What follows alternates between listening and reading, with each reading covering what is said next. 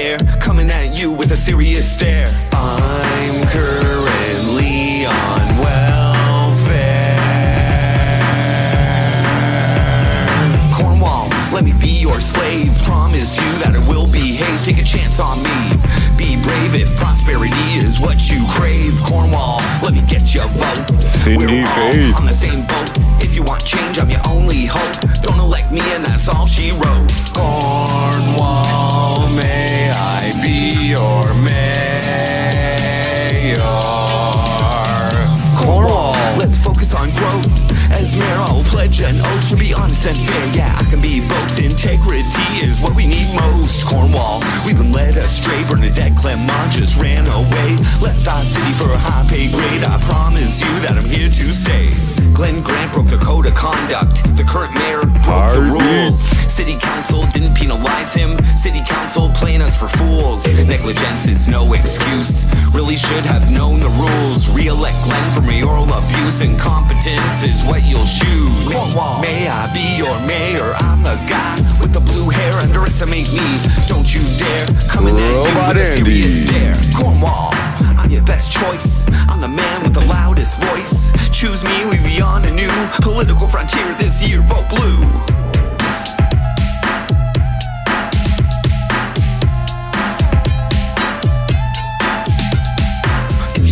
I'm calling on you. Sleaze the moment, it's 2022. If you had a problem with the Cornwall cops, stick it to the man, vote Jordan Pops. We love our city, gotta keep it clean. I don't just mean we gotta keep it green. Corruption is fought with accountability. A vote for me shows your sensibility. A vote for me is outside the norm. Vote me in if you want reform. A vote for me is a vote for you. Vote me in if you're blazing too. I ain't saying that I'll be your savior. I promise you, no unethical behavior. Spread the word, tell your neighbor. Flip the bird, pops for mayor. Non-voters, all my hopes are on you.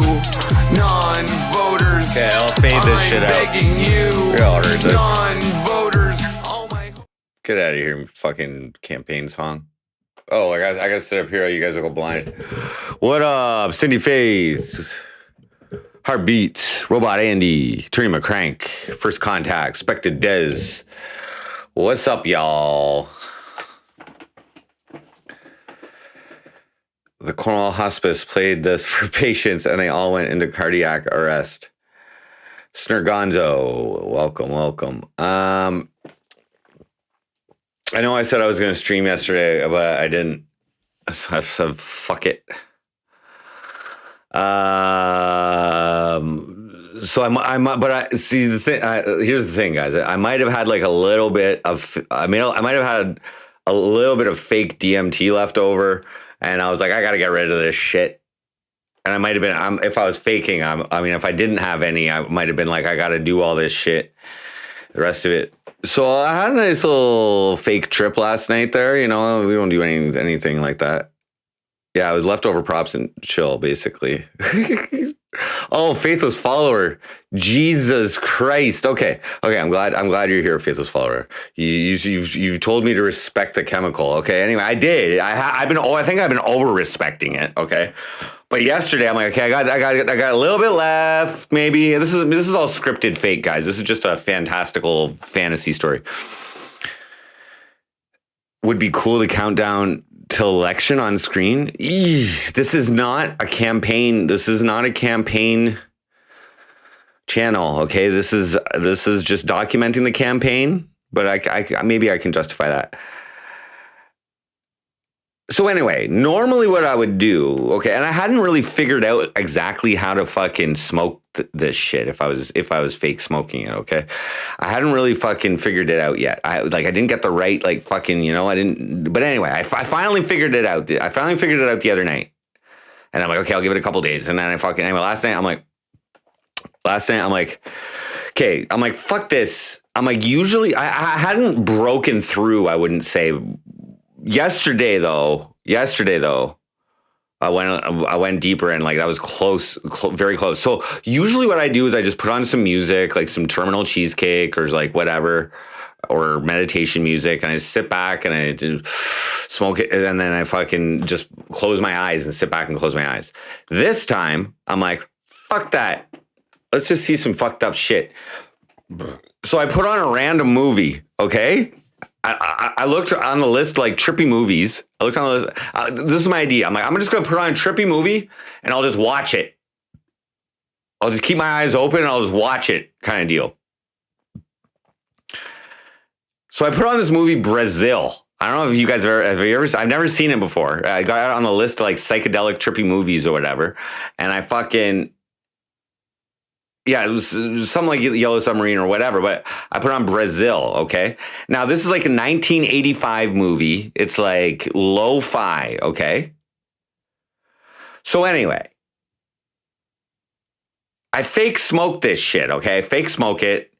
A nice one, kind of nice one. Oh, I take like 2 hits off it. Okay, I'm not ready to go the full 3 hits or whatever, but I took 2 hits off of it. One was big. I held it in and I did it all right. Because what I found is if you blow out the first initial little bit of burniness, it kind of gets rid of the irritate. So I blow out a little bit, just like smoking meth, basically. But you fucking, and then you get the rest of it's all smooth. So anyway.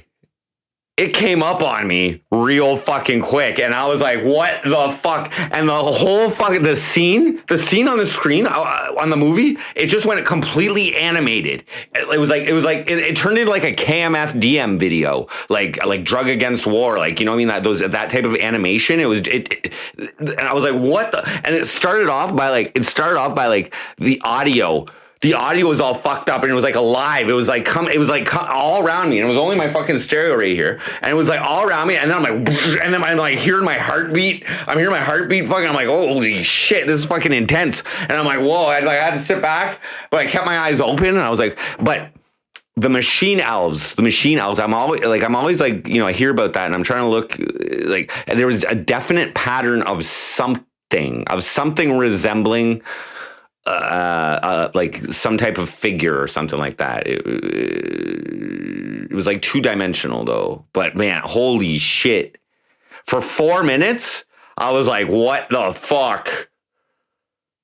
Yeah. That's the furthest I've been. And then I came back down. And I'm like, "Holy shit! What the fuck?" And then anyway.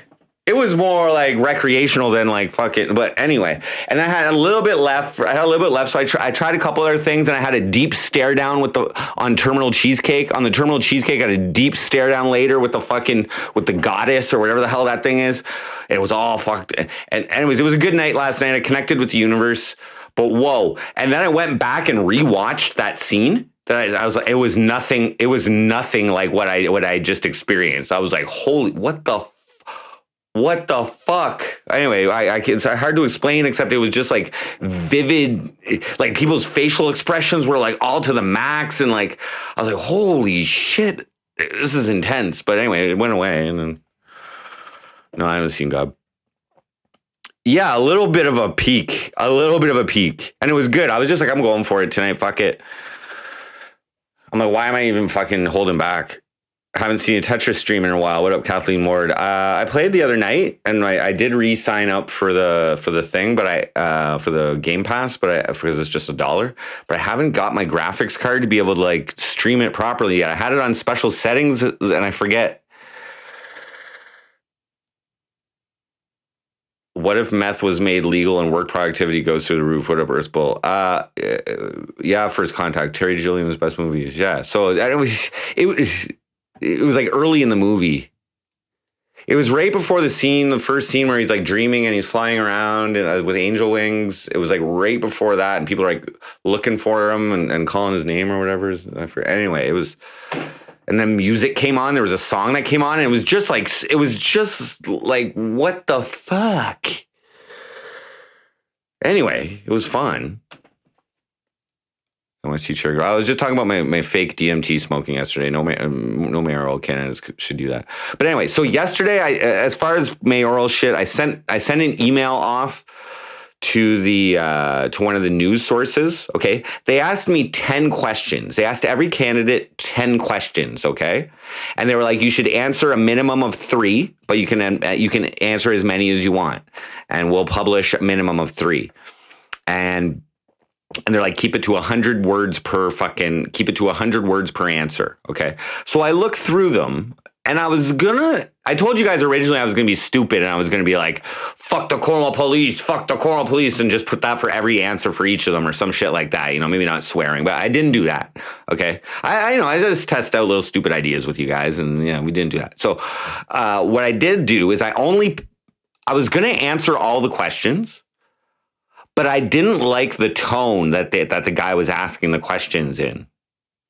He was like leading them in a certain direction. For here, I'll give you a few examples here of questions I didn't answer.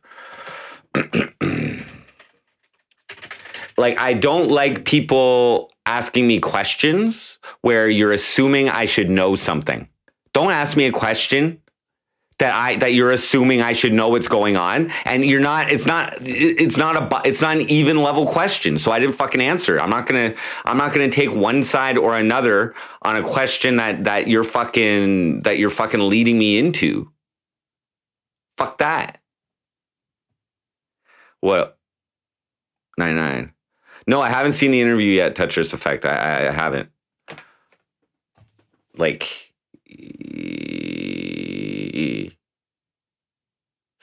We'll get into the analytics of the music video soon. I'm very happy with them, by the way. I may just be a marketing genius. If you guys didn't know, I might just be a marketing genius. If that video isn't marketing genius, then I don't fucking know what it is. Sorry, guys, for the blinding light. So yeah, like I was saying, guys, I fake smoked some on my own spare time here. I fake smoked the rest of the little tiny bit of DMT. I had a fake DMT that I had, just to practice my method acting. And so I tripped balls. Yesterday, the most I've done on it. I like to take things slow with those types of things, but I don't have any more. It's all gone. So somebody gifted it to me, so the universe provides me with things. So, but it was good, and I was telling the story. So I tripped out, and I did a couple little more, finishing it off, and then I went into a meditative state at one point, and like the vibrations, I could feel the vibrations more than usual, more than when I usually meditate. When I usually meditate, I get really calm and I can feel some vibrations, but like this one was like just more intense, and I was kind of sleepy after it all too. I found out a few things too, like you can increase it while you're still feeling it. If you go again while you're still feeling it, and that'll actually extend the length of it as well. That was good to know. What up, Nova Scotia growing? Beasley, what up? The interview could be ripping me to shit. No, they're nice guys. Those guys over there at that station are nice guys. They invited me to the fucking debates. They're nice guys. Okay, there's so much stuff, even though there's nothing going on in my life. There's so much stuff. Okay, I need to get my bong here. Hold on. But what I wanted to just introduce this stream off was that yesterday I touched the universe again. I reaffirmed my path. Okay, I reaffirmed with the universe that I do want to be mayor. Okay. I confirmed that everything is coming from love. There was no like negative energies throughout. There was no fear on any of this. It was just all comfortable and pretty fucking trippy. And like, yeah, I can't explain it exactly. It's hard, except for like, it was too much watching a movie on that. It was like, and it was quick. It was like, what the fuck? And I was like, wow, and then just the audio, I was like, I rarely get excited and I rarely get shocked. It's honestly like smoking acid crack. That's what it was. If anybody's ever smoked crack, okay, you get a little bit of a higher, more intense fucking buzz than snorting lines or whatever. That is like the equivalent of smoking hallucinogenic crack, essentially. Is the way that I fucking faked it. You know what I mean? That's the way I faked it. We need a psychonaut for mayor.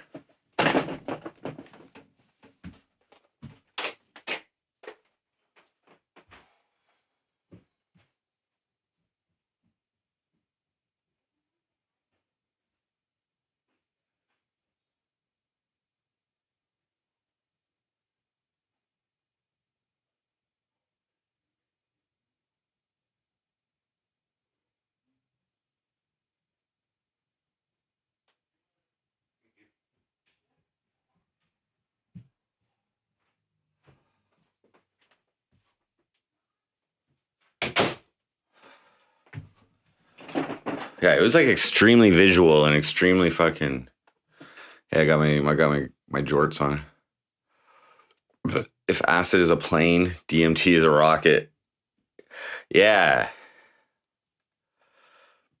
And it was just one good haul too that got me on that really one. And it was just one good one that I don't know. It was fun, but I just wasn't expecting it because I hadn't gone that far in the previous ones. And then when it really did, and then like it seemed like my heart was beating fast, but it I don't know for sure, but I wasn't like it wasn't like I was gonna have a heart attack or anything like that. Like it didn't feel like that. It was just like I could hear my heart beating, and I was like, whoa! I was actually like excited. I was exhilarated. It wasn't what I was expecting though, because I was like, I'm always hearing like all this spiritual stuff and blah blah blah blah blah. I was like, I'm just a drug addict right now. That's what I feel like right now. I feel like a drug addict fucking seeing all kinds of crazy shit. I don't feel like a spiritual guru right now. I feel like a drug addict.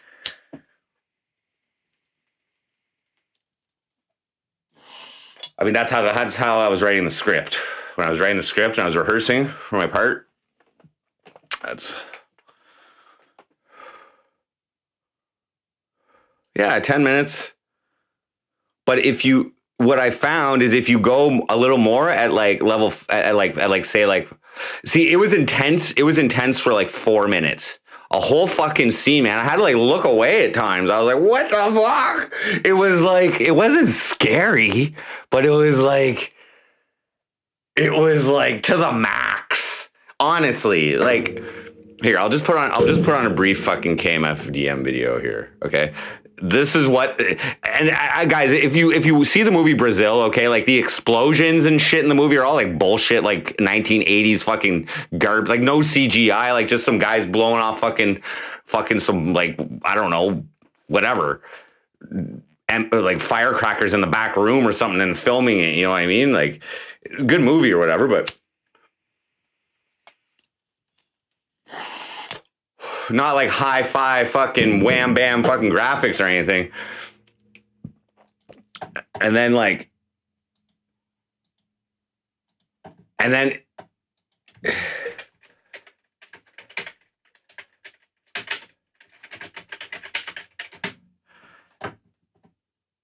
and it turned into something like this. Kill everything. Kill everything. That's not enough. Like it turned into that. That's how like the real life shit started looking, basically.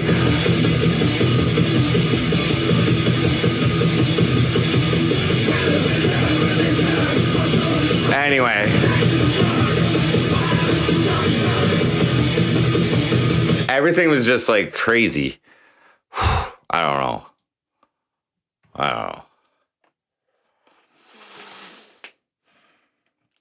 Yeah, it was chaotic. Sarah the Beach, what up? You turn in everything and realize you have no control over any of it. Yeah. I don't know. See the way I feel because I broke through on shrooms one time, like one time when I was 19, and one time on salvia. One time on salvia, I broke through that shit, and acid, kinda. That last one there, that last acid trip, educational acid trip on stream, that was kind of breakthrough. Right before Gamble came on, I was like, whoa.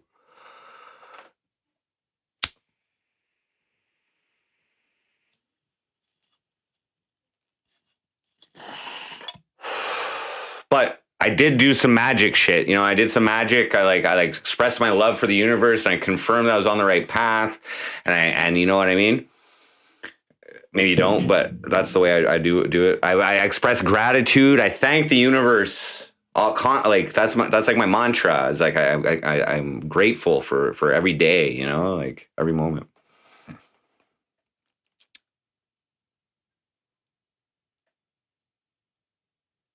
Saw the lady. I put on some terminal cheesecake though, and I let the fucking. It's not. I don't find that it's as connecting as acid or shrooms. Like when I'm watching that image, that particular image. I think if I just would, I don't know. But anyway, I did have some moments where I just laid down. Like it was a few times last night, but whatever.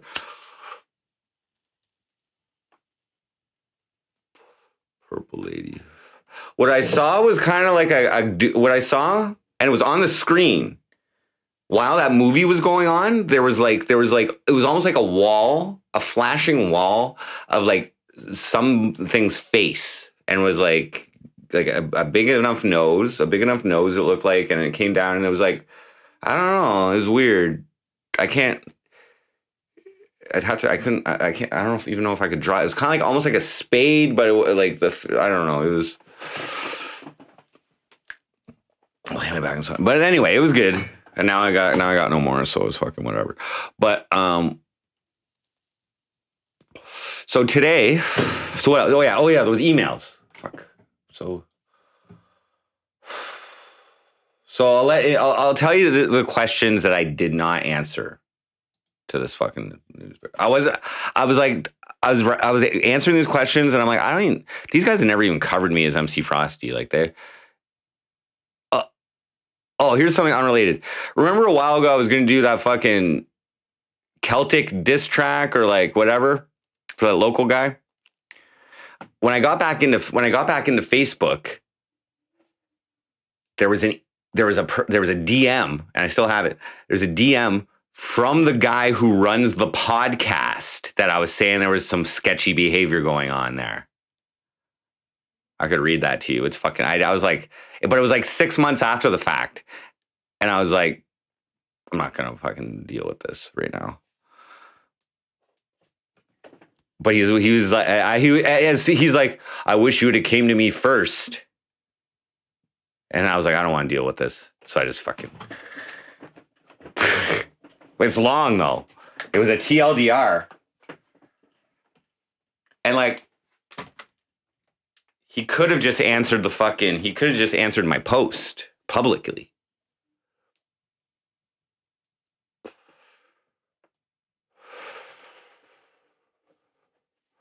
Okay. So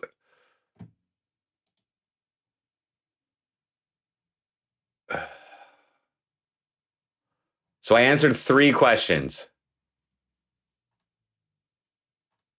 Here's the questions I didn't answer. Okay, one of them is if you were on council the previous term. So I wasn't, so I didn't answer this one.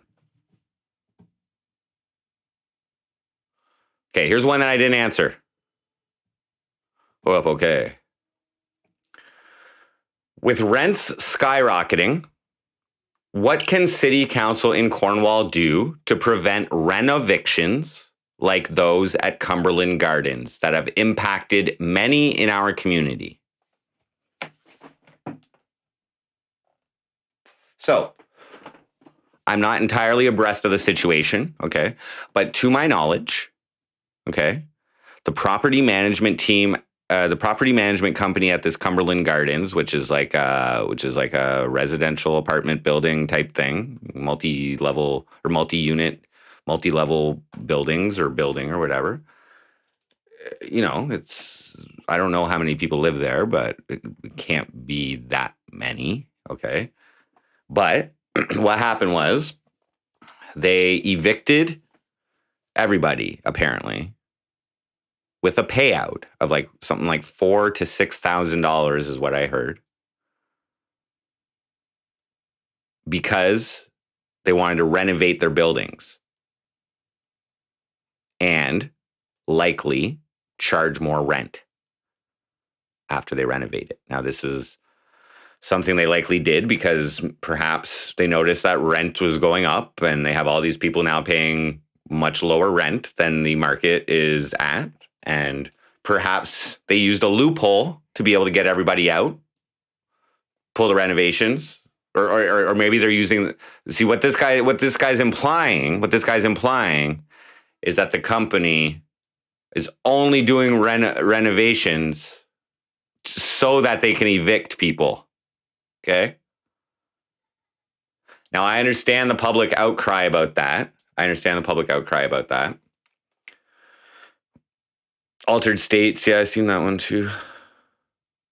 They evicted them, they gave them a certain amount of notice, and they paid them to leave. I heard, I don't know this for a fact, I heard somewhere between $4,000 and $6,000,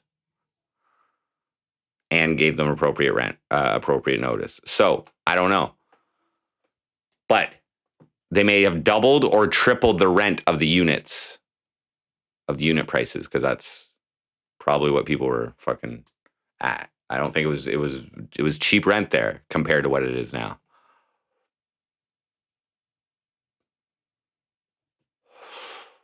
Sounds fair play to me. Well, here's the thing.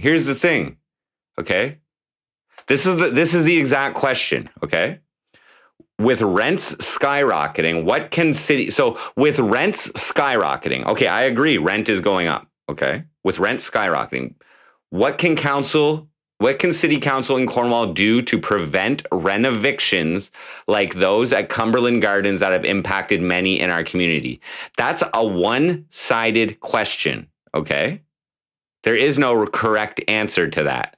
There is no correct answer to this question, okay? That's a one-sided question that's already putting fault on the property management company. Like, I'm sorry, and I'm not going to say this, and but this is a lease issue. This is a contractual issue that you have. If the company is fulfilling its end of the lease or following the Landlord Tenant Act, then there really isn't much city council can do, except for impose some type of authoritarian shit that stifles free market fucking business. And so I didn't answer that question, okay?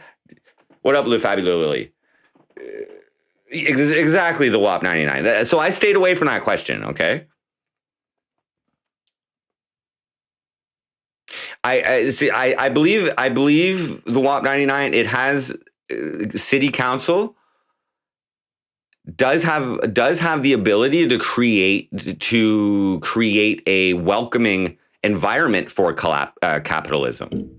I believe that is part of the city's of the city management administration or city, is to create an inviting entrepreneurial environment for businesses to want to locate here. I believe, but that's like the extent of how they should be involved in capitalism. But to make, you know what I mean, to sell Cornwall as a spot to grow your business or bring your business as a marketing company, basically to attract residents and to keep residents here and keep them happy and keep all the businesses happy as much as possible. That's the role in capitalism that the government has, is to keep everything flowing and instill policies that will help things flourish.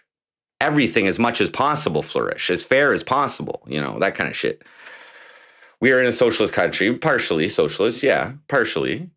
And I'm not against socialism either. Like I obviously use social assistance, you know what I mean? I'm not a complete welfare bum. Like I do bring in an income and I'm not getting full welfare every month, but you know what I mean? Like,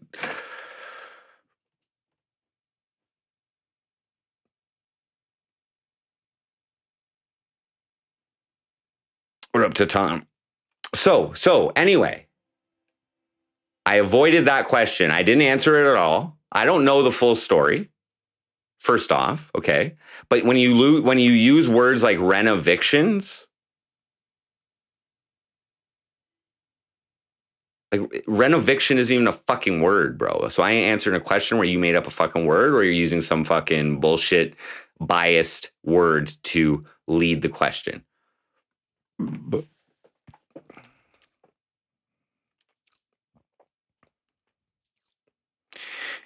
Yeah, well, see, 99, this is the way I predict things are going to go economically in Canada, okay?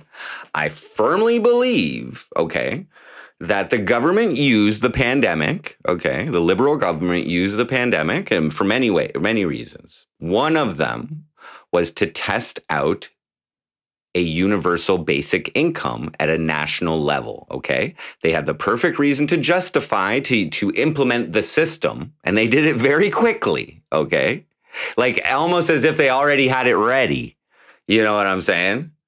Okay. So I believe that that was the test. They know they can now pull it off.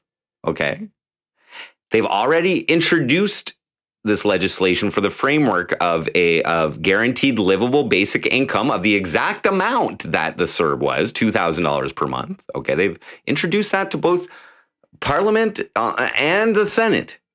I think it's Bill C 222 or 223 or something. I don't fucking know.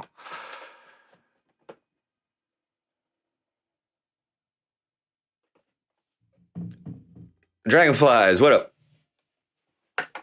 You'd be interested to hear how the conditions are before they kick them to the curb. That's fucked up. Did they pay them for a gag order too?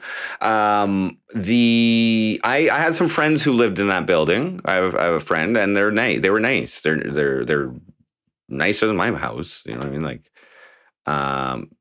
so they weren't like slum fucking. You know what I mean? They're definitely livable before the fucking thing. You know what I'm saying? They probably paid them I think they paid them like 4 months worth of rent to move out and then maybe reapply kind of deal.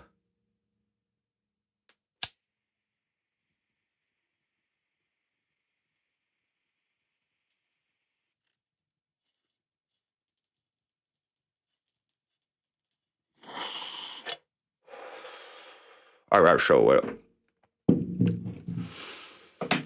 But yeah, the government is elected by the people, though. So you know what I'm saying? Like, I don't blame the government. I blame the people who elect them. That's why I don't vote. So you know, if I end up, you know, being a bad mayor, you're gonna have to blame the voters on that. Cash for keys is common.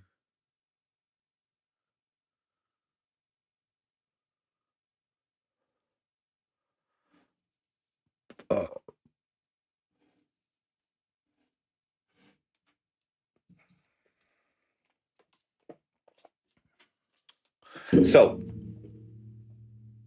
Rattenstein, yes, yeah, I'm still running for mayor. So today I went and oh wait, I'll read the rest of these story. I'll read the rest of these questions. I'll tell you why I didn't answer them. Okay, here's another one. In 2018, okay, this is pre-pandemic, just so you know. The city of Cornwall purchased the old Bank of Montreal building in our downtown for $450,000. Okay, I didn't know the exact dollar amount before this guy's asking it. Maybe it's true, maybe it's not. As the future home of Cornwall's Art Center. In 2019, council heard a report that renovations would cost an additional $4 to $6 million.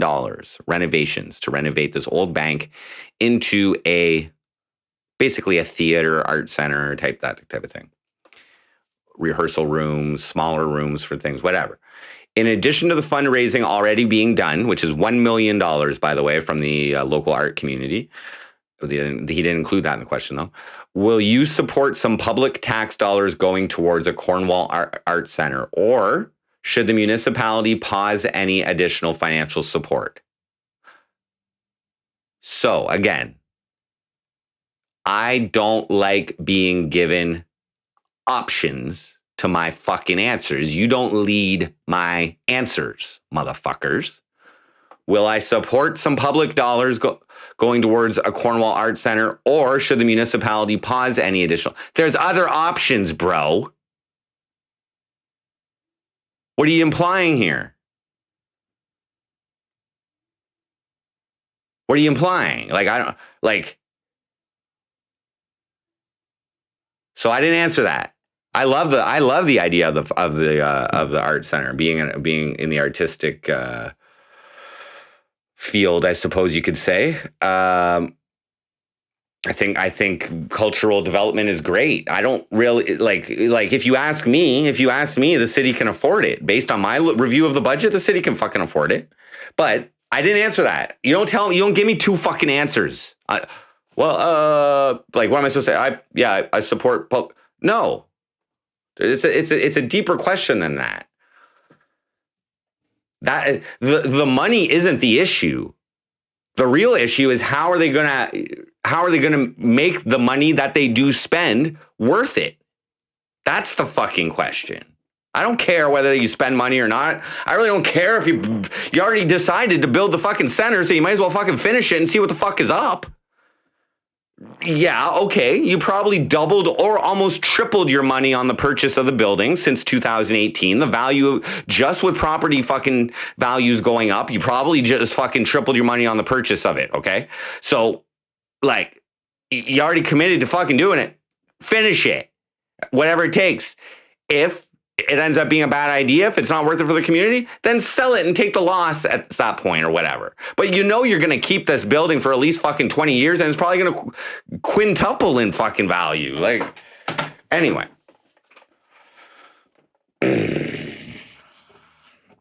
One of the first thing to go in government tyranny is the arts. What up, Tetris Effect?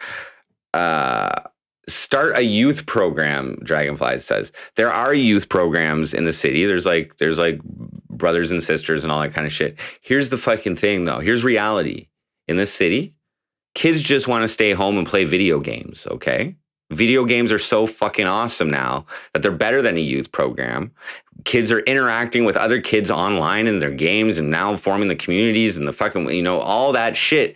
And yeah, it's unfortunately, but I like, good luck trying to force your kid to a fucking youth program these days, I would think. I don't know. Maybe not. Maybe I'm wrong. High school is a pretty cool, awesome fucking youth program, you know, except for all the brainwashing. But, okay, anyway. So here's the next question. So I did answer this question. I'm not going to tell you what my answer was, but I did answer this question. Okay. But I didn't agree with how he posed it, okay? But here's the next question.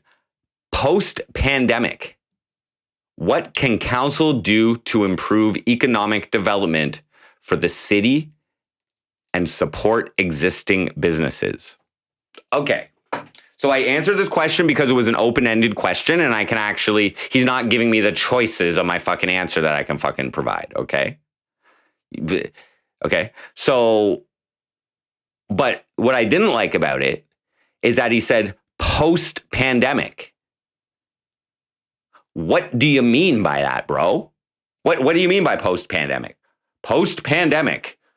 What can council do to improve economic development for the city and support existing businesses? How about we just remove post-pandemic and just ask the question, what can council do to improve economic development for the city and support existing businesses? What, White Tupac? Lazy bastards. We're in a different world than when we grew up, y'all. Okay? Different world, okay? If we haven't noticed, okay? Netflix and all this shit is king. Video gaming is through the roof.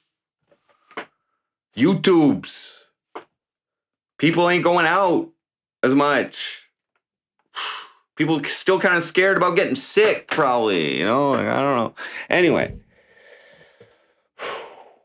But I mean, I don't know. Maybe it's different in your city. But in my city, beware Bill C11, yeah. Heartbeats. Game of Spotlight. The pandemic is over and liberals say it's over. Worst class. Start a snack and smoke program for kids at home playing home. Well, okay. So I'll just let you guys know what I didn't really, I basically was just like, economic development in Cornwall relies on the creation of new industry in our area and growth of our population. That's how economic development is going to happen. New businesses, innovation, industry. So I just proposed an idea because he asked how it affects existing businesses. And I said, cannabis tourism.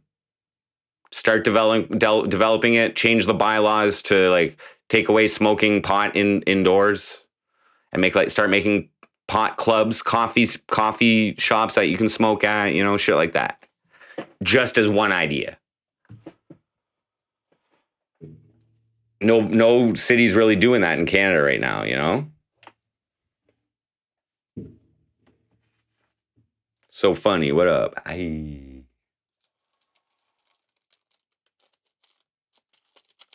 If all it takes is one fucking city, okay, to start not the revolution, but start the trend, okay? Just like BC, they're starting the trend of the decriminalization of hard drugs in Canada, okay? They're actually starting the trend to stop treating that shit criminally and start treating it as a mental health fucking thing, okay? They have a reprieve from the Scheduled Drug Act, Substances Act, or whatever, for 3 years for crack, cocaine, meth, opioids, and MDMA. Up to 2.5 grams decriminalized starting January of 2023. Toronto has also applied for this. Okay? It's happening. It's magic, baby.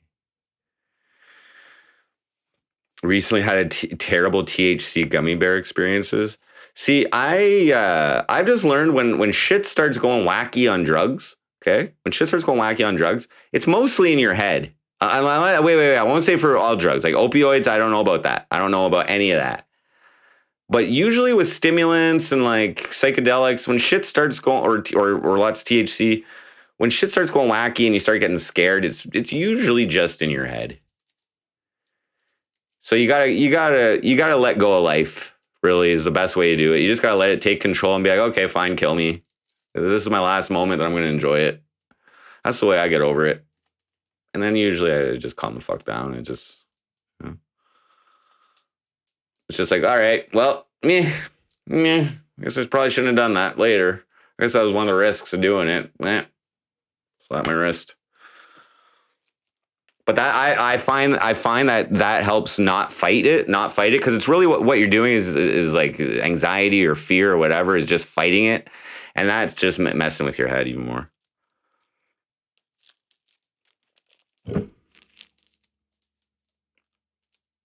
And it's just like, show me why I did this now.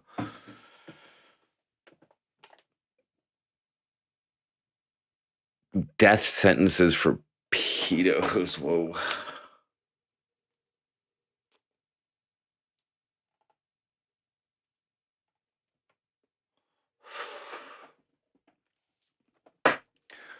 Okay. So here's the other questions that I didn't answer. What are your thoughts on the McConnell Medical Clinic closure? Although healthcare is a provincial issue, is there anything council can do to attract more doctors and nurses to our city? Okay. So I did not answer this. Okay. So the McConnell Medical Clinic was like the longest standing like medical just clinic in the city.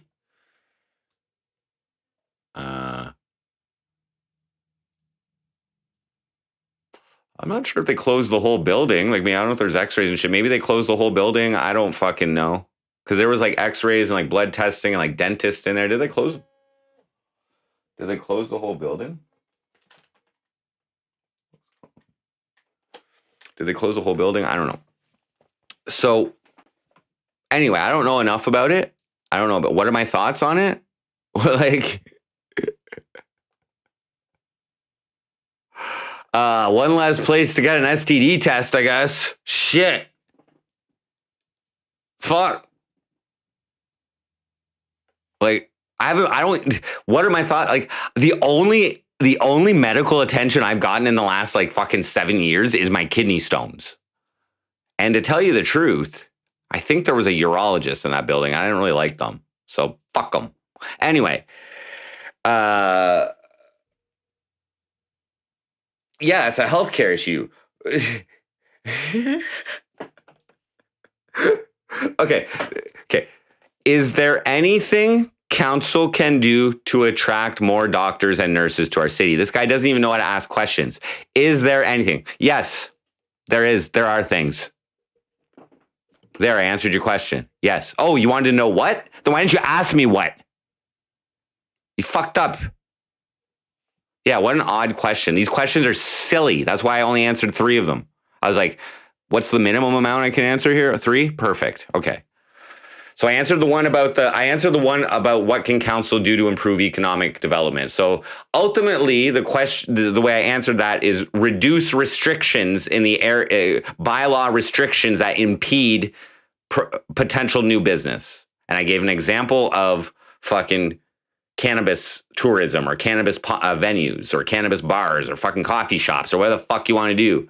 See Amsterdam, you know what I'm saying? Like, let's let people socialize together in public places, smoking weed. Get a movie theater going. I don't give a fuck. Let's get that shit going. Get some fucking tours on the fucking river. Let's go.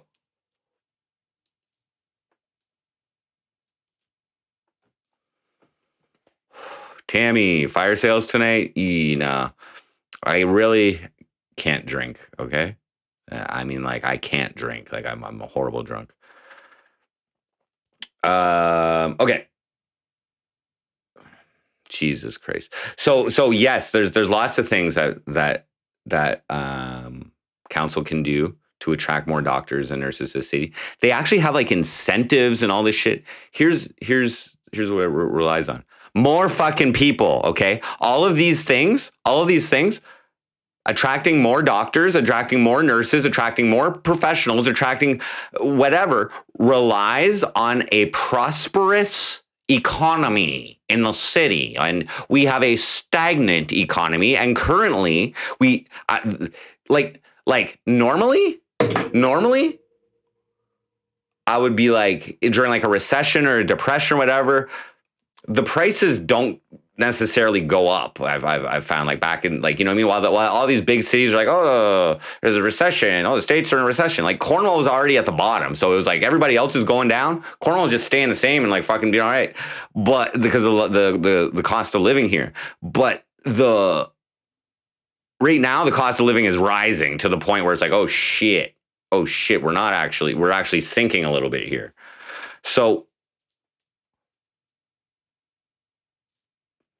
population growth, what, you know?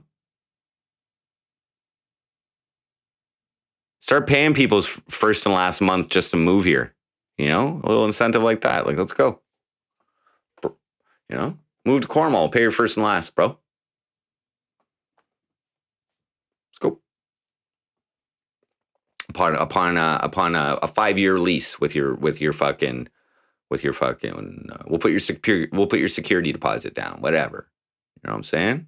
We want you to come here. We got your back. And if you decide this place too shady to leave, you just fucking leave.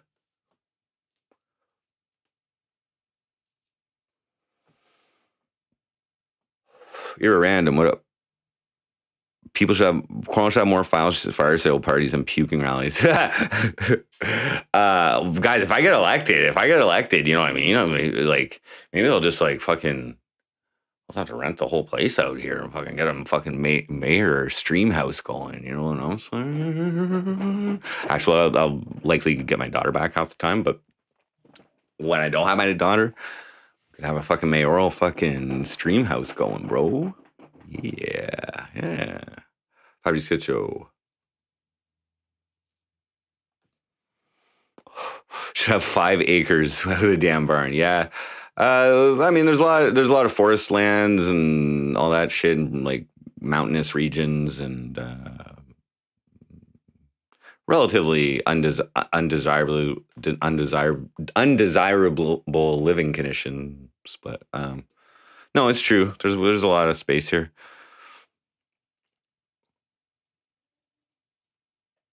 How old is my daughter? She is 12 currently.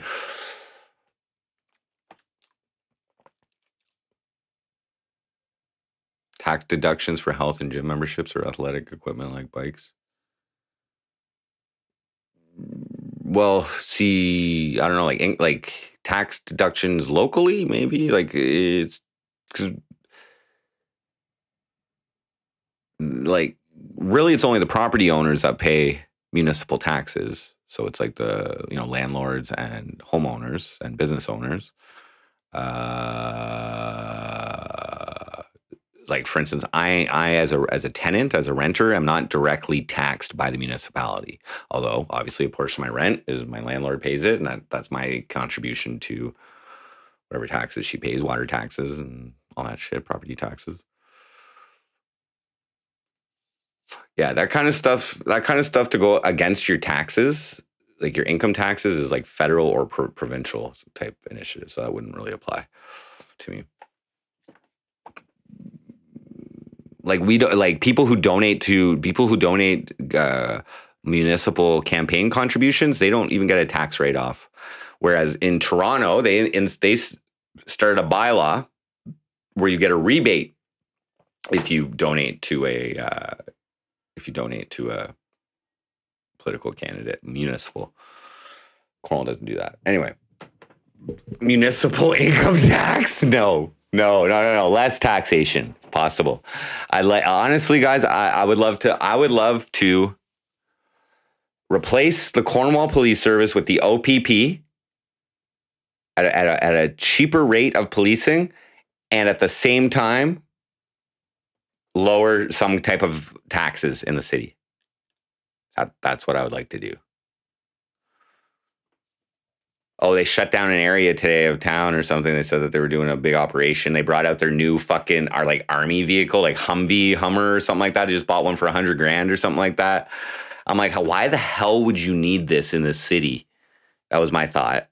And then I was like there's not even like shootings in the city. Like, anyway, so they brought that fucking thing out to do some operation today. And like, I saw some comments, some guys like, oh, people were saying they'd never use it. Like, they probably didn't even fucking need it. It's so bullshit.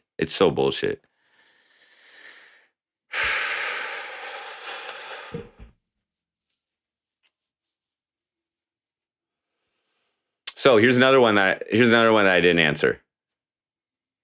While climate change is a global issue, what can the city do locally to keep our neighborhoods cool and protect natural resources like the St. Lawrence River?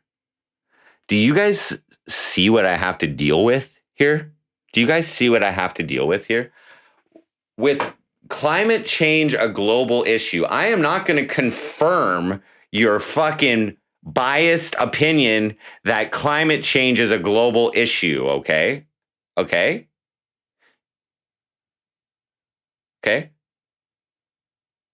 I'm not going to go along with that narrative. I'm not even going to give that narrative. Now, I'll like, whatever. If the people think that climate change is a fucking issue, okay, fine. What I recommend and what I do is I don't drive a car, okay? My carbon emissions are as low as fuck, aside from the environmental waste produced in the lab that the meth I smoke has been produced in, okay? Maybe that's a little bit of a fucking carbon imprint on my fucking ass. But I don't drive, okay? I can't afford cabs. And I don't take the bus because our city's so fucking small and I'm self-employed and it was better to walk.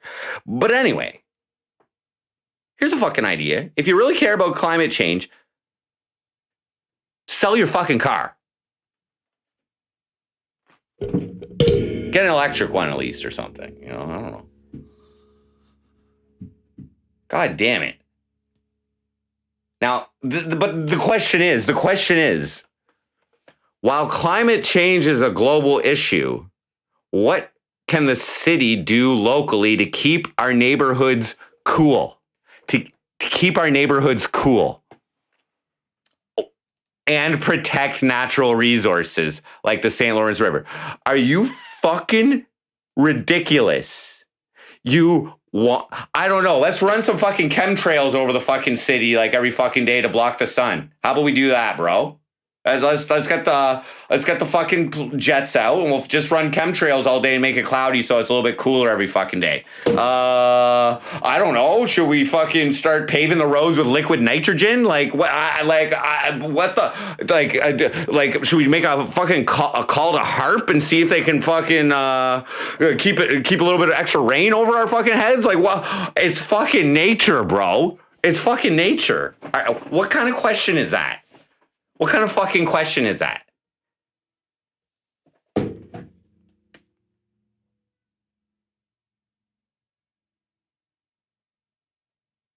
Keep our neighborhoods cool. Let's put sprinklers on every fucking yard. Hey, I don't know. Let's get a fan system going. These fans, we'll get a big fan over here that blows cold air over the whole city, okay, and we'll get wind turbines on this side of the city that recycle the energy to power to fucking fuel the fucking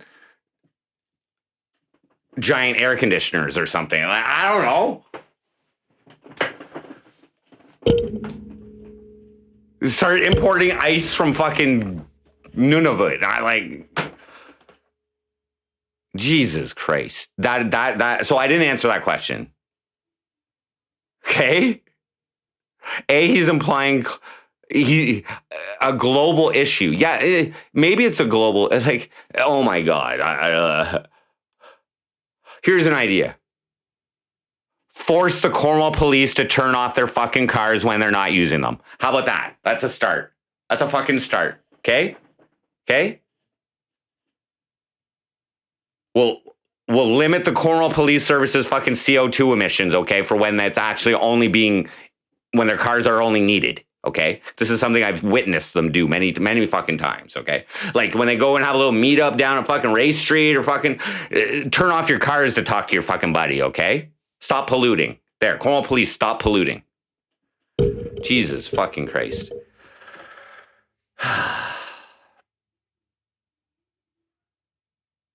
Yeah, you have to start carpooling under fucking, oh my God. Blue checks. Yeah, I'll just end world hunger while we're at it, okay? Vote me in as mayor, guys. I got some ideas to end world hunger, okay? Starts with meth and reducing world appetite, okay? Like, I don't know.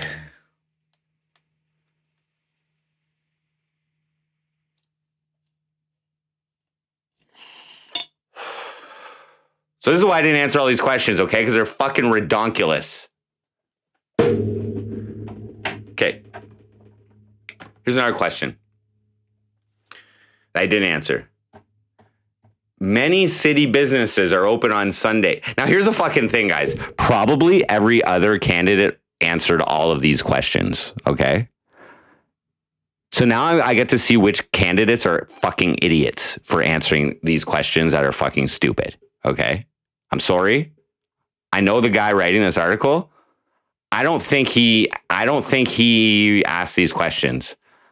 If I had to guess, somebody else asked these questions, because the guy that I know who's writing this article and handling this, he's not this stupid. I don't think. He's not this stupid.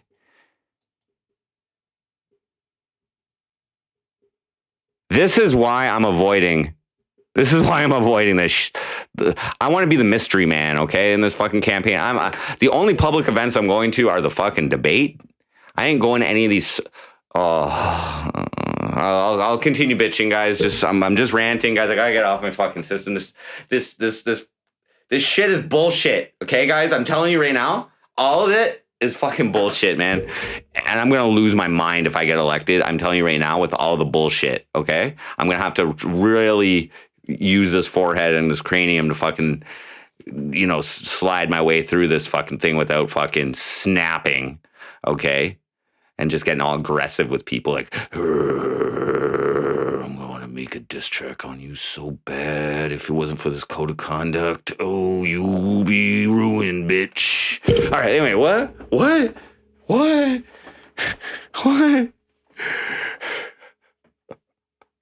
I'm a sassy gal. Okay.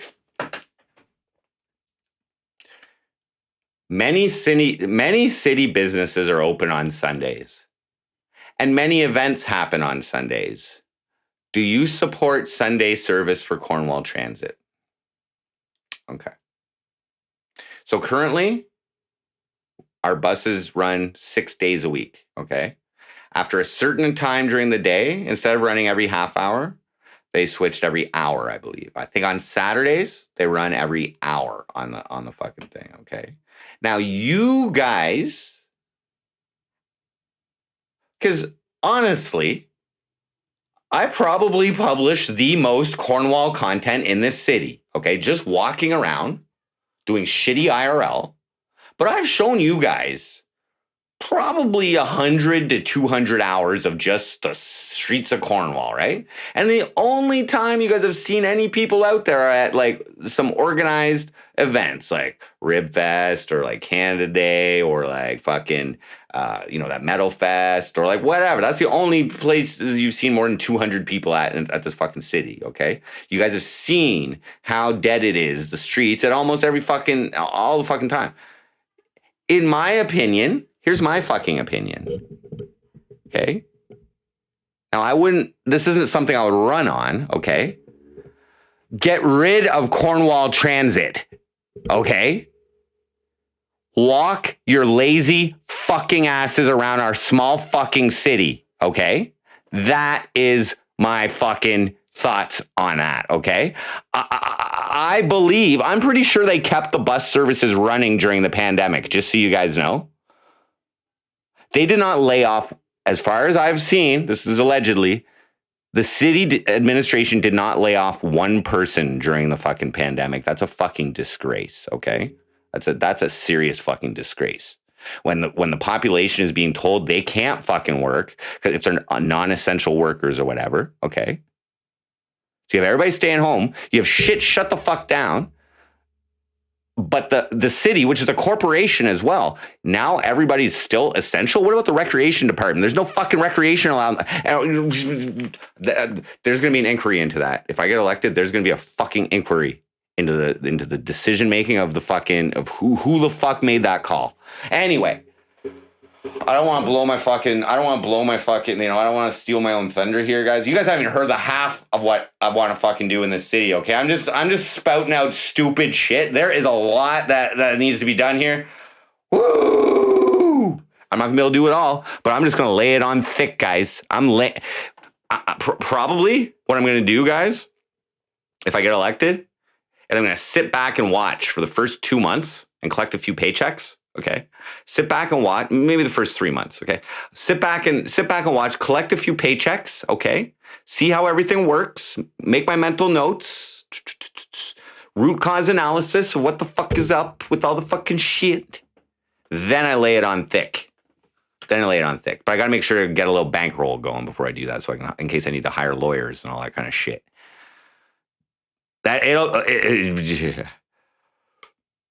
No. I believe there should be public transportation, especially for disabled. Okay, especially for elderly, that kind of thing. I think public transfer, especially for workers. Okay, it's a quick way. You know what I mean? I was just joking about having to walk. I choose to walk, but I also I didn't walk to work every fucking day. You know what I mean? Carpooled, but I just happened to walk. You know what I mean? Whatever. But I didn't answer that question, okay? I support whatever the city needs. That's what I support, okay? If you ask me a question that is non-quantitative, okay, this is again what I consider a bullshit question. Many city businesses are open on Sundays, and many events happen on Sundays. Do you support Sunday service for Cornwall Transit? What they used to do is at a certain time they would call dial a bus. They tried this for a few years, dial a bus, where you would call Cornwall Transit and they'd figure out where you live and they'd they'd take a bus and they'd put you wherever you are or at the closest stop to your house or whatever. They'd tell the bus to go there. and they tell you the time to be there. That was the dial-a-bus system, and I don't know whatever. And then they take you wherever. You know, they're basic. It's basically like an on-the-go routing system that people call. So I don't know. Like, there aren't that many fucking people in the city. Like, are the businesses complaining? They're like, I'm not getting enough business on Sunday because the bus isn't operating. No, it's because it's a fucking weekend and people don't, you know, like,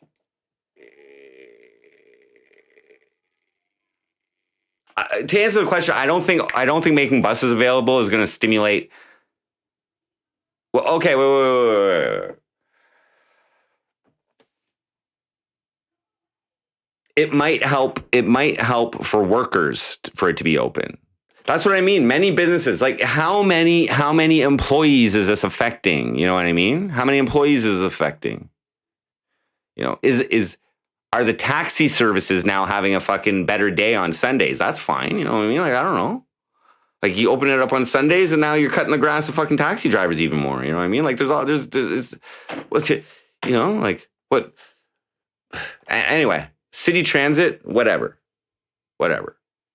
If the people want that, go for it. I'm not answering that question because you say many. But what are you implying? Do the workers need to get there? Do the people need to, you know, like, the malls all close early. The weed stores, like, people are just smoking weed now on the weekends. You know what I mean? They don't want to fucking go anywhere, bro. They're just at home watching Netflix and MC Frosty and shit.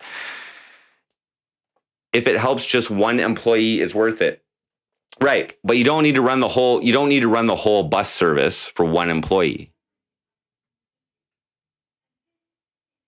But you're right.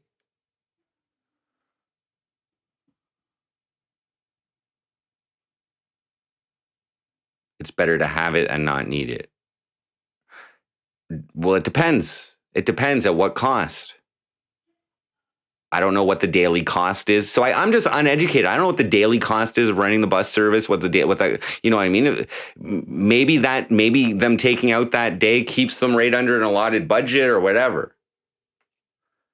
What I don't agree with, though, is the increase of salary of municipal workers, employees, while our population is not growing at a relevant rate.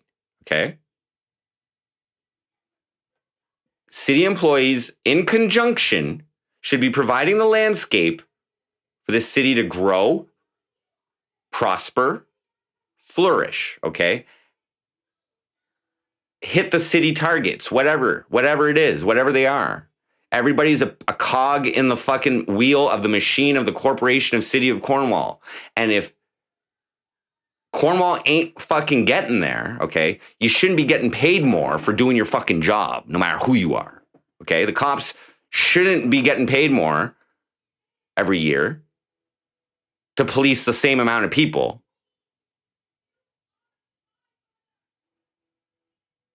Oh, bro. I am in favor of a reset. Okay? I bet you they haven't even looked into digital currencies or cryptocurrency or any of that shit. Bro, this current mayor can't even send out his illegal fucking PR email to people, create a PDF by himself. You know what I mean? I spent 4 hours the other day recording vocals and 6 hours editing a fucking music video. You know what I'm saying? That's a lot harder than making a PDF. It's not that hard. Just time consuming and creativity and all that, but running the fucking mixing and all that is definitely harder than fucking, like, mixing my own vocals is definitely harder than fucking writing a PDF or doing a PDF.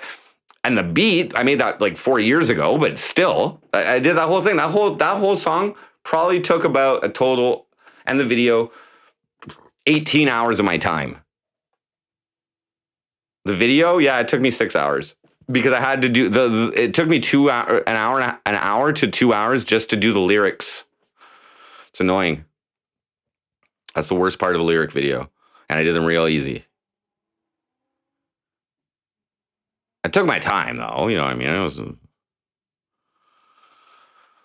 You recall bus service was short on Sundays morning or two. And that's another thing though, guy. That's another thing too, right? Like Sundays, I'm not that religious or whatever, but like I'm cool with Sundays being a day of rest. Like maybe it doesn't have to be Sunday, but one day a week being a day of rest.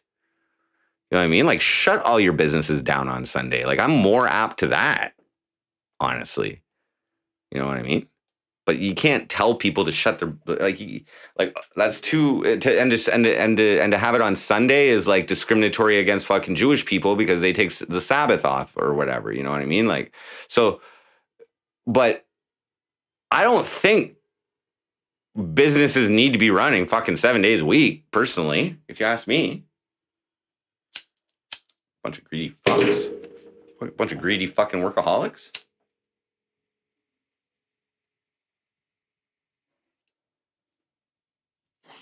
I mean, sometimes I work 7 days a week, but whatever, MC Frosty or whatever. But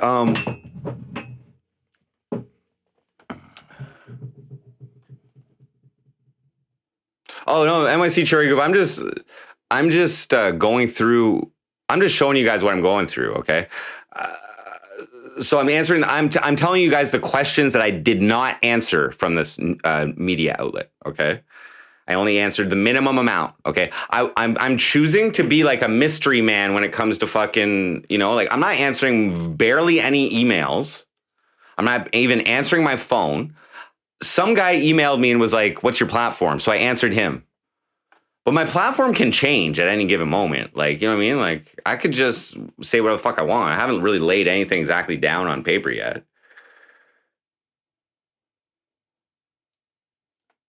And a lot of my platform has to do with a couple of content ideas that I have as well, but we'll see.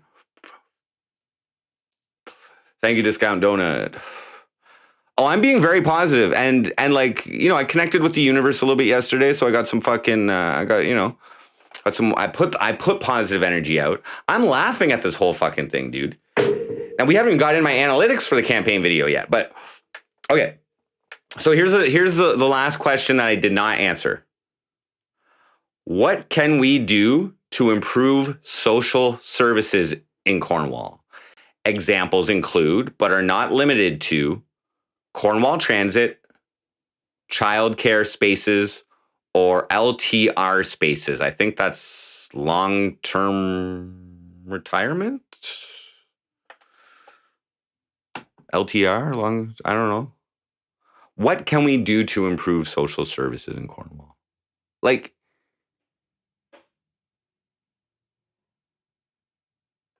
I don't know. It's such a big question. Like, I guess I'm not educated in what the problems are on these fucking things. Like, I don't know. So I didn't answer that either.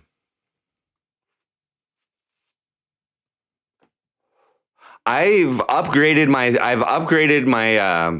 my opinion on my chances to win. Okay, from no chance in hell to slim. Okay, we're currently operating on a slim chance to win now. Before it was with no chance in hell. I think my expectations they've been upgraded to slim chance.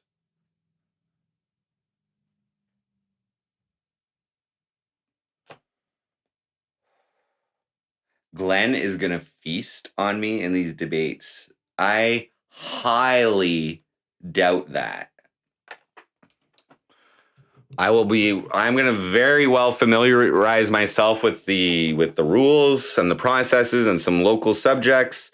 I really like to have like some things pre-planned and scripted. And I doubt it. Thank you, Dragonflies. What up, Courtney Knight? Like I am trying to win, guys, but I'm doing it in such a unique way that I don't know if it's going to work. That's why I can't expect it. But what I do know at this exact moment. Okay, here let's go to the analytics portion of this. So thank you to everybody who checked out my campaign video. Okay, so far I'm quite happy with the results. And to tell you the truth, thank you to everybody who shared it. Courtney Knight shared it. Alexandra Mayers shared it on her IP2 info. Thank you guys. So let's just take a look.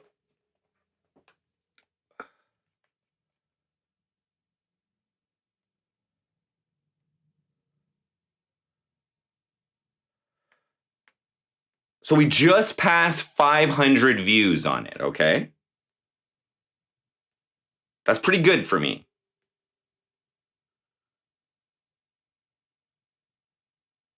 Okay? Now so here's my list of my top recent videos and how they've done at this point in the first 1 day and 20 hours, okay? So this song is number 2, okay? Now here's the thing.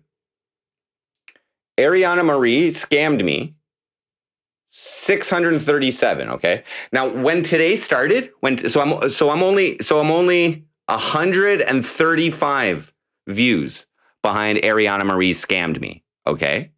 So here's the thing about that is I ran ads on Ariana Marie Scammed Me right from the release date, I believe. Okay, so those views that I was getting were all from Facebook and from also Alexandra Mayer. She shared it as well. I'm pretty sure a lot of views came from her site, her Porn News Today site or something like that. That was very thankful. But I haven't. All I did was put the link. I released the video on Facebook. Okay, it's slowly gaining views as well. What I'm saying here, guys, is there's low level virality going on. I know 500 views ain't much. Okay, that's 1%. Wait, 1%? No, that's 0.1% of my fucking the population of this city. The viewer analytics. No, I never heard back from her. Nanobotics Tina, what up? Cassandra, what up? Welcome. John St. Pierre.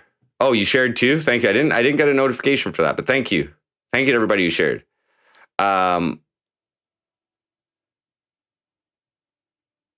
You missed the video? Where, when? Oh, I released it 2 days ago. So here's where we're at right now.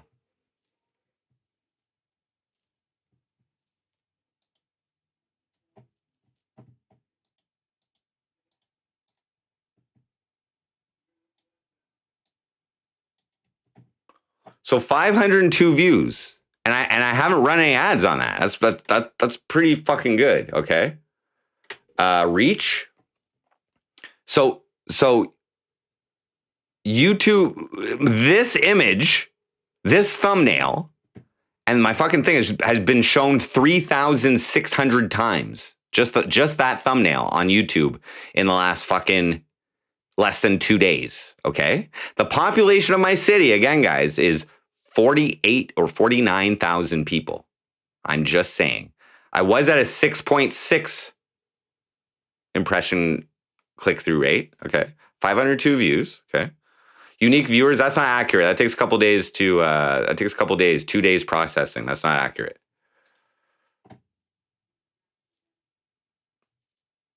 Okay. So, and it's like an even split here almost. Like, this is weird. I'm noticing all these analytics. Oh, 502. So what's that? Oh, it's 1%. Yeah, I was right. 1%. 1%. Here's what I'm looking at. Here, I'll just go here. So I'm averaging over 10 views an hour. Okay, like, you know what I mean? Like, this is all today. And this is all yesterday from like 7 a.m. to 1 a.m. That's not bad. The most we hit today was 16 views an hour, but it's still going. It's still going, guys. That's what I'm saying. So let's just say it stays steady.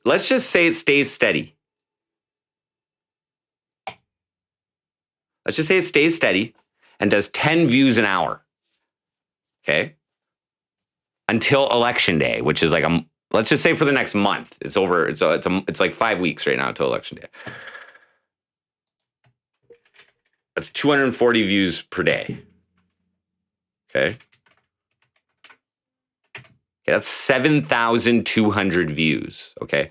Now, what's happening here, guys, okay, is I believe that people in Cornwall, because of however I put that out magically, the algorithm is liking it. Okay.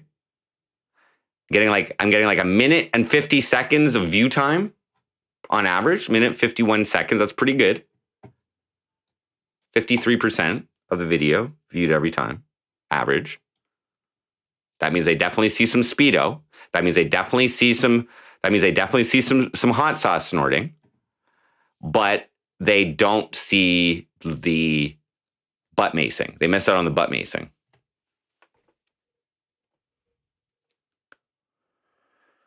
Sign day is tomorrow.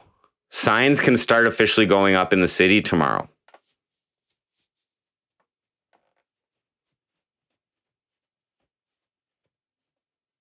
Thank you, Discount Donut. Oh, I Smoke a Lot came by across the hall because my roommate. We were chilling, smoking a joint yesterday, and he said that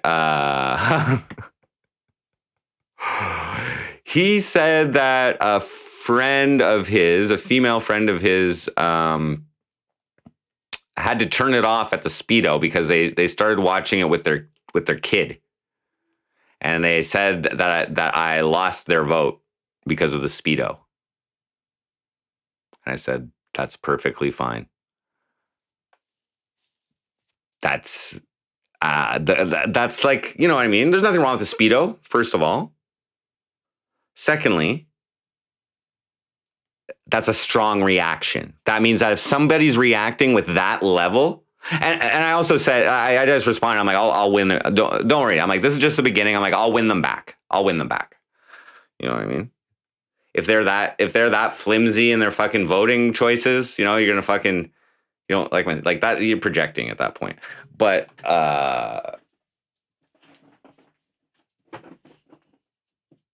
first candidate to get negative votes. So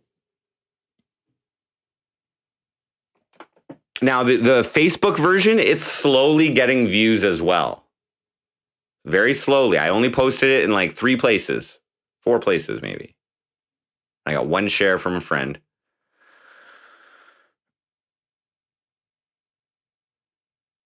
I won't win the back. No, because I think you know what? I think the net gains. You know, I'm going to lose a few votes here and there. But really, they wouldn't have voted for me anyway. I don't think if they're choosing not to vote for me at this stage in the game, they're probably not going to vote for me by the end of this fucking campaign. To tell you the truth, I'll try and win them back. You know what I mean? But maybe I think you're just not used to a fucking mayoral candidate fucking snorting hot sauces in his Speedo. Like, I understand that, you know what I mean? That just like turn some people like a little bit away at first, you know? But then when you look at who your other options are, excuse me? Come on now.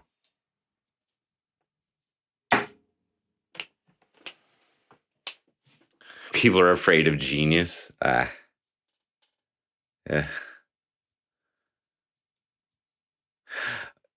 Yeah, so the stunts performed in that video, by the way, that's why I kept the dollar amounts up on all of them. Well, the money raised during by you guys, you know, from viewer donations, the money raised that I showed on the screen, I didn't put the one for the land in Macing, but that was $200. But so the total was like $2,007 of all the money shown on that screen. That's like US dollars. That's almost 4 months worth of welfare in Ontario. So doing those stunts and the money raised from the events of those donation goals was 4 months of social assistance worth for like 8 different things that I did, which was snorting 4 lines of hot, well, because I did double lines. So anyway, of each hot sauce, but like 4 snorts of hot sauce, 3 face pepper sprays, and 1 butt pepper spray or macing or whatever, you know? So I don't know what point I'm even trying to make, but that's just a fact. Well, Hamilton Homegrown. Sorry, how'd you mod it in here? Oh, you must have changed your name. You must have changed your name at some point. Yeah, boy. I sometimes go through my list and I see names in there that I don't recognize, and I'm like, what? But maybe not. Thanks for putting you in the video. I didn't intend to put anybody's in the video, but I knew that there were a few comments in there. Galileo died in jail because he said the Earth orbited the sun. Hammy, watch Frosty's campaign video. Yeah.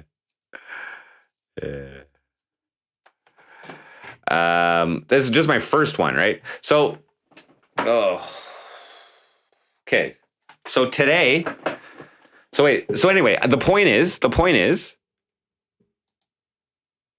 this video is gaining in views. Still after like 1 day. That's a good sign. It's low level viral right now.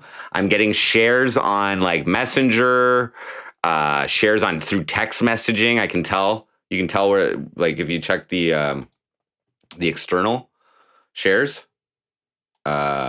See, we're at 507 now. It just continues. There's only like one slow spot during the night.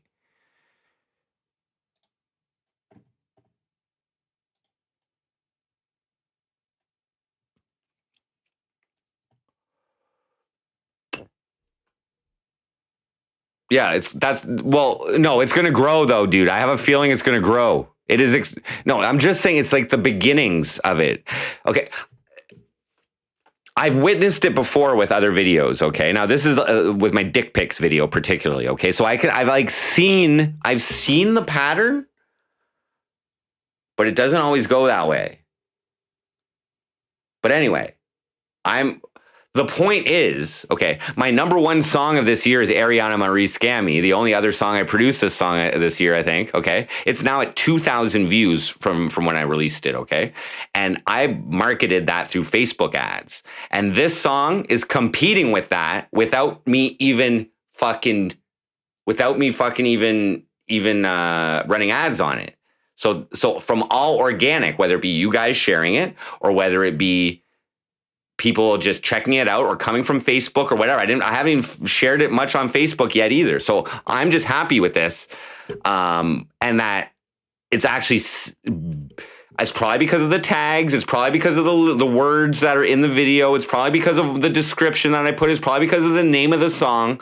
But I also know that politics time is a hot time on social media fucking platforms. Okay. And it's just warming up locally. Okay, it's just warming up.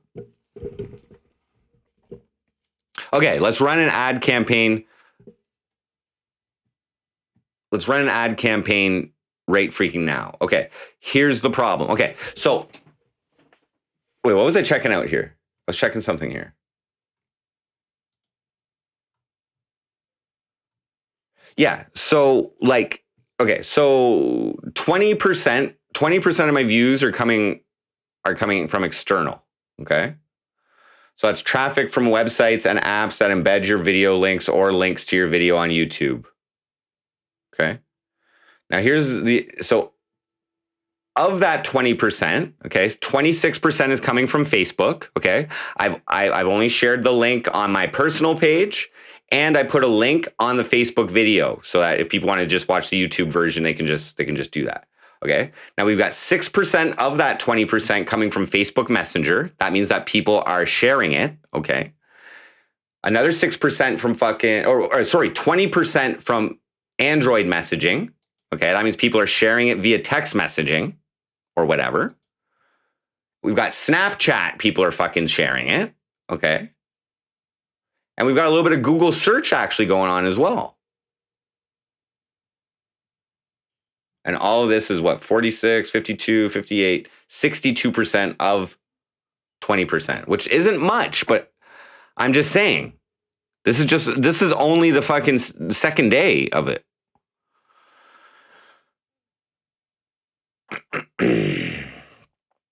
That shout out from Jake really helped. The inbox seen it, but then I learned cops are becoming more like us, and verbiage of everything is so weird. Like cops, yeah, I don't get along with my local police, unfortunately. I don't know why, but so today I went and got my campaign bank account. Okay, I went there last Friday. So I went there. Was it Friday? I don't even fucking remember. When was it? Yeah, I went there on like a Tuesday or something. Okay, and they're like, I went to the teller to start, and they're like, oh no, you need an appointment for this. So they set me up with an appointment on the Friday or something. Okay. And I went in, and he's like, oh, I'm not the right type of banker to handle this kind of account. You need another appointment. So they fucking set me up for today, for Friday. So I went in again. Okay.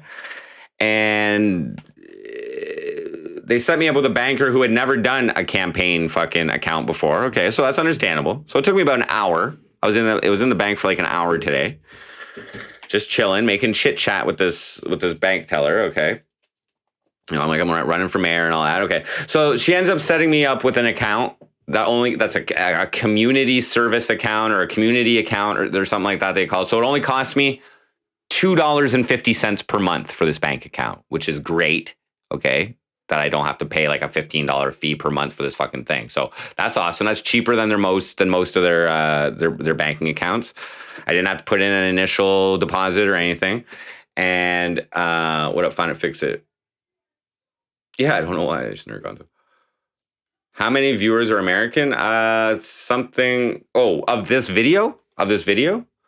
My viewer. It takes a couple days for the viewer stats to come in. So right now it says there's only 102 unique viewers. Okay, it takes 2 days for that shit to process. The last 2 days aren't showing, so I can't exactly tell you. Right now, it's going to say like 100% of them are American or something.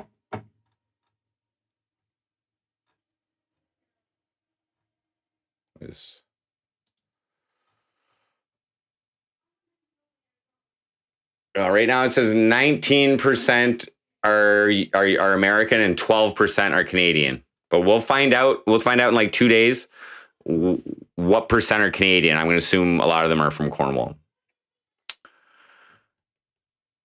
Of my regular viewers, of my normal viewership, it's more than 50% that are American.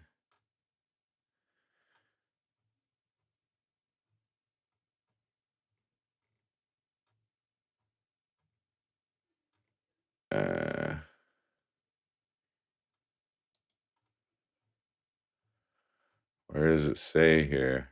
It doesn't say. Say what? It says where oh, there it is. It's 44.3% in the last 44.3% in the last 28 days. 52.1% in the last 90 days are American. 24% in the last 90 days are Canadian. And 25, my Canadian viewership has gone up in the last month, and in the last week it's gone down 18%. 18%, 38, only 34% in the last 7 days have been American, though. Ooh, where are the other countries coming from? I don't know.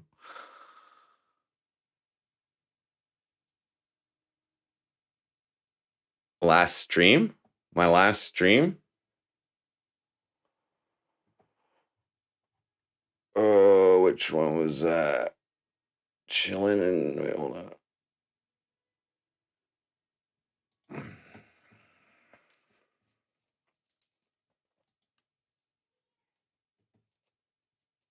Dimitri, what up? My last stream was only an hour.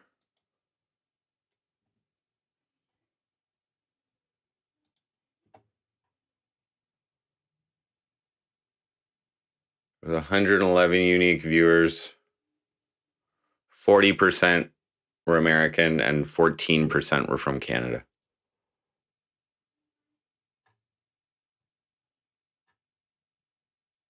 That was a 1 hour stream. Europeans. It only says U.S. and Canada. I don't know why. Must have been only U.S. and Canadians watching it, or I don't know. Maybe I don't know. Anyway,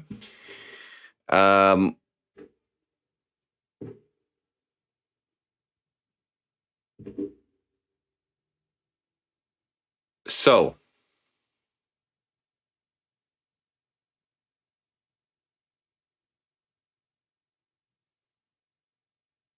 half Americans, yeah. That's fine because I'm like documenting the mayoral run with this channel, with the MC Frosty channel, you know? And like in a way, I'm taking the MC Frosty mindset and applying it to my real life identity, Jordan Pops. I don't know if I'm necessarily going to take the public. Like, I was really nice in that interview, which I still haven't seen, but I don't know how I'm going to be. There's a few things going on here, guys, okay? Because MC Frosty is also still in action, okay? I got some unfinished business to do with MC Frosty, with the chief of police, okay? But that doesn't really relate to the campaign, to tell you the truth. A little bit, because they are silencing me or, you know, violating my freedom of expression during a political campaign. But it's just going to be a straight up brutal diss track to this bitch. It's about time you get some fucking like, real accountability, you know, in the form of diss tracking. Oh. She already had what? Deputy Chief Jonas Power, why you ignore my tags? She already got that. But now that she's not ignored my tags, now that she's unignored my tags, I'm not happy with her response. Oh, by the way, guys, by the fucking way, you guys know if I don't win this election, we got 4 years of me being like, you should have voted me in, Cornwall. Like, you know what I'm saying? At least I tried to make a change. At least I tried to get involved. We got 4 years of ultimate virtue signaling by fucking just being in this race, guys. You know what I'm saying? Oh, you should have voted me in if you care about that. Look at you, voted for Glenn. Look what he's doing. You fucking idiot. And the new mayor is going to be like my arch nemesis for defeating me in my first fucking in my first fucking mayoral campaign, my first effort at political candidacy. You know what I'm saying? And I get to blame all of Cornwall for it. Oh, I got access to the voters list as well.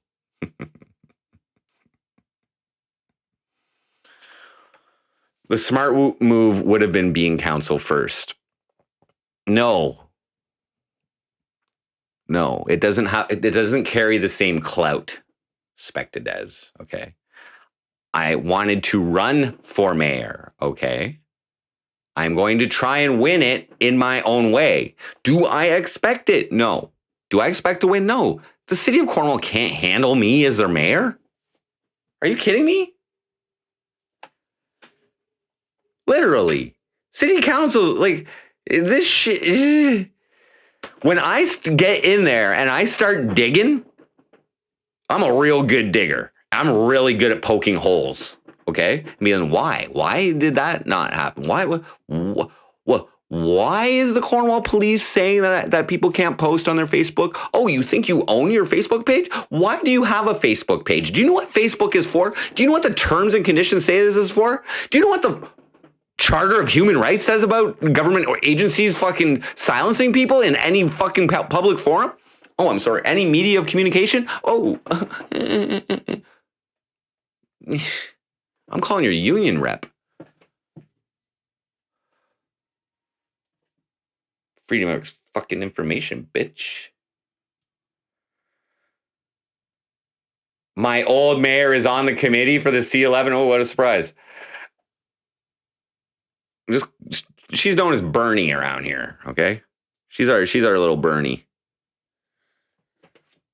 But I have it in writing, her office condoning the violation of my freedom of expression. I need a good lawyer to but a mayoral salary will provide me with enough income to hire a good lawyer. I'll tell you that right fucking now. And guys, I'm gonna make a bunch of these videos, okay? And they're gonna be ridiculous. I hope you guys know this, okay? That's the next plan. We don't get that. Send in Nancy. No, like we have strict hate speech laws, okay? Stricter than the US. But other than that, you can say what the fuck you want. And yes, there's logical debate over what's actually hate speech and whatever, but they've defined it pretty much. And, it's wise to stay away from that in public settings. And so, and it's really wise just not to discriminate against people based on that shit either, like it's not really that. I've said this before. I'm not really down with indiscriminate hate, but like direct hate for specific things that people have done to you, I'm cool with that. And that's not hate speech. You know what I mean? Saying something like criticizing someone or something for something they've done to you, that's not hate speech. Like me calling the chief of police a dirty fucking smelly cunt for being involved in my violation of my fundamental freedoms as a Canadian, that's a personal criticism of her. You know what I'm saying?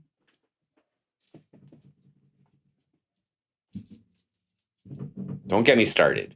Okay, we'll get started on that. That's like 2 steps away, guys. And then, so next step is monologue videos. Clout can be good as long as videos, yeah.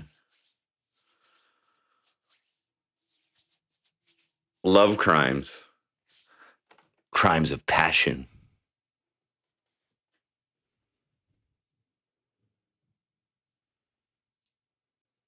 Smelly is a hygiene issue, yeah. Yeah, and using a word like cunt is kind of sexist too, so but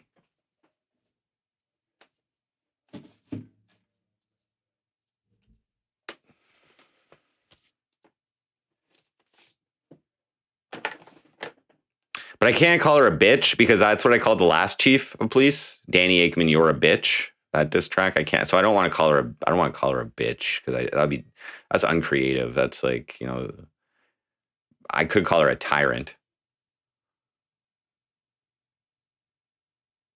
Stinky tyrant. Crime of passion. So what are we? Friday night? Or Friday night? And I feel all right. Party's here on the west side. Harlot. Oh, piece of shit. Scum.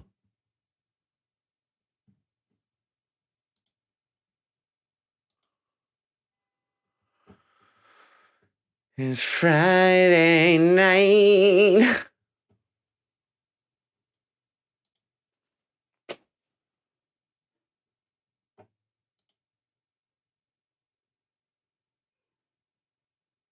So, like, you know what I'm saying? We're at now. I don't know what we were at last time, 507 or something, but now we're at 514 on this video.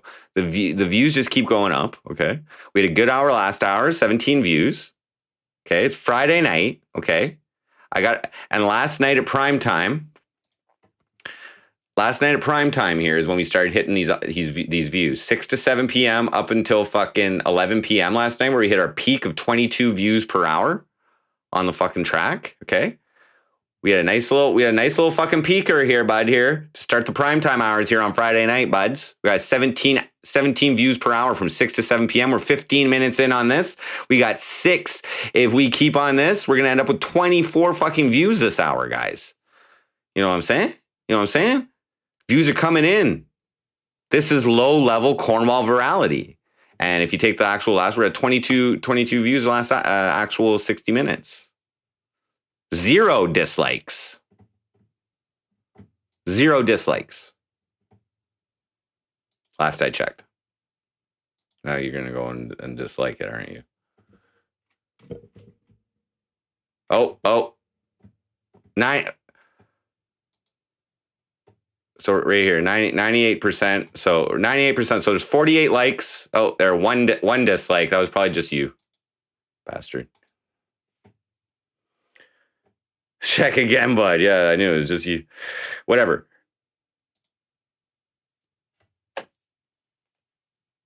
Post it on Twitter. I'm not done yet. I'm not ready to propagate it. NYC Cherry Groove. I'm not ready yet.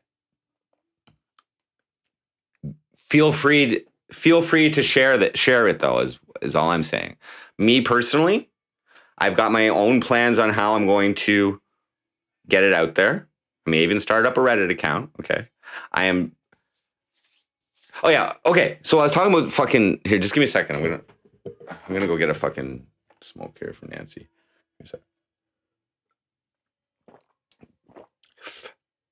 I was talking about my bank account. So I took care of that. Now, hold on. It's kind of funny.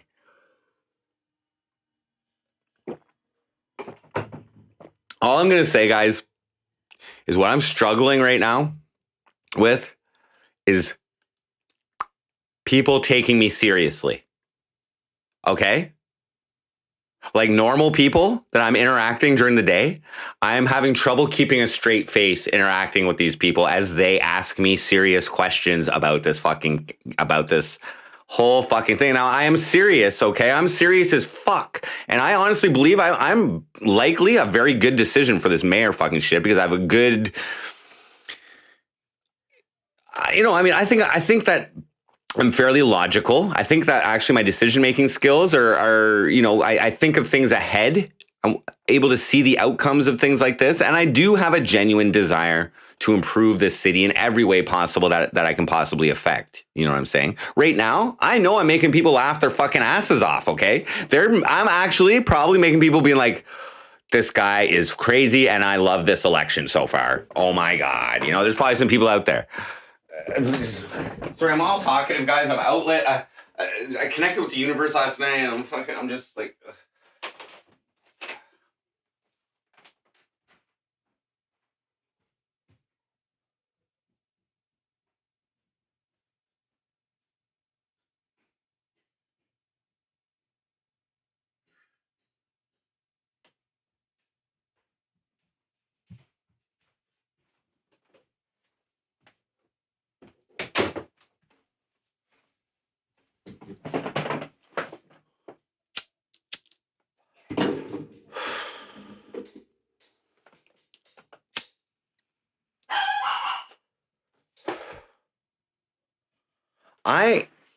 Chodmo, what up?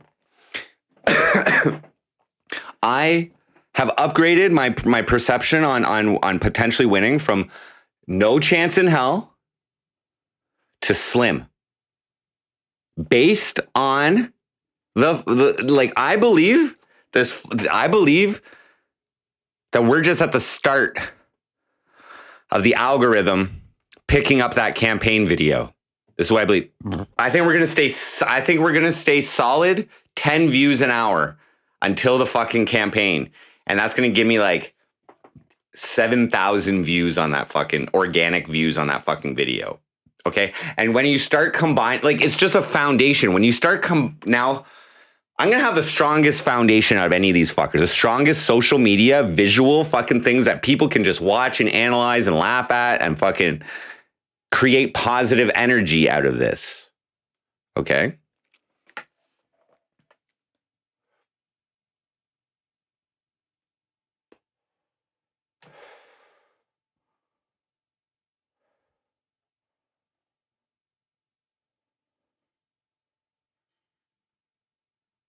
The debates and monologues will send me to the moon. Exactly. If I handle them correctly, okay? The attitude I'm going to take in the debates, guys, okay, like the general mindset I'm going to have is out with the old, in with the new. Okay, you guys have had your chance, okay? You guys ain't done shit, okay?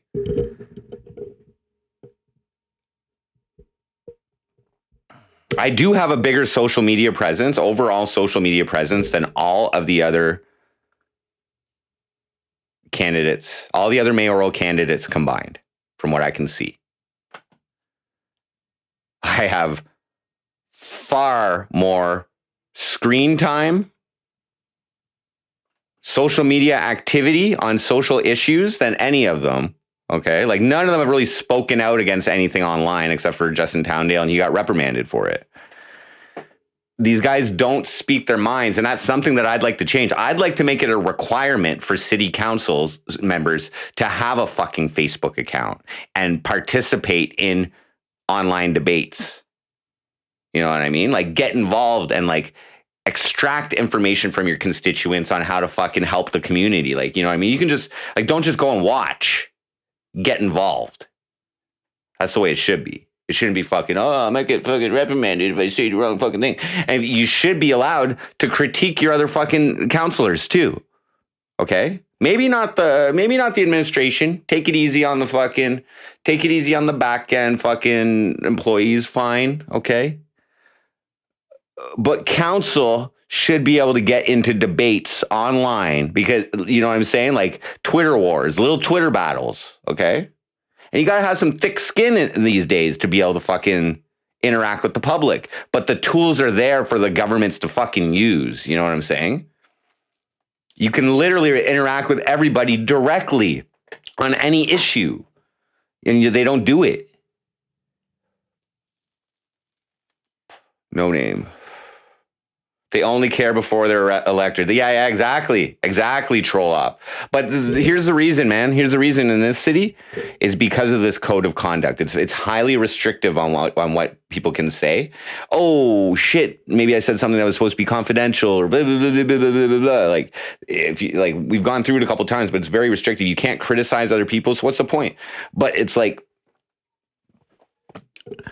that needs reform.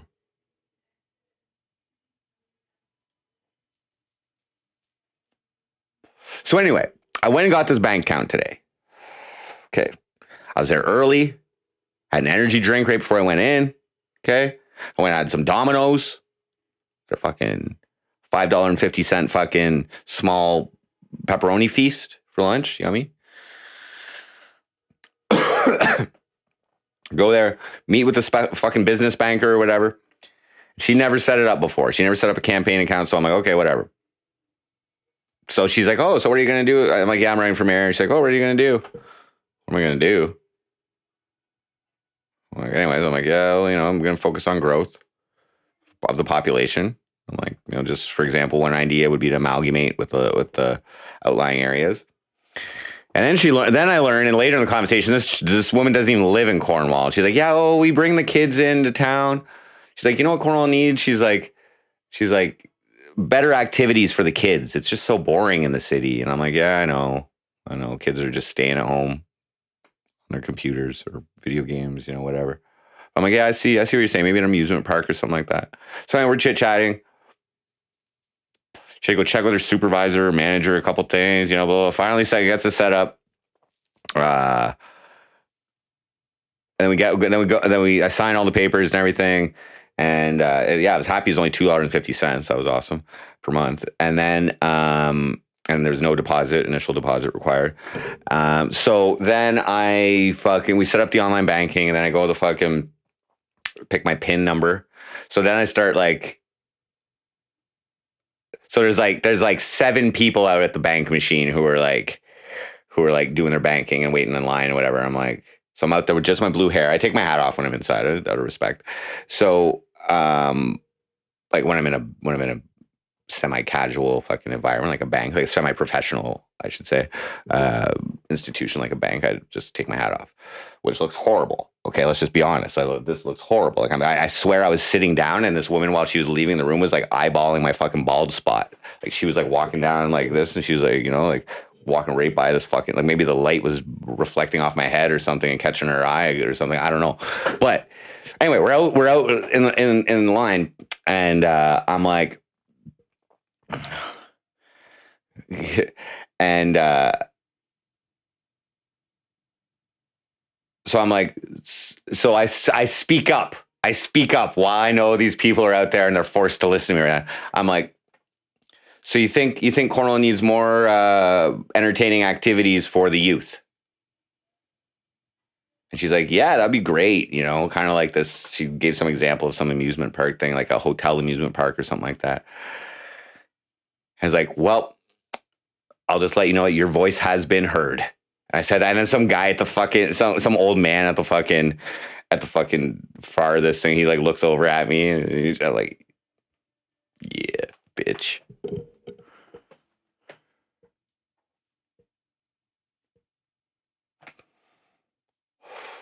Why is this creepy? That's funny. Probably. I just assume that they might have just seen me in a Speedo on their YouTube within the last 24 hours, So, or snorting some hot sauces. They may not have made it to the, oh yeah, no, they definitely made it to the Speedo part. Most people are watching it, but.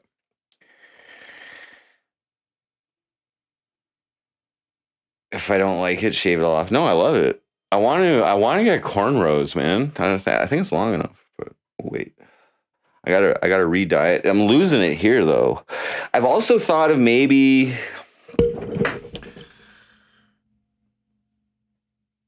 you know what I mean, just bringing it back like this and just shaving all this off again. Just keeping just like that much on top for now. If it was longer, I would probably do that. It's kind of like what I had before. Kind of like a horseshoe up here, I guess. I don't know. Comb over it. Anyway, we're just gonna keep it going. Doesn't really matter. As long as people see the blue, they'll make the connection. I ain't trying to fucking front. I ain't trying to fucking, Ooh. Pure Gosu, what up? So then I got home. and everything was working. I got home and I create a fucking PayPal account for the fucking campaign. And I couldn't get it done. I couldn't link my bank account to the fucking shit. Now that I logged into the account and it said that there were like problems with Interac e-transfer until tomorrow. I was already within the window. It said like 11:30 p.m., 11:30 a.m. or did it say 11:30 p.m.? I don't know. Anyway, it wasn't letting me set it up. So I'm like, whatever. I'll try it again. And then, because the reason I wanted to set up a PayPal so that if people do choose to, they can donate via PayPal if they live in Ontario. But maybe I won't even fucking do that. Maybe I'll just accept email money transfers or something. If people want to donate, I doubt anybody will. But if people do want to, you have to be to do an official campaign contribution where you get a receipt and everything. You have to be you have to do it to my specific campaign account. And you have to be a resident of Ontario. I can't accept official political campaign contributions from people outside of Ontario. But so yeah, maybe I'll just do it. But the reason I wanted to do that is because I have to, in order to run Facebook ads, I thought I had to fucking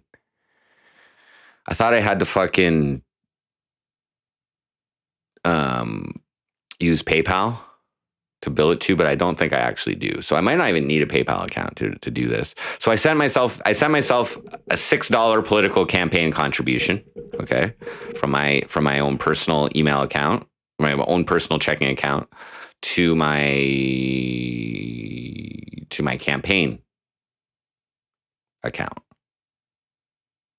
$6. So there's a limit. There's a personal limit of $14,000. I'm only allowed to personally contribute $14,000 to my own campaign. So I started off with $6 today, and I was going to go run a fucking Facebook ad. Okay. But the email Interact money transfer thing isn't working right now.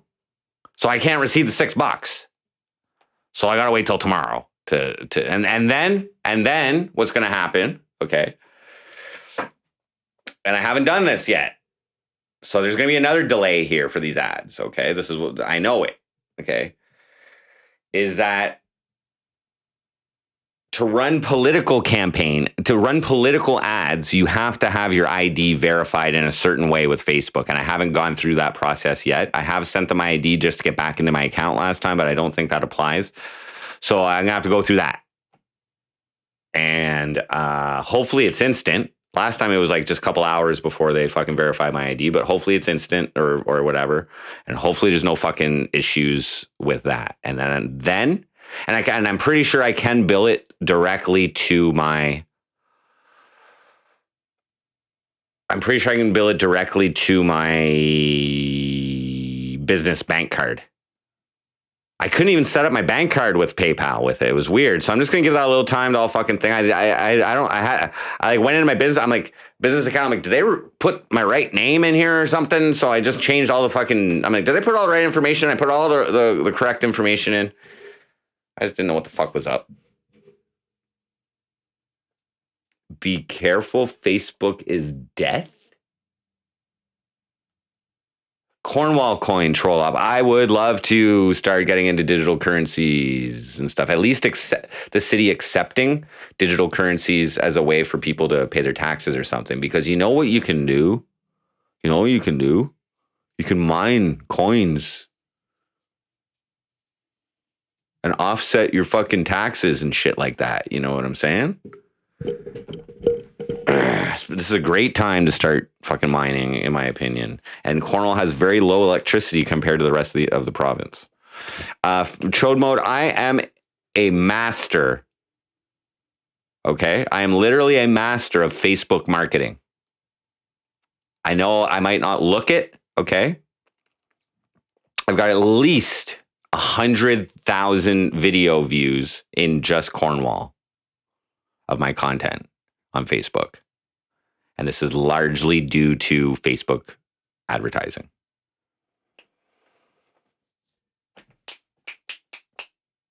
Wait.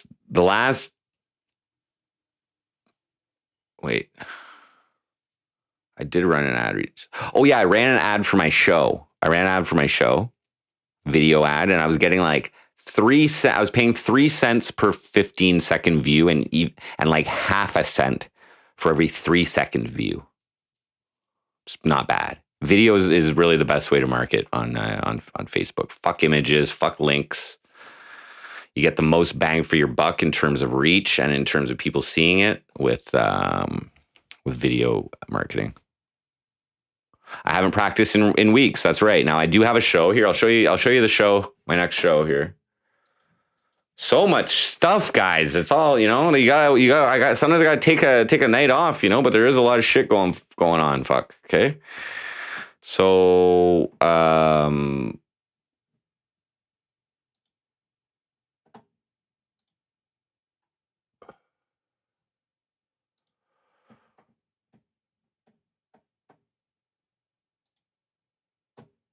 so here's my next show.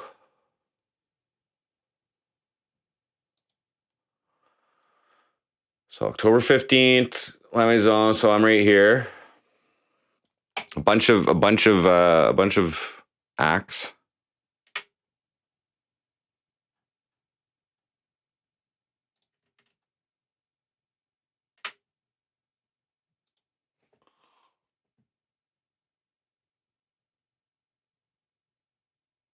No, I've been switching my priorities and my focus.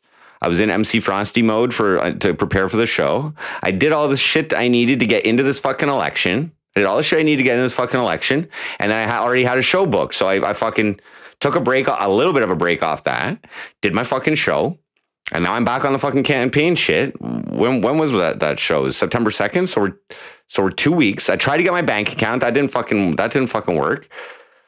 I went and did that interview last week, and this week I put out a fucking song, and now I'm making more content. And the truth is, the other guys aren't really campaigning much either right now. No, we're gonna start rehearsing again. So it's 1 month from today, basically. It's October 15th. So we're gonna start rehearsing like it's only a half-hour set, guys. Like they're leaving 15 minutes in between acts. This Grungebot band is the band that backed me last time I did MC Frosty. They could invite me up to do a song with them. It's possible, but yeah. So I'm gonna go.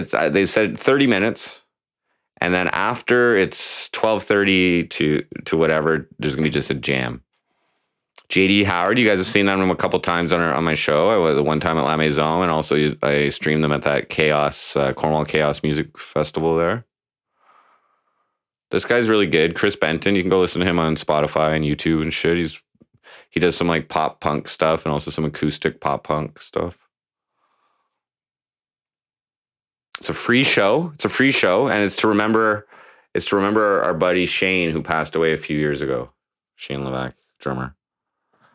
Shane and I knew each other for a long time because I met him online in the chat group on the MIRC, or IRC, the Undernet. I ran a channel, and he was my secondhand man. He was my $4.99 access when I was 500. So he pirated the first Limp Bizkit album to me that I ever heard. You know, he was instrumental because at MIRC you could like file transfer and shit like that too, and you could go into channels and just control bots that were actually like file transfer bots, and like it was pretty cool. So yeah. Anyway, I ran that channel for like 3 or 4 years, I think. So from when I was like 12 or 13 to 16 or 17. And I was the admin, and he was my main mod. Plus we also knew each other afterwards, like being in the band scene around town and stuff. But it was sad when he passed away during the pandemic. We had a local MIRC chat. Yeah, so yeah, like I ran it in my city. There was other ones on like the Dalnet, and I think there's another one on some other one, but the Undernet one was the most popular, and I fucking was the first one to register the bot, which kept it open all the time, and I controlled that bot.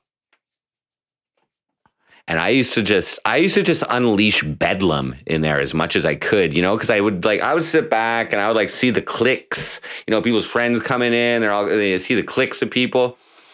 And then you start, you know, people like this channel resulted in people actually fighting, like actually meeting outside and fucking fighting because of beef that started on this fucking channel. And I would like, you know, I mean, give somebody from one crew access and then somebody from the other crew access to control the bot. And then they start banning people and then like whatever, you know, like, so like all this like rogue mod shit. Like I've been through that shit, man, when I was like 13, 14, like I know how to handle this shit. Like, God damn it.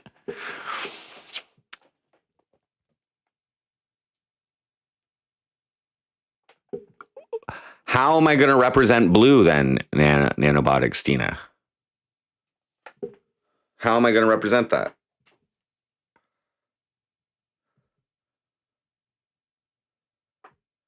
My entire campaign relies around people just being like, oh, there's a guy with a blue hair. Bedlam.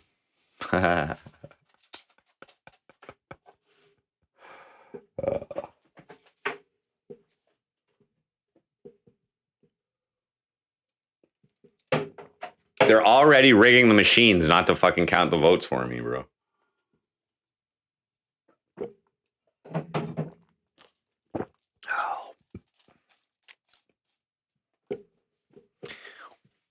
You know I'm going to ask for a recount. Just because I can.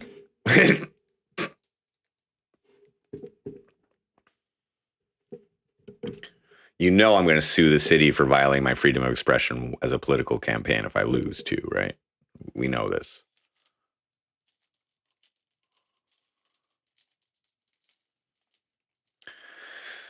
I'll be blue forever in spirit. No. It provides a good level of people to underestimate me right off the bat. You know what I mean? It's a good little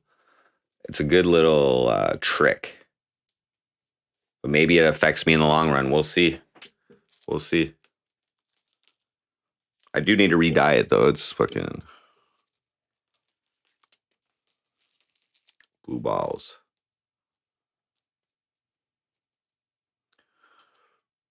I'm only slightly receding. No, I just don't give a shit.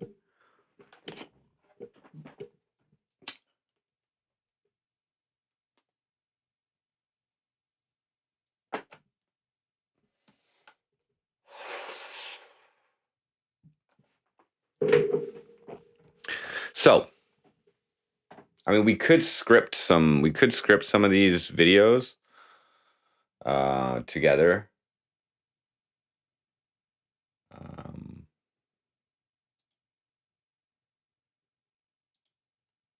I don't know.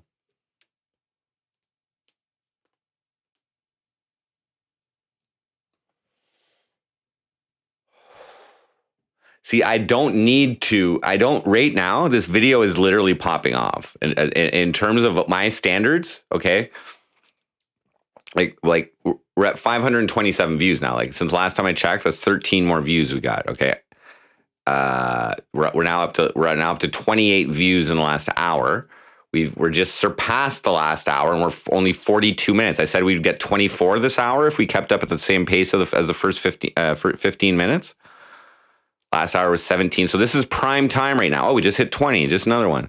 So this is what I'm saying. I like, it's important for me to be able to measure the virality of something at this point. You know what I'm saying? Because then I can like keep other things along those lines or whatever. You know what I mean? Like this is working, guys.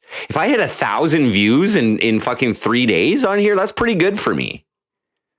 Any video that I put out that's not live streaming, if it holds up in views to one of my live streams, I'm fucking proud of that. I'm proud of that. If I get more, like, cause I average about 100 to 150 views per hour when I live stream. If I'm doing nothing, if I'm doing something cool, like 200 to 300 views an hour. If I'm doing something like macing my butt, like 400 to 500 views an hour.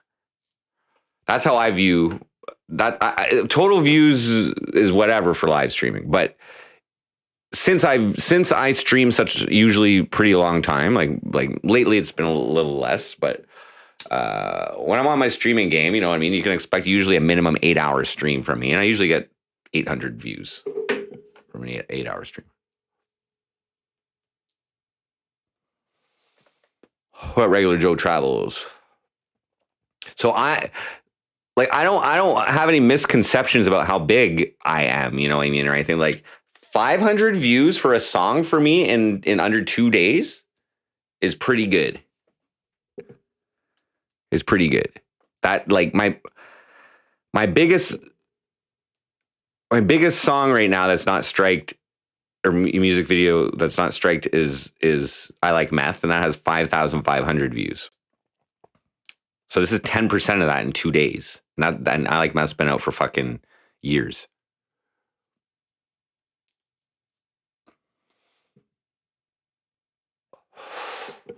Dank. Yeah, it's hard to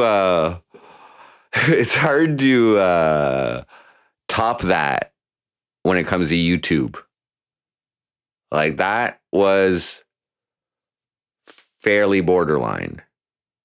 I had to be very careful with that one, and I'm so happy that I had the backstage pass video that actually proved that I got maced with the fucking, like, directly into my butthole, like, you know.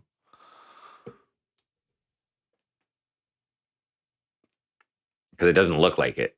I'll admit, you know, when Landon was questioning it that night, It didn't really look like it. That's because that's how good I am.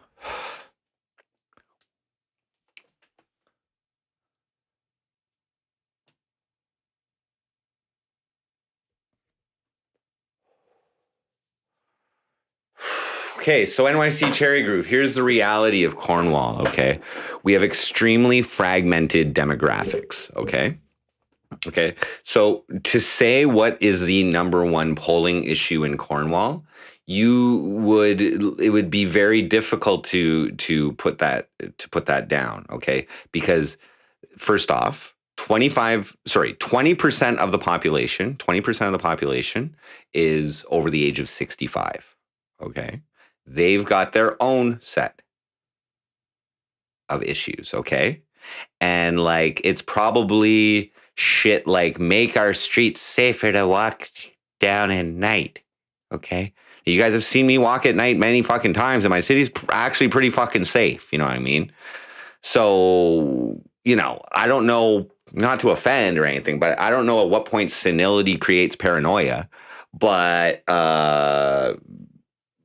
our city really isn't dangerous on the streets unless people are just afraid of me or something. They're just staying away from me. I'm not dangerous. They're referring to me.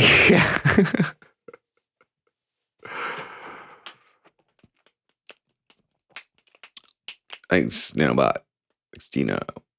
Keep the blue hair guy off the streets. Yep. Royal Radcliffe. Some Google APIs are missing, so some Google features will be unavailable. Now here's another fragmentation. Okay, I'm gonna say there's like 10 to 15% of the city that's probably straight up on welfare. That's probably straight up on an Ontario Works. Okay, and there's probably like another 10% that's on ODSP disability. Okay, they either have legitimate disabilities or they have non-legitimate disabilities, but are collecting either way. Okay, that's an issue here as well. So let's just say 20%. This is what I remember from checking the census at one point. Okay, let's just say 20% also of the population is on social assistance of some sort, and also interesting. There's only 1,000 people in the city who make over $100,000 who residents, as far as the census is concerned, who live in this city. Okay, so it's interesting.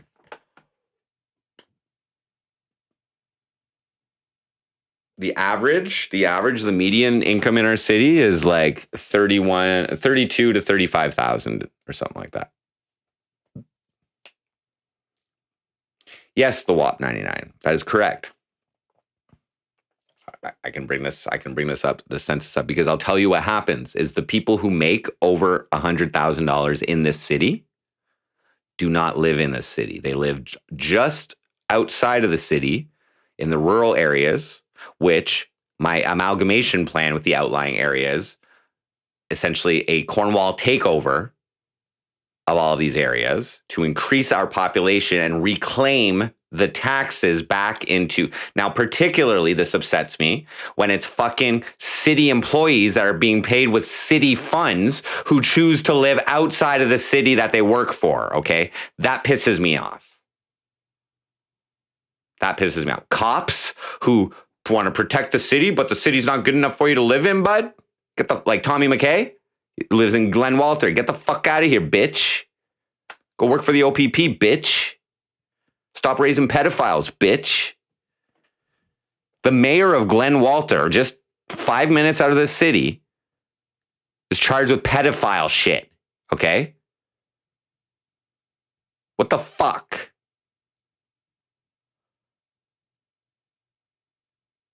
An executive at Morburn, a large employer of the city, got roped by a pedo predator to go down to a U.S. state, Idaho or Ohio or some shit, got busted down there for pedo shit.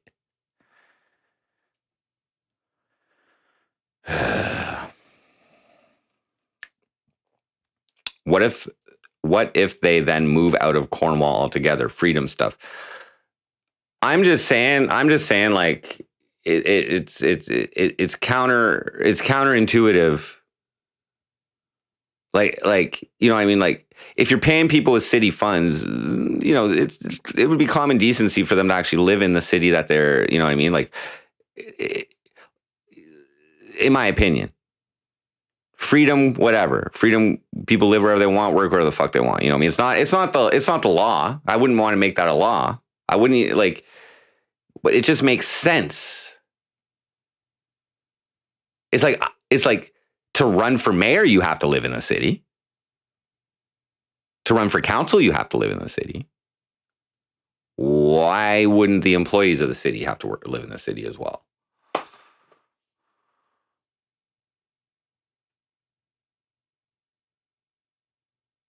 If you redraw the line that they moved out of the danger to the country, they would likely just move outside the county to a new area.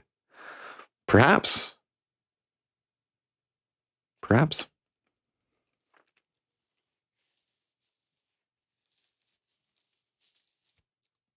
And they got to sell their house, though, to somebody else, right? You know?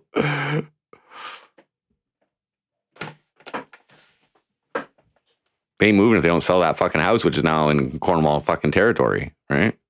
Probably. Wow, guys. Just hit over 20 views, 24 hours. That what I called it. And we still got 8 minutes left, guys.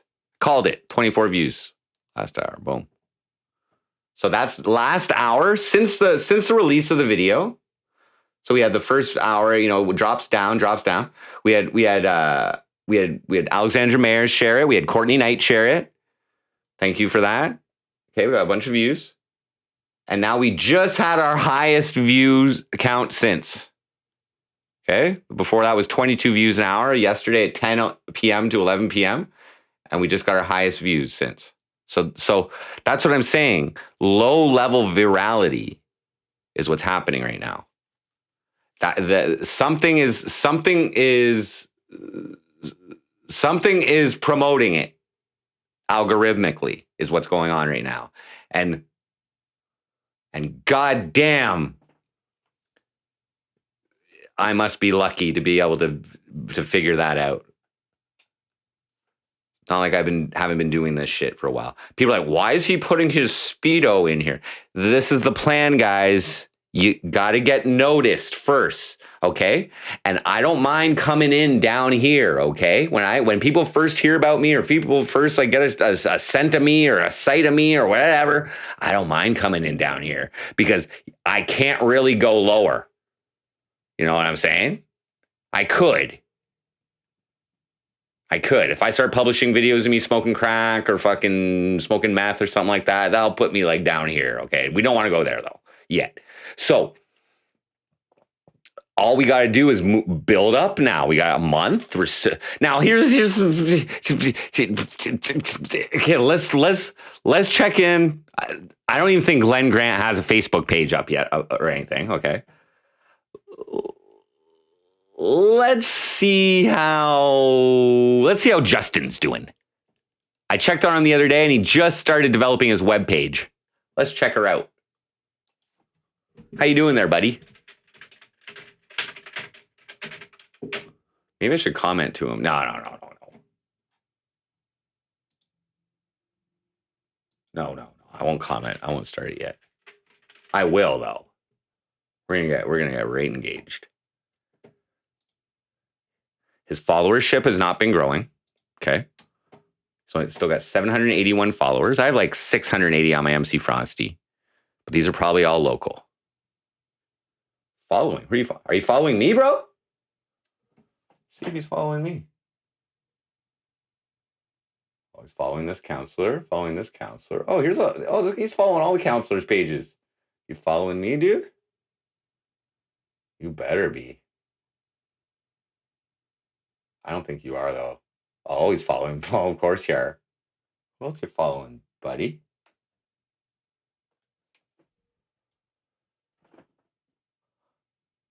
The Chesterfields. I played a fucking battle of bands against these guys in fucking high school, and they're still fucking playing covers. Get a life. You're banned from Cornwall. because he beat us back. He beat Biomass back in the damn. I'm banning the Chesterfields from Cornwall. I'm imposing a fucking rule where cover bands where any band has to play a minimum 50% original content. What up, Zygest? Thanks for subscribing. Sarah Good is her name. She's I've known her for a while. She's cool. Eric Duncan, the fucking member of parliament, 10K followers.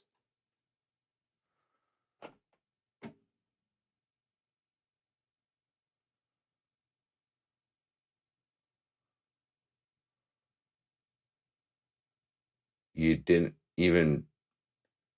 This is official political. Like, in my opinion, you shouldn't be using your official account political page, okay, to follow anybody. Okay, you should do all your following on your personal page. Your political page has no place. You're essentially endorsing all of these fucking people that you're following, bud. That's favoritism, bro. That's fucking favoritism.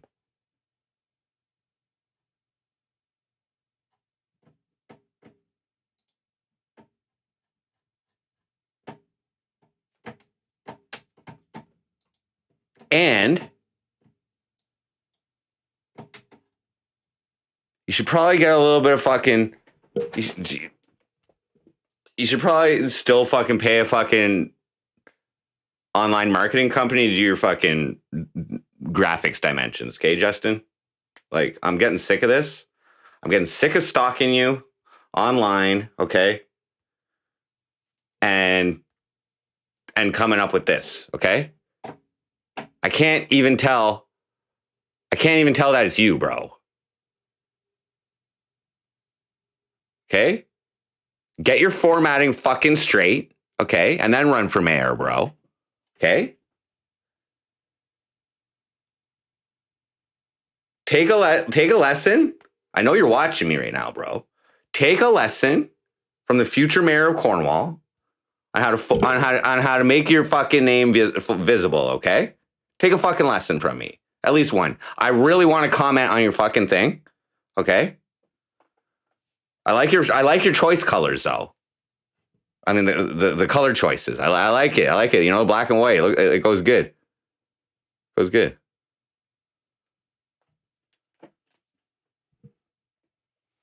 Fake Glenn Grant in the house. Stintownda, yeah, get him. Okay, how's your website doing there, buddy?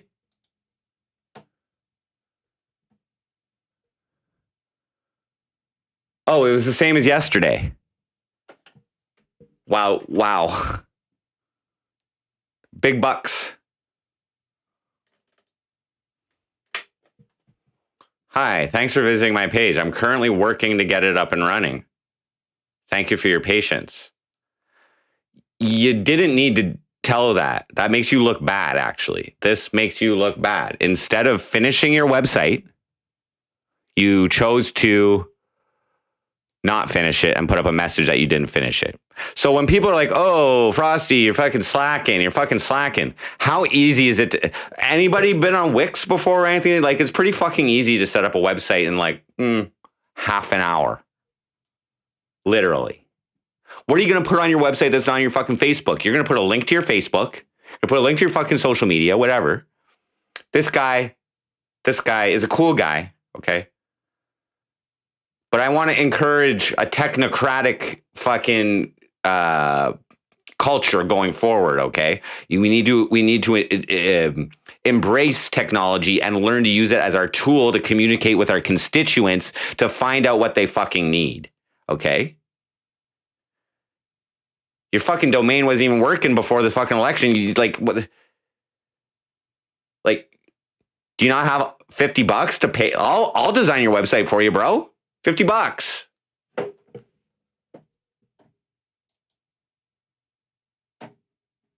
Voodoo Ninja, what up? Oh, I got invited to this French radio station. I just didn't go. I just didn't even answer them. if I can't reply to your email intelligently in the language that you're communicating to me in, si je ne peux pas répondre à votre courriel dans une manière intelligente, je ne veux pas parler avec toi. C'est pas possible. Je veux pas communiquer avec n'importe qui associé avec toi. Puis, tu peux sucer mes noix. Spin down. That's funny. That's funny. That's hilarious. I think Canada should get rid of the French one. Nah. I don't mind it. It's nice. It's kind of nice to know a little bit of a different language.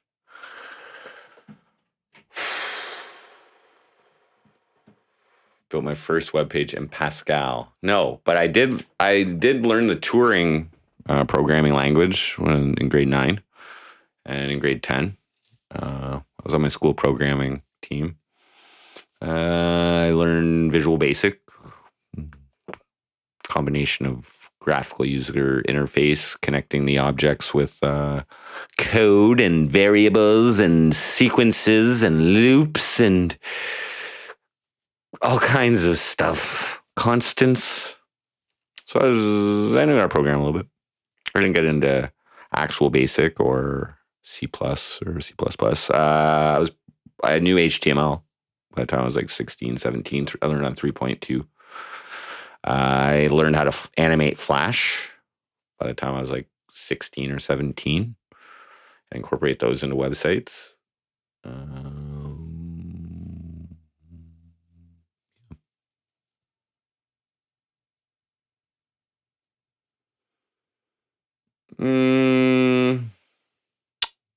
One province forces all other provinces to comply. See, I don't know. I don't think there's anything wrong with other languages.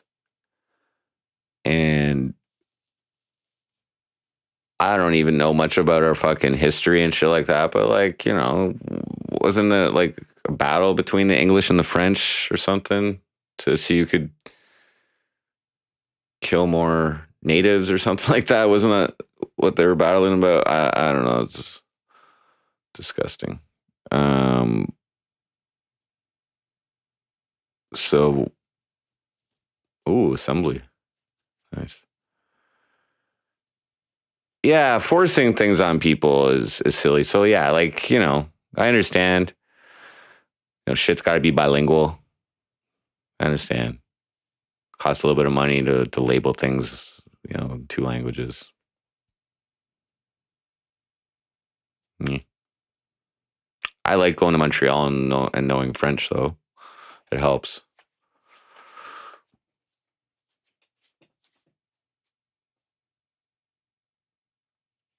Yeah, I should have, but I didn't want to. Okay, there's only certain.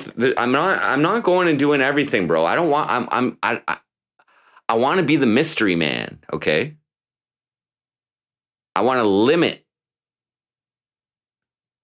other people's exposure to me. If now, like I said, I was cool with that interview because that's like free marketing. Okay. I'm cool with these debates, okay? Because that has the potential to be good. That has the potential to be entertaining. They gave me the whole format and everything. I got to brush up on it, though, okay? That's going to be bananas. Now, I instinctually feel as though I should have some performance enhancing stimulants on the agenda for that fucking day. Okay. But I'm going to refrain.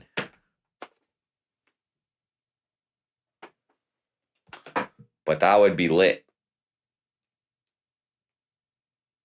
I'll probably be nervous. Yeah, just be myself. Exactly. Relic, what up? Yeah, it'll be just myself. But as I mentioned, the attitude that I'm going to go in there with is out with the old, in with the new. You guys had your chance. Glenn Grant is a fake mayor because he was elected by fucking council. So I'm going to recognize his mayorship. Okay. On top of that, Glenn Grant broke the rules. He broke the code of conduct. Glenn Grant broke the rules. City council didn't penalize him, but Justin Towndale did vote to penalize him, just so you know. He was one of the two people who voted to penalize him. Eric Bergeron was the other one. Justin Towndale ran against Glenn Grant to take the vacant seat of mayor, okay? And council voted Glenn Grant in as opposed to him. Then that same council voted not to penalize him when he violated the code of conduct, which would have been 2 weeks' pay, which would have been at $55K a year. What's that? $4K a month, $5K a month almost. Less taxes, so $4K a month. So two grand they would have fucking penalized him. Oh yeah, fake land. Jimmy. He's on the rise.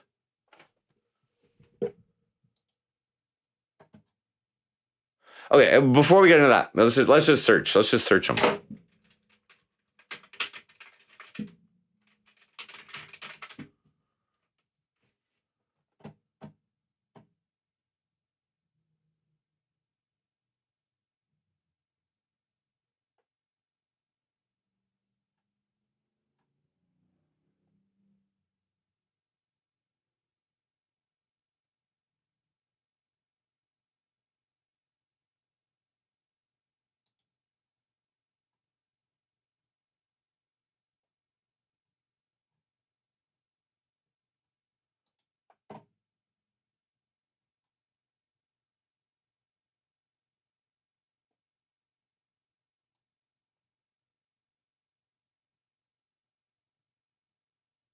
I don't see him.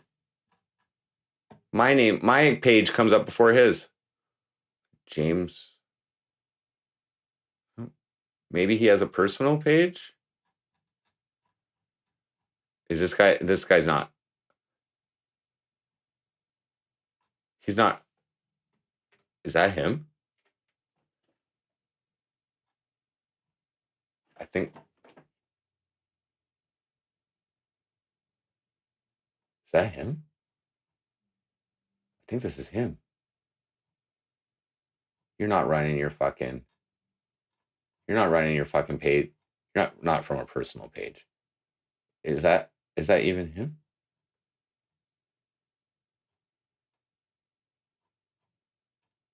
It is him. It is him.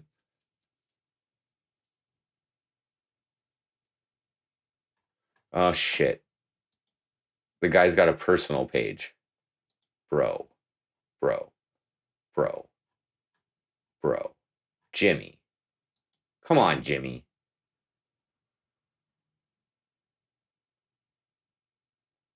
He was printed in the fucking paper, though. Look at this shit. Maybe I just didn't go and get the fucking newspaper that day. They wrote a lot about this fucker. Look at this shit. They printed his ass in the fucking newspaper. Did they print my ass in the newspaper? Did they actually put me in print? God damn it. They might have. Oh, that would have been nice to fucking have.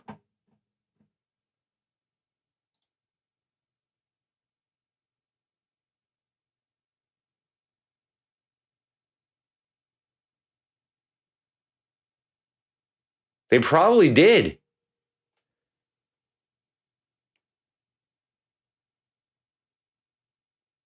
I should have checked. Same reporter. They probably did. That would only be fair. I didn't even know because I'm lazy. Well, okay. Well, let's suppose they did. Let's suppose they did.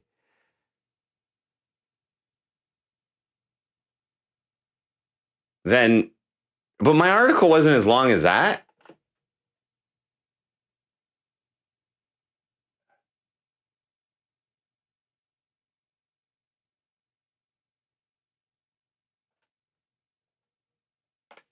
Anyway, I'm not too worried about that guy. Call and ask her.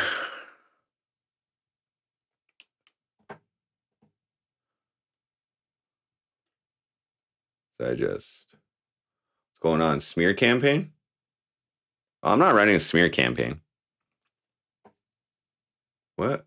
I should just get a list of who doesn't vote and not do a vote count and just have. Well, no, I do have the list. I do have the voters list. Okay, I haven't fully checked it, but I downloaded it the other day. I made sure all my access to the elections portal is good, and I checked in it. I can look in like and see who's on the voters list. I don't know if I can tell if they voted last time though. I'm not sure if I can. Maybe. I'm not sure. I'd have to check. But we'll see. Each paper is supposed to give equal amount of exposure to each candidate. That's correct, Digest. That's correct, and that's what they told me. So I'm gonna guess that they did print it.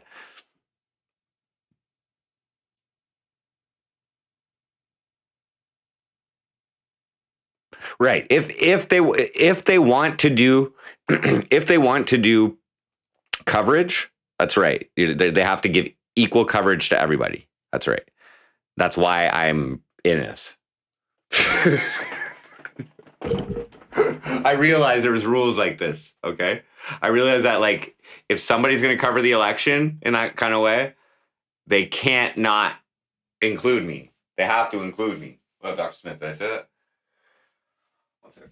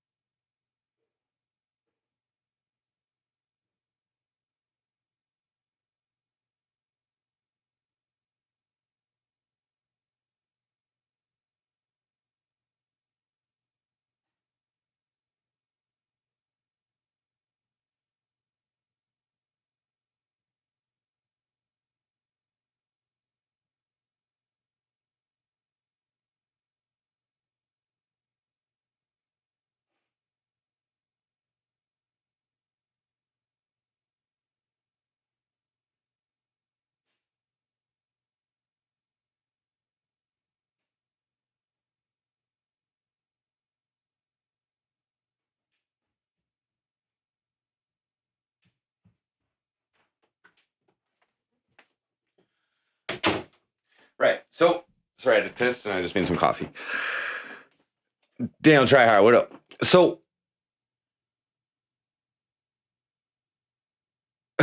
now we're in the position, right? The first newspaper who gave me coverage, okay, they're not so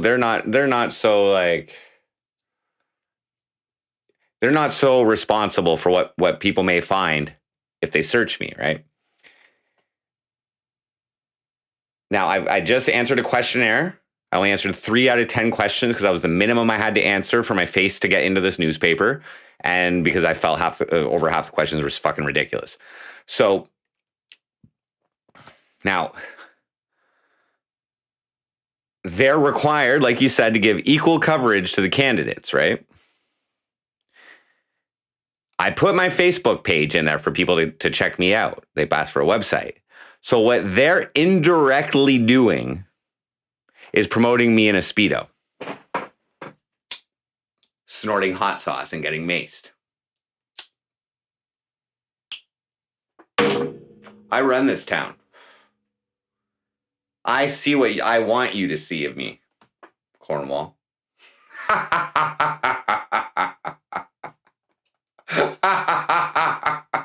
And we haven't even started marketing yet, guys.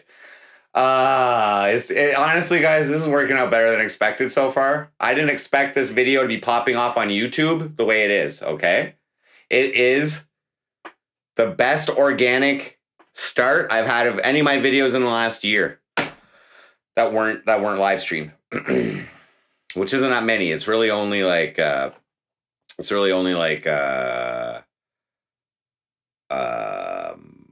Ariana Marie one, which I ran ads for, and Head from Dread, the stupid love song I made, and my Christmas album.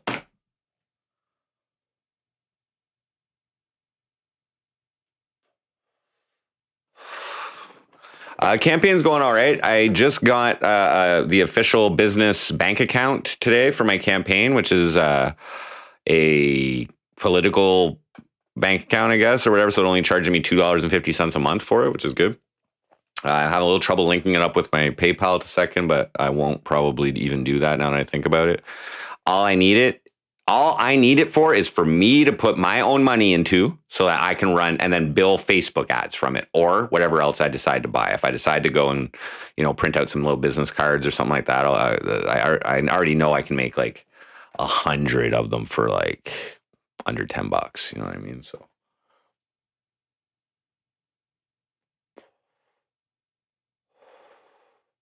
Jimmy, have I been able to get Nardwar to do an interview with a picture of Grimes next to yours? I haven't contacted Nardwar. I don't think I'm big enough for Nardwar. He's a legend. He interviews bigger legends. I'm not near legendary status yet. Campaign merch. So the way campaign merch has to go is I would either have to collect some funds to make the original purchase for the merch, or I would put my own funds into it to buy the merch. Okay. And then if people buy it off me, okay, they're like contributing to the campaign. So just the profit it's really complicated to do that. Okay. And I don't even want to get involved with that. Okay. I am planning to run this campaign essentially from my computer chair right here. Okay. I have 8 Facebook accounts at my disposal, guys, just so you know. Okay.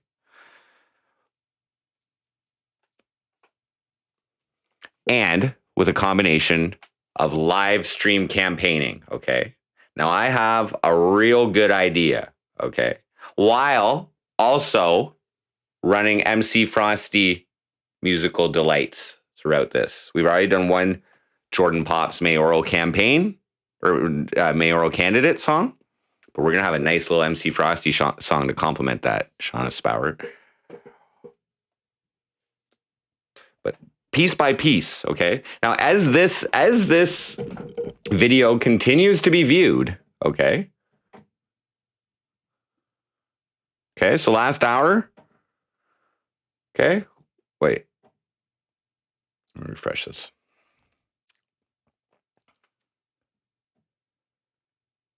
24 views. We had 20 views and 24 views. We're hitting better than yesterday, although it's the weekend. These are organic. This is organic. We'll see how this hour does. It's off to we're 20 minutes in. Ooh. Only one view this hour. Yikes. Uh-oh. It's okay. No, I don't need a new mattress. It's back there. I just need to flip it. Okay. I bought that mattress like last year, 2 years ago.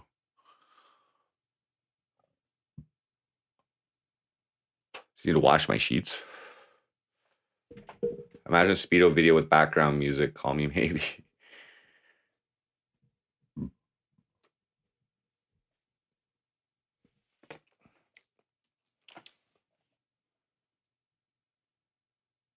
Do you mean disestablishmentarianism and Tarianism?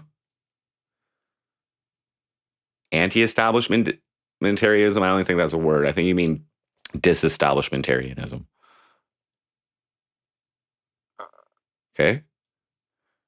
Because when I grew up, disestablishmentarianism was like the longest word, okay? But anti-establishmentarianism is fucking longer than that, okay? And if that was an actual word, okay, then I would have grown up thinking anti-establishmentarianism is the longest word. But no, disestablishmentarianism is the word, and I think you should learn English, fake Glenn Grant.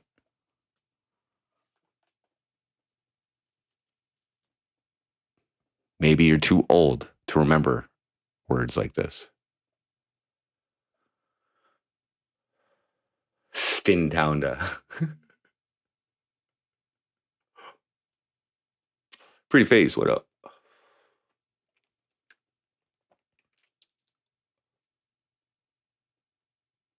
Shady's intervention, what up? I gotta go get my coffee. I heard it brew.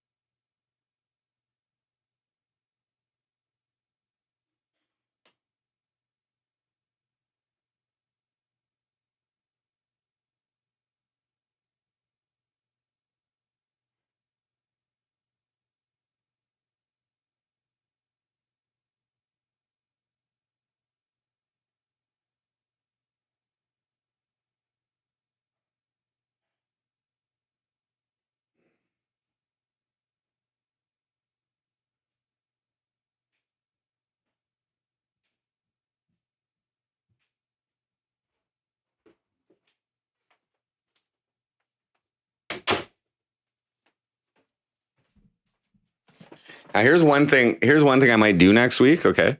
Since I've been on welfare, which is like since March or April or something like that, I think March, I have yet to use the food bank, the Agape Center, okay? So I am a little short on cash this month, okay? So one thing I'm going to do next week is I think I'm, as a mayoral candidate, I'm going to go apply at the food bank. I just want to see their faces. This is something for me, okay? I want to, get a few days of groceries from them, as I'm entitled to, and also look at their faces while I tell them that I'm running for mayor. And I'll just tell them I'm just getting firsthand experience so I know how well the service is, how well our underprivileged, such as myself, are being fed. Better not give me anything expired.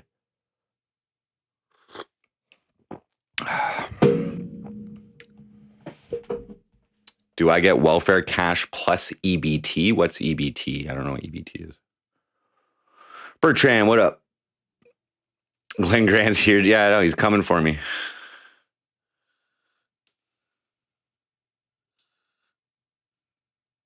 Food stamps? No, we don't get food stamps.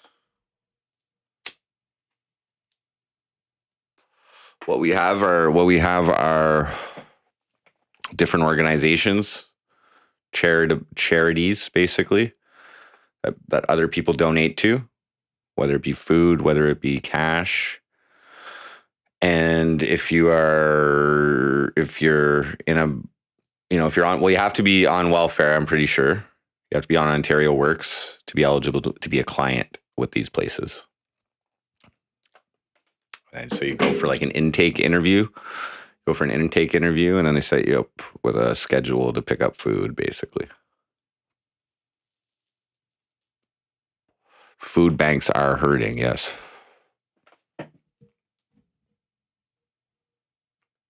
But I've never done that.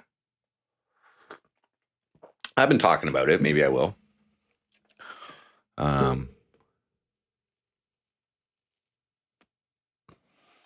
Maybe I will. I know they serve over 1,000 people per month, though. Is it per day? No. Let me just check.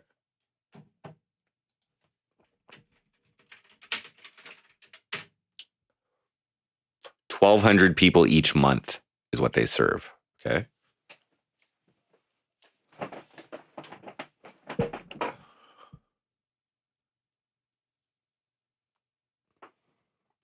Soon to be 1,201.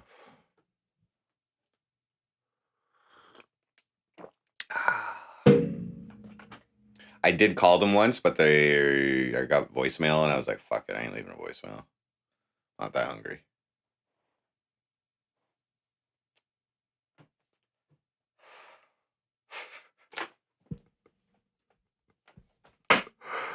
Just in Cornwall, yeah. Okay. Population of 49,000. 1,200 people use this food bank per month. I think you get something like 3 days of food or something. For me, that's like a normal person, what a normal person would eat under like fucking probably standards of nutrition or something. Here's the problem, guys. Okay. Here's the fucking problem. Okay. I'm not alien to not eating a lot. Okay. I weighed myself today. I'm 147 pounds. That's about average. I try to aim for 150 to 155. I'm a little under there. But normally, I would just eat some speed and that would suppress my appetite. Okay. But I can't do that now. That's the challenge right now.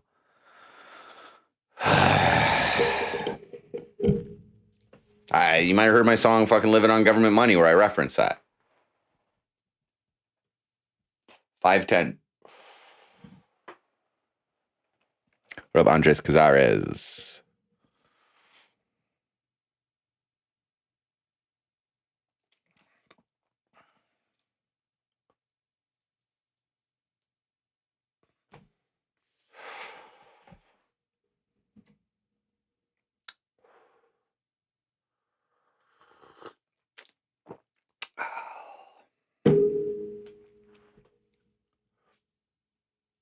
There's also a couple spots.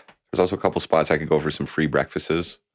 I think that there's one place that right around the corner here that does like three hot breakfasts per week. They take in like, I don't know, 185 people or something like that for breakfast.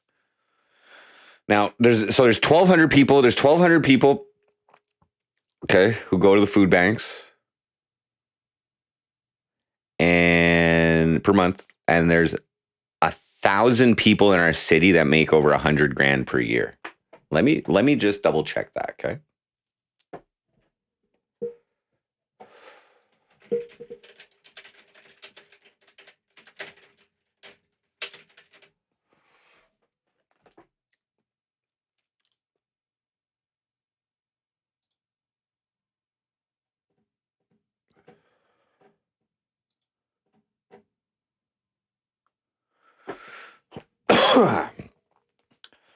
So here is Cornwall. Okay, so right up to this line right here. Okay, and then here's our tri-county area: Stormont, Dundas, and Glengarry. It's actually South Glengarry. It's called, but okay.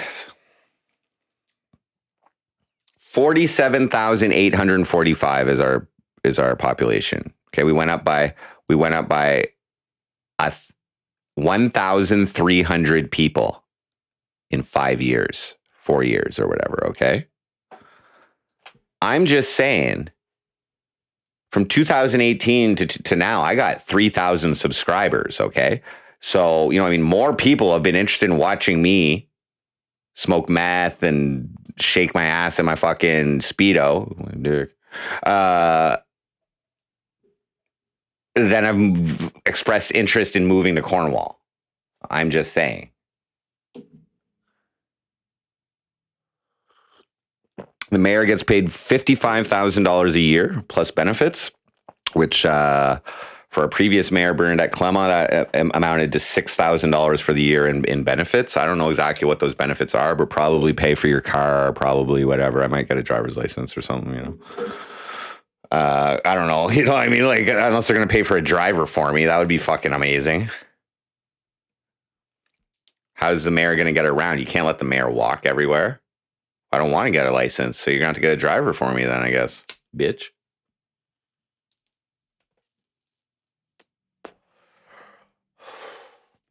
Will I get a bodyguard? I won't get a bodyguard until I get threatened seriously. You know what I mean? I'm not really too concerned with my personal safety. I'm a top tier snitch. You better end me if you're going to come at me. You know what I mean? But that's just the way I roll. Okay. 22,000 private dwellings.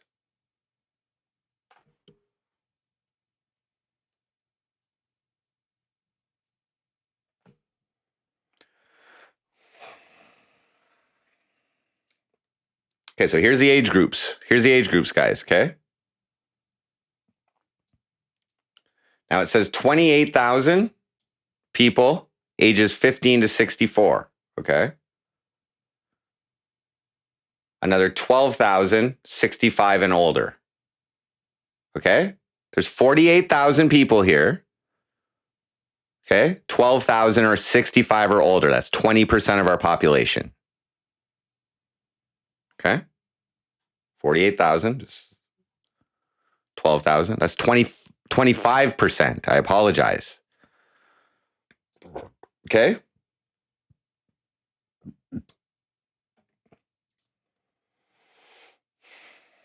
That's a lot. Here's all the other age demographics. In every 5 years, there's about, now if you count 60 and over, okay, that's another fucking 8% of our population.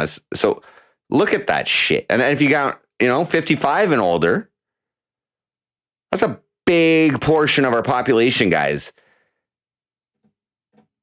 These motherfuckers ain't going to be like, oh, get rid of the Cornwall cops. They're fucking, they probably never even fucking call the cops. They probably don't leave their fucking houses or condos. This is 2021. We had a census last year. I didn't even fill it out.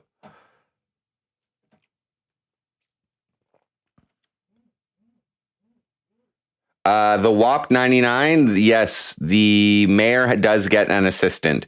Shares an assistant. Because the mayor, I believe, is also the CEO. Because I read this somewhere, the CEO of the city of Cornwall. There's the CAO, which is the chief administrative officer, who makes over $200,000 a year, by the way.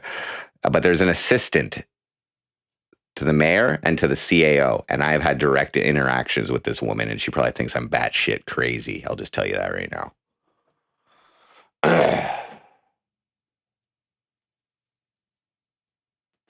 But as you can see, there is a large portion of elderly people in this city who are probably unlikely to vote for me.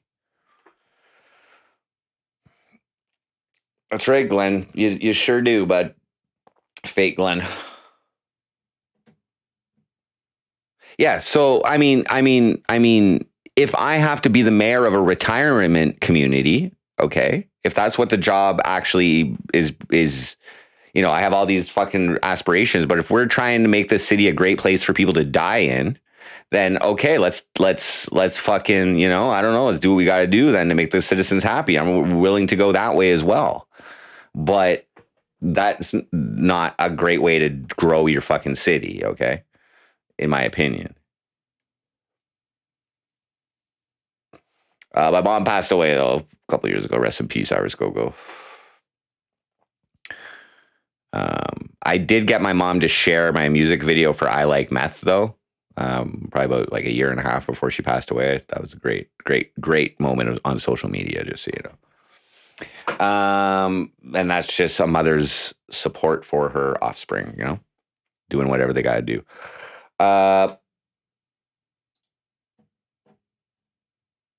So yeah, and there's technically more women in our city. Okay, almost 2,000 more women than men in our city.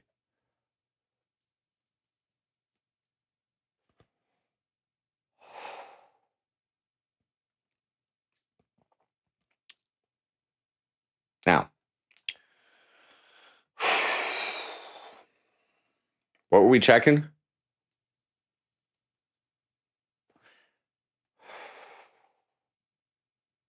Oh yeah, salaries, income.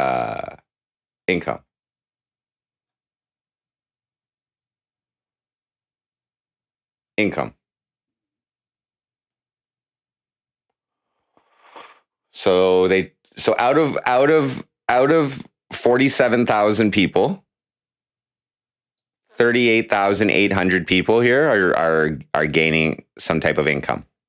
Some type of income. That includes people over the age of 15. 37,000 people over the age of 15. Okay? The median income here, so the middle level, the middle level where there's an equal amount of people below and an equal amount of people above is $35,000, okay? What is the Ontario median income?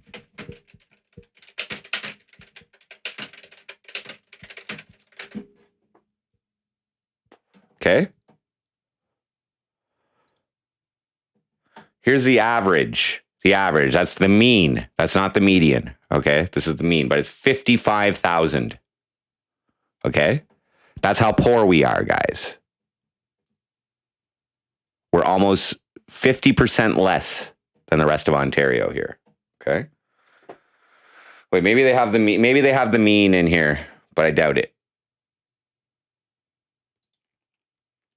35K is working poor. Exactly. Okay, I'm just giving you guys a picture of what I'm trying to okay, so like, you know what I'm saying? Like, if you want to choose someone to represent the people, okay? Now the last 2 years, including donations and including the CERB, okay?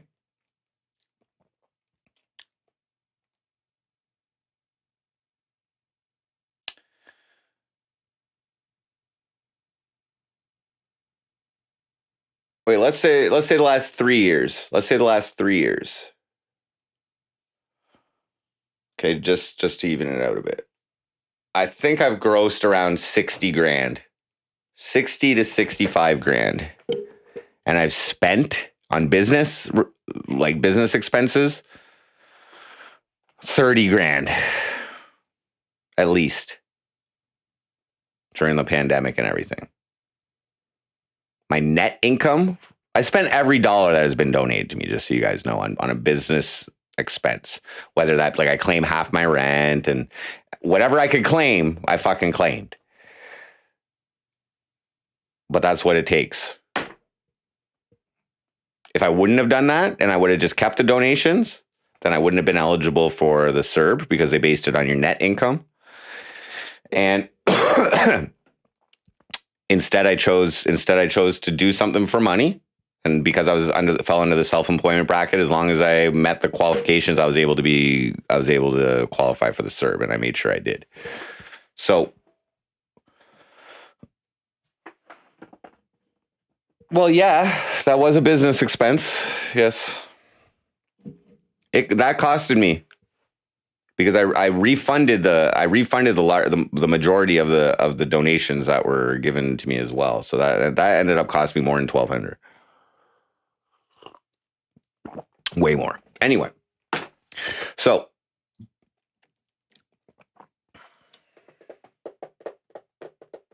Now here's interesting. Men, the median income for men in our city is 38,400 and women is 32,400. Just saying. I don't know what the fuck's going on with equal opportunity in this motherfucker, but hey. Here's the median after tax income. Even worse, guys. Even worse. 32, that's the average. 32,800. Okay? And the median in Ontario, 55,000. That's 2021. This is actually from 2020. Okay? We're poor here, guys.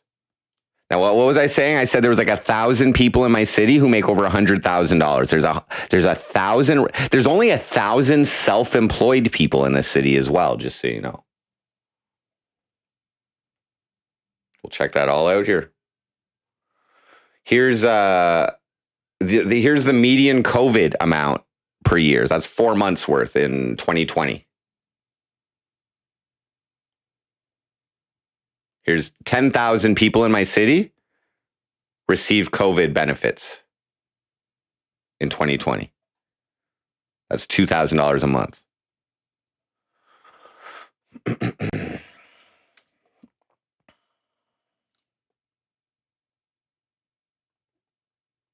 Whoa.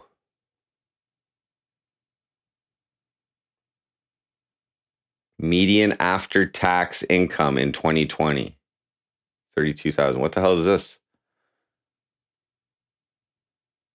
Median government transfers in 2020. So the average amount. So look at this. Look at this. Okay? This is crazy, guys. Living on government money, by the way. Number of government transfer recipients aged 15 years and older. Okay? 35,000 people out of 48,000 people received government transfers in 2020. Okay? And the median government transfer in amount per person for the year was 13,400 in a fucking city.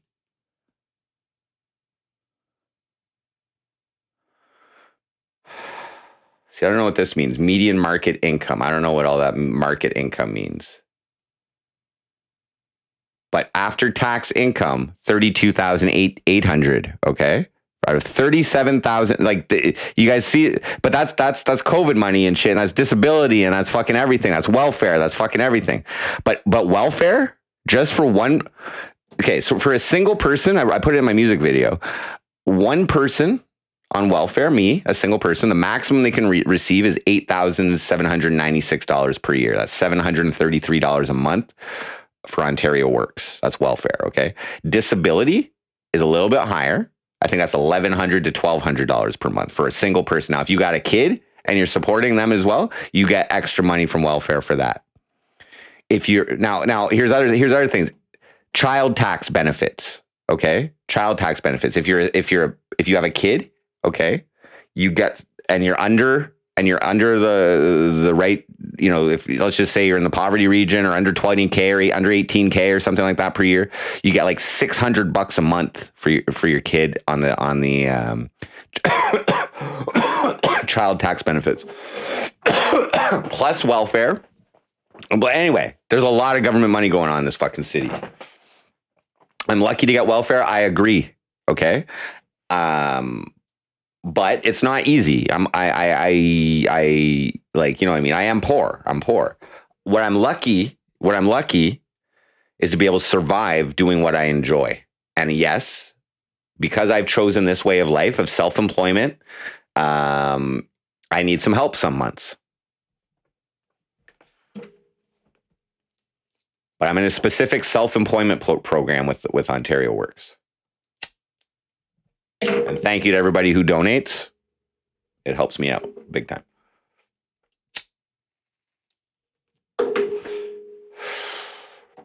So government is like EI, all of that shit. EI, fucking whatever government shit. So and we were looking here.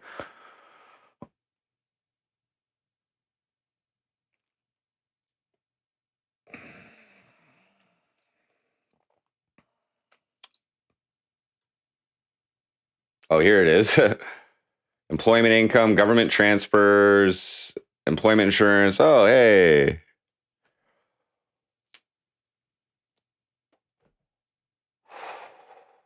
Government transfers. So we're in a weird phase here, right? Because we had the pandemic money, which increased a lot of government transfers and a lot of government. Whoa.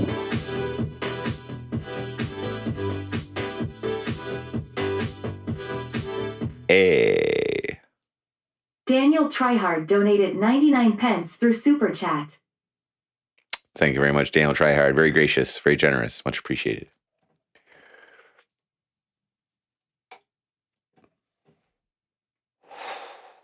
So here we go. Total income groups for 2020.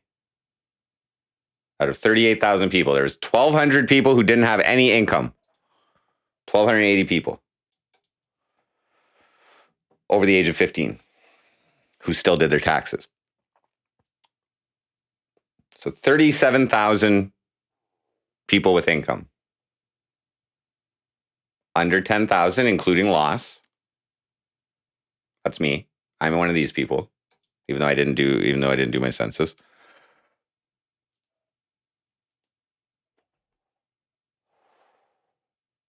Okay, sorry, there's 1,500 people. I apologize. 1,500 people, 1,500 residents of Cornwall who make over $100,000.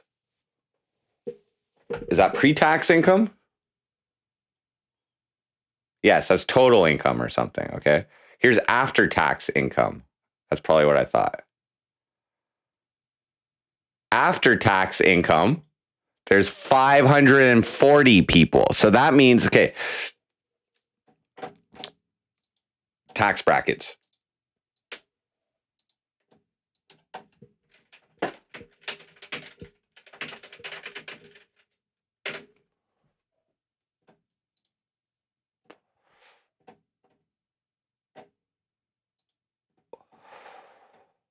$1,208 drug dealers. So here we go. Something like this for last year as well, okay? So it's 33% is federal tax.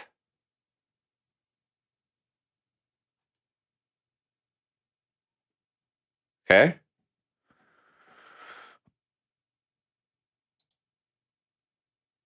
I don't know what provincial tax is. Does it say provincial?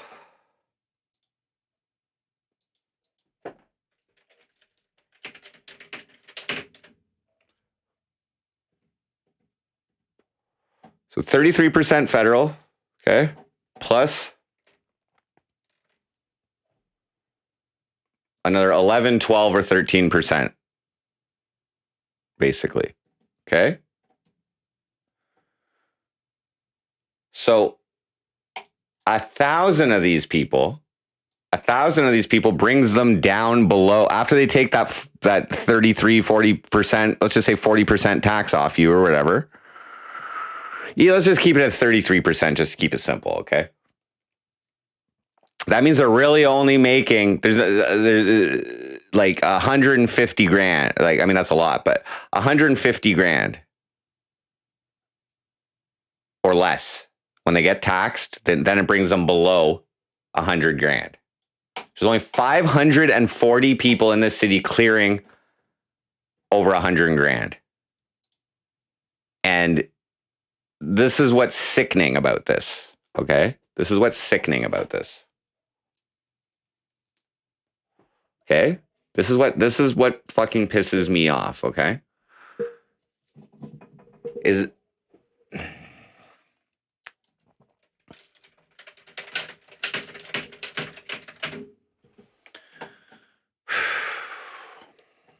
City of Cornwall Sunshine List. So the Sunshine List is an annual report that gets published for municipal employees who make over $100,000. They publish that information. Okay.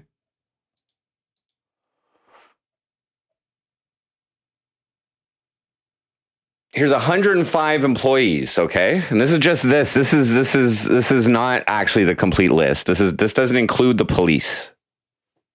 Okay?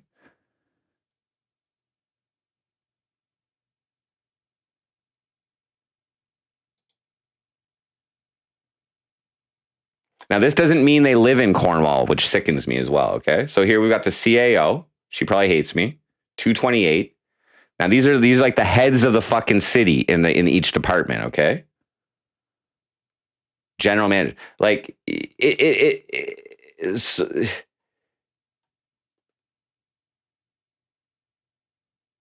look at all that. So it's like, who are the actual kings of this fucking city? It shouldn't be the municipal servants. It shouldn't be the civil servants, in my opinion. Okay? The problem with this, okay, is let's take a look at their annual salary increases.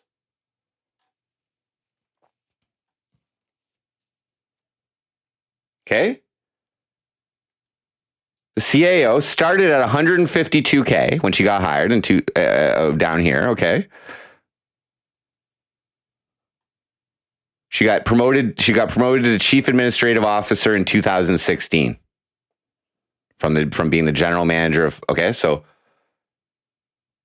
why are you getting paid more when the city isn't growing? What's your fucking job? This is disgusting. Guys, since the last election, she's made a 10% increase, and our fucking city has not grown. What are you doing over there? What are you administrating? Why didn't you decide? Did this woman decide not to lay off anybody during this fucking pandemic? So you can all keep your fucking insane fucking salaries while nobody's actually operating in the city? Come on now. All these motherfuckers should have went on fucking the CERB. You know what I'm saying? Or whatever. But no, you didn't, did you? You guys getting a picture of the income inequality in the city? Okay. So there's 43 positions, 105 employees, $12 million per year, going up by what? Let's check out this guy. Oh, he went down a little bit.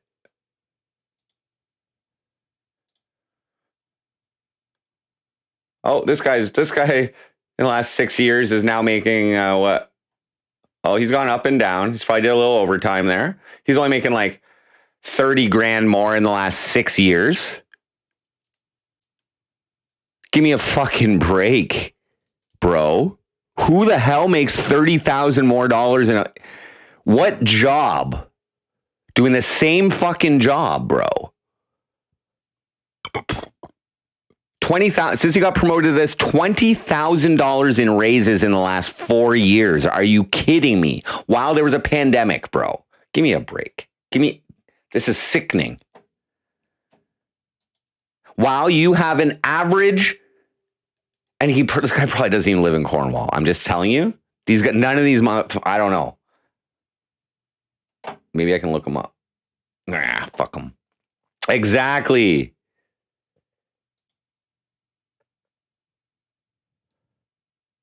Drain the swamp. Well, it's out of control. Like, how about instead of taxing the citizens, like they had like a 2.5% raise or something like that, they voted in or something like that. How about instead of doing that, you just cut the raises for the next 5 years for these motherfuckers? Let's check out more. Just again, we had how many people receiving government money in this city? And this is all technically government money, by the way. All these employees, it's all government money. You look at me, Oh, Frosty's on welfare, fucking making $9,000 a year off fucking welfare, not even. Okay.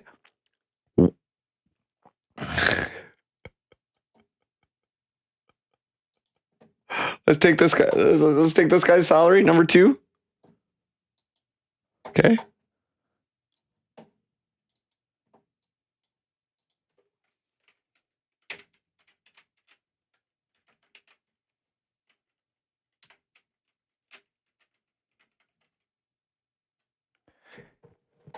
Almost 20 people. He makes more than 20, the 19 and a half, 19 people on welfare.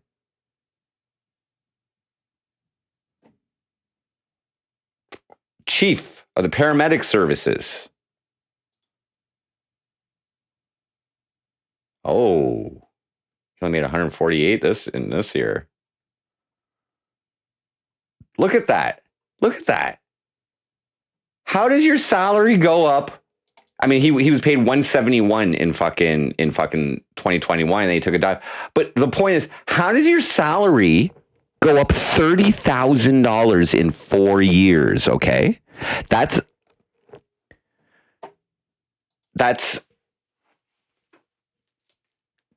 criminal. That's criminal, guys.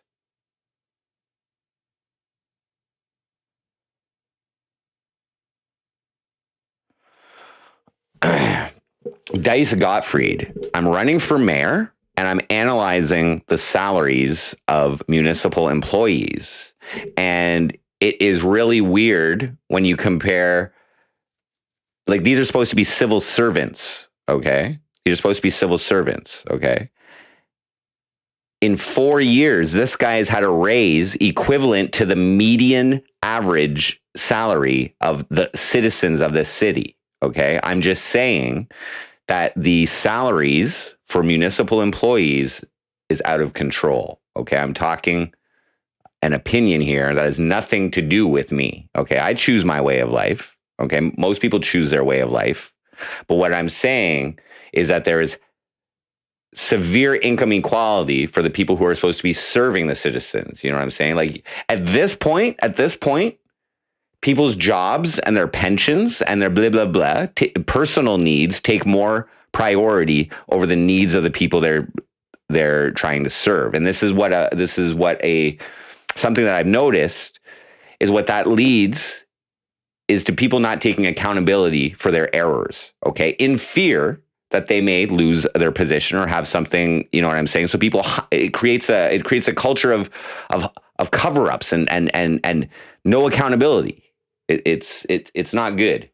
When it's that unequal, okay, it's not good. Well, Grizzling. Oh, we're just analyzing. You know what I mean?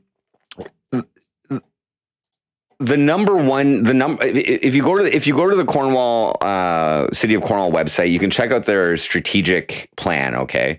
And the number one priority on there is growth of population. They're trying to get it over 50,000. They've been trying. They've never fucking done it. Okay? It's 48,000 right now. Okay? It's also my priority to grow because that's more taxpayers. Okay. There's, I don't know. Anyway, so we've got these motherfuckers. Here's another chief of paramedics. How much oh wait, no, same guy.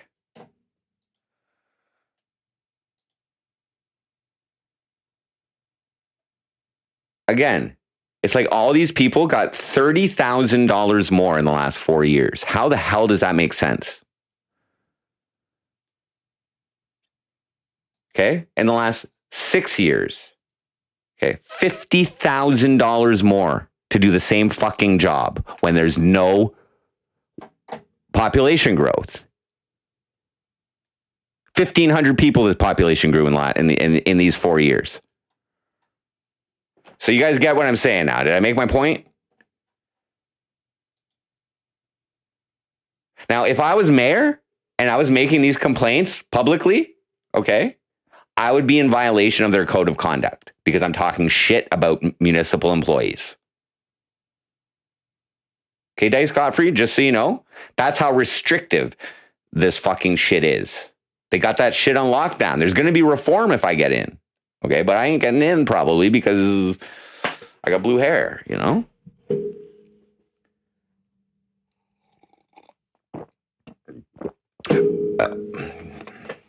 He's just better than me?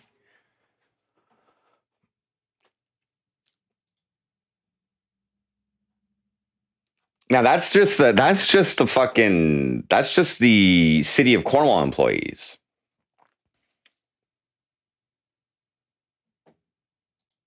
I'd love to figure out where those people live. And I probably could.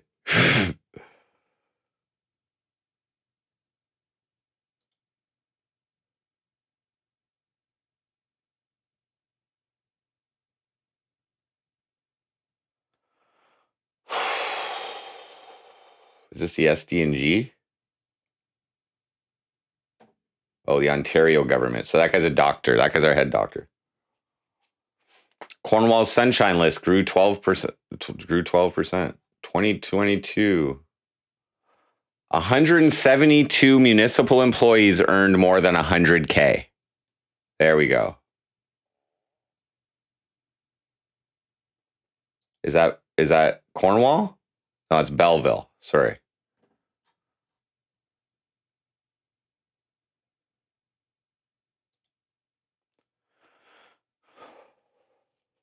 Grew by 12%. Okay, grew by 12. Like,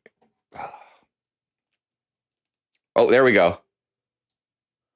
182 people employed by the city of Cornwall on the list compared to 162.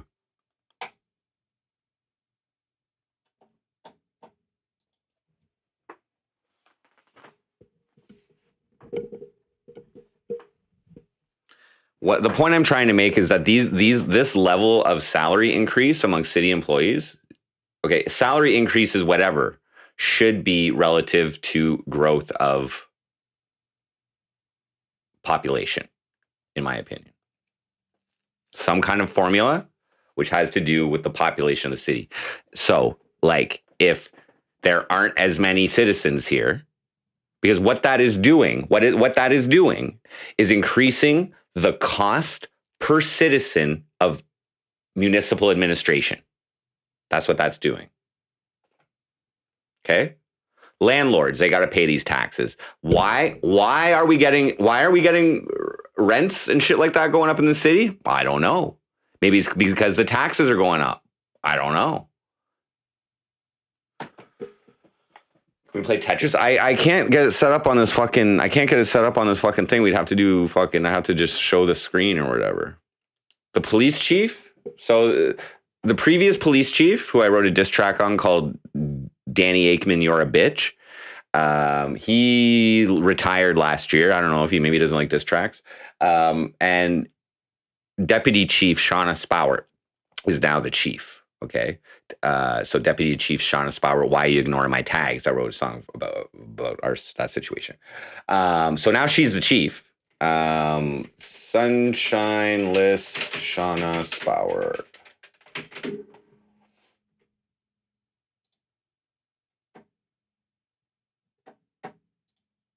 So here's oh, this is 2016. Whatever. 182K. I doubt she lives in Cornwall too. So that's another problem, right? That 182K now goes to, like, if she lives outside of Cornwall, I don't know that for a fact or anything, but I do know of many cops that live outside of Cornwall and get paid over $100,000. She wouldn't even be included. If these people don't live in Cornwall, then they wouldn't even be included in our fucking median salaries. They wouldn't be included in these amount of people that gross over $100,000 or whatever. You know what I'm saying? Like, when they do their census, they're in whatever municipality they live in or whatever.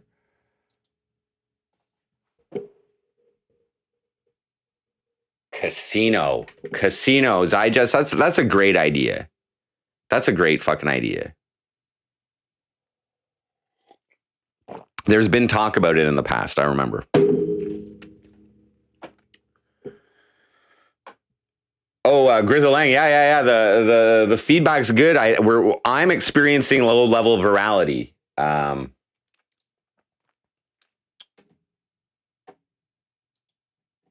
So for the songs that I put out, if I get 10 views an hour on something consistently, that's fucking good for me. So far, we're at 550 views on YouTube, which is pretty good for 2 days for me.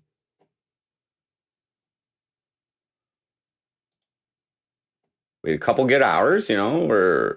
We got a record-setting hour like 2 hours ago, 24. Or since the initial, you know, like that's usually what happens is like I release a song, everybody checks it out at first, you know, I'm of the followers. Thank you guys for checking it out. Hope you enjoyed it.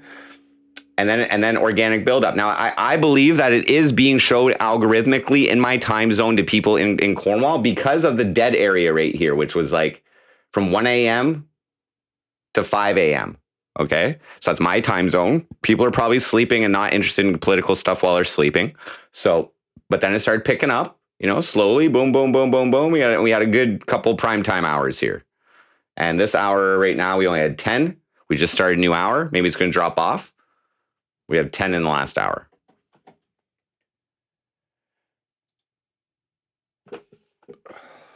Some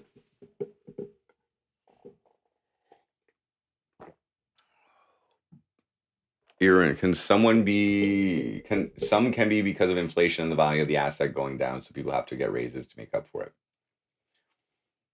I'm not opposed to raises and things like that. But come on now, bro. A 30% increase over 5 years? What corporation does that for the same job? Okay? That's like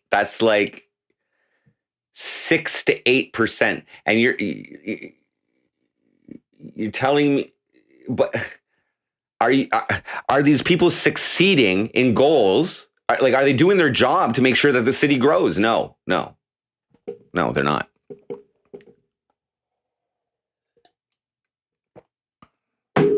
Rob Q, did I support churches staying open during COVID-19? I did what the government told me, except for getting vaccinated.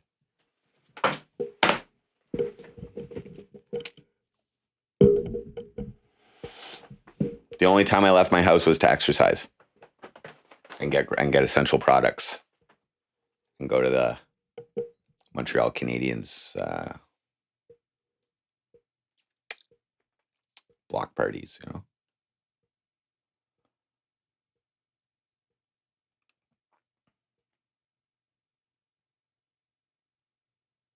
I didn't really involve myself in other people's business during COVID, to tell you the truth. I don't go to church, so I don't really have an opinion on it. I didn't have I was self-employed, so I didn't really support or not support the mandates because they didn't affect me. I was disappointed. Okay, one thing I was disappointed was that I wasn't allowed to take the train to travel or the bus without being vaccinated at some point. I didn't mind when I just had to wear a face mask, but when they actually locked shit down, I didn't like that.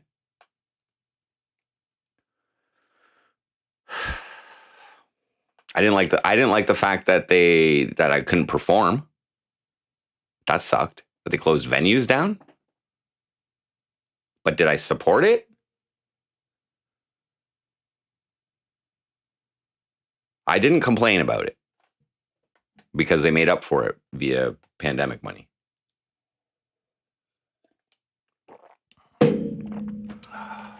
Time to smoke some shred. Okay.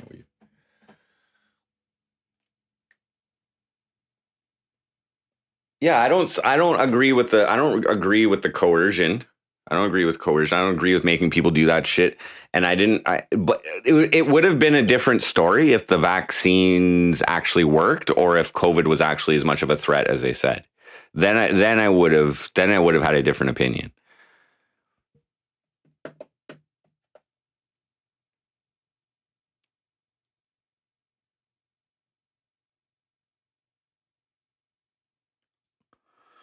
Please answer the questions. Should churches stay open during COVID-19? Like, are they not open?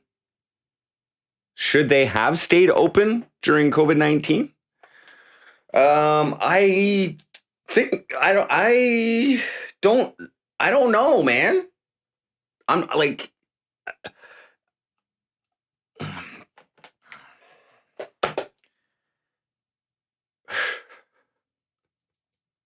I'm such a tyrant, okay? I didn't have a problem with the lockdowns, okay? If it was serious, if the virus, dude, you can't ask me to form an opinion on a bullshit fucking narrative. Like, you know what I'm saying? Like, I don't know what to believe. I don't know what to believe. Should churches stay open? I don't know. Maybe if like your area was ravaged by fucking a disease, and like maybe like, you know, if you went into it's like I'd have to measure each situation. Like you can't like it's like a localized thing. I can't provide a general answer for that. Like, you know what I'm saying? Like, if you went to church on this Sunday and 10% of your fucking and 10% of the fucking church doesn't show up the next Sunday because they're dead from COVID, then you might want to close the church if that's like the only time they congregate. Like, you could easily, you know, figure out that maybe people are dying from congregating at your church. Like, I think that any type of congregation is probably bad for a highly communicable disease that kills people. Was COVID actually that? I don't know. I don't go to church. It's hard for me to say, man.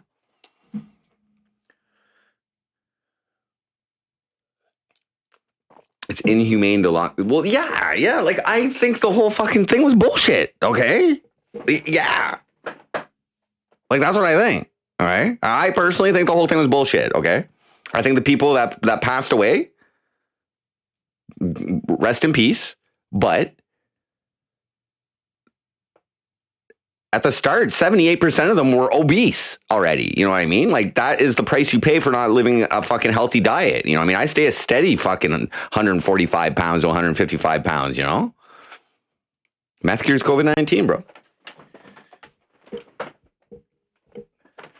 Would I keep the satanic... Okay, first off, if you're implying that I'm a Satanist or that I worship Satan or that I'm part of the satanic temple, I'm not. Okay?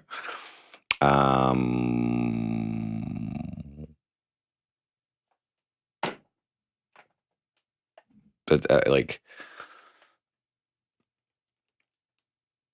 here's what I would have done if I was mayor of the city: is I would have ensured that there were municipal layoffs for the non-essential workers within the city to save money. Yassine, there's journal articles saying the lockdowns did more harm. Delayed cancer diagnoses. Bro, I don't believe anything. Almost.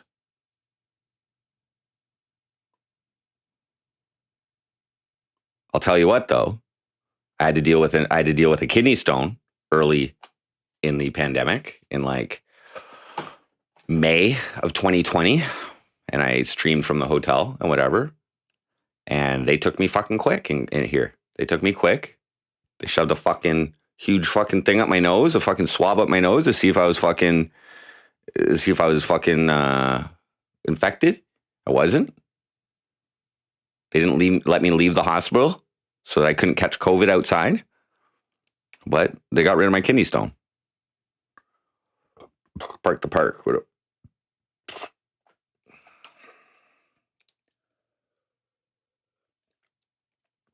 Yeah, and like, you know, they say like opioid deaths and shit shot up during the pandemic as well. Am I taking endorsement from the USA? You can say, you're allowed to say whatever you want. There's no financial There's no financial anything going on from anybody outside of Ontario. If you donate to MC Frosty, like it says right here, that's supporting the MC Frosty show, which is how I drive my personal profit. That's not a political endorsement. But if you lived in Ontario, I just got the bank account today. I'm just setting it up and all that shit. But if you live in Ontario, you can do an official political campaign contribution. I'll let you know. I'll send you a receipt, and you can't claim that though against your taxes. It's not a charitable for municipal elections. It's not a tax refundable donation.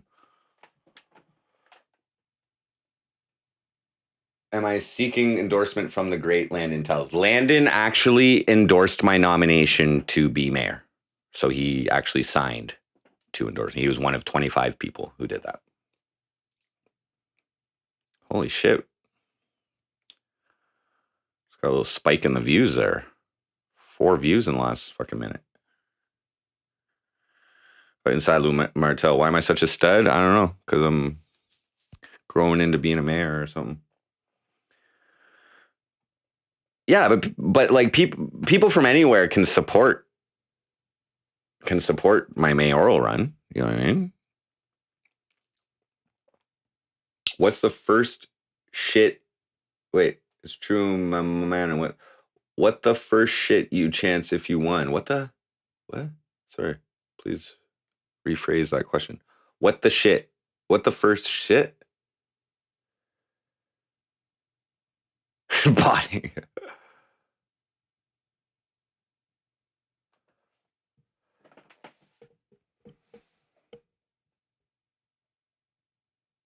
What's the first shit I would change if I won? The first thing I would do if I won, okay? Now I'll let you know this. I'm a slow roller, guys. Okay, I don't like making moves in environments that I am not familiar with or comfortable in, so that I can plan what could happen as a reaction to whatever I do. Okay, so if I become mayor, first off, I'm gonna chill the fuck out for the first 2 months, okay, and learn the position. Okay, I'm gonna play by all the rules, see what the fuck is up. Okay, learn how to swing that gavel and run a fucking city council meeting. Get familiar with all the fucking boards that I gotta be on. Get a feel for it. Look into things. Educate myself. Blah, blah, blah, blah, blah. Okay? And at the same time, develop an online presence. Create the open door, social media for people to contact me. Okay? Also, bank a few weeks or a couple months of that $55K a year salary, so that if and when I do get booted out of this mayoral position, if that were to happen, at least I'll have a little bit of a bankroll. Okay? Save that. Put that as emergency fund. Also, to save for retainer fees, okay? Because I got a feeling I'm going to have to go legal on these motherfuckers when I get in there. And the only reason I haven't, okay, is because the legal issues that I have aren't really covered by legal aid, okay, which I can get free legal aid if I want to. I don't believe they're really covered. Maybe they can point me in the right direction. I haven't fucking looked into that. But I would probably start doing a lot of freedom of information requests and start doing some digging.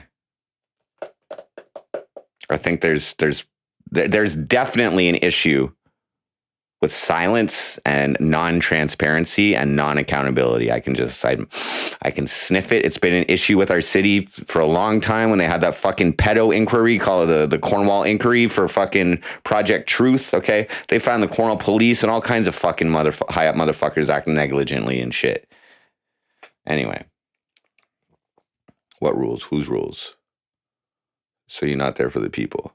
Oh, I'm there for the people. I am the people. We just checked our fucking demographics, bro. Like, I'm at the bottom of the fucking... I am like living on government money, like over half of our fucking city, pretty much. Like,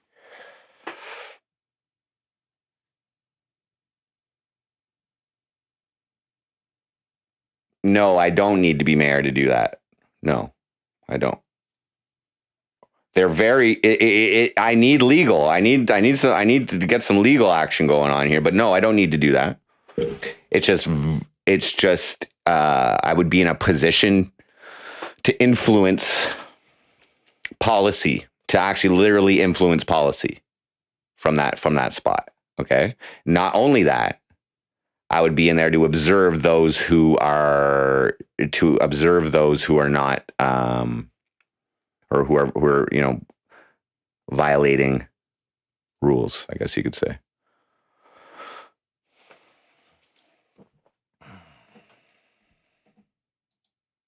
I've been trying, dude. Okay?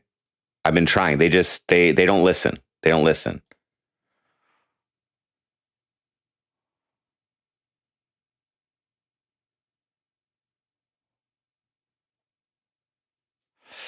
Mayor's like a dog walker. Well, yeah. The mayor, in terms of city council and decision making, is really more like a glorified council member. Okay, their vote is equally weighted as everyone else on the council. Okay, there's no executive power in Ontario for a mayor. I can't just like veto things or fucking push things through or whatever.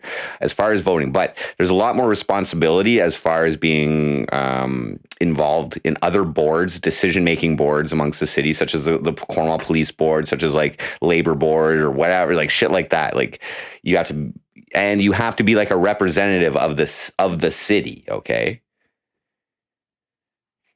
Do I fit the bill? We'll find out.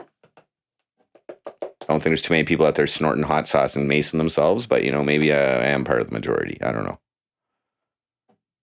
Would I put a statue of Lanatel's in town square to honor Lanatel's fishing? Probably not. That might be viewed as a conflict of interest. Don't let the fame and 55K a year go to my head. Well, here's my idea. Here's my plan, okay? Here's my plan. If I get a boost of income such as that, okay, I will likely try and rent this whole house. And we'll keep Ice Smoke a lot. He'll rent from me, okay? And I will definitely make the attempt to get my daughter halftime again. But when she's not here, we'll set up like a mayoral streamer house for when I'm not at work. Okay, so I come home and then, like, you know what I mean? We can like live the lifestyle of a mayor on stream. I think that would be interesting.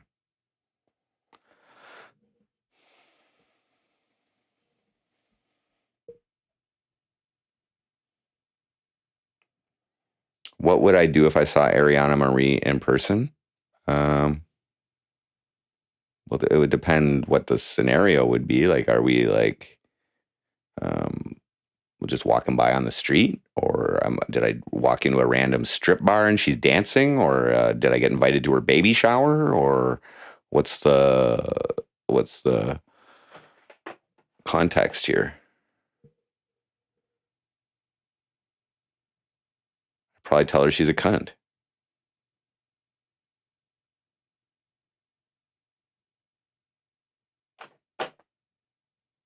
Just randomly, I would probably say, look at this cunt, or look at this scamming cunt right here. That's probably what I would say. Look at this piece of shit.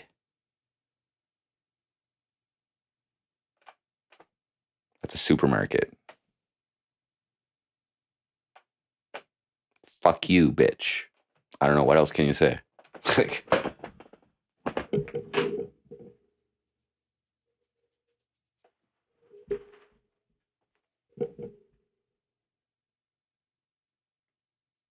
When I get in, will I resign from IP2?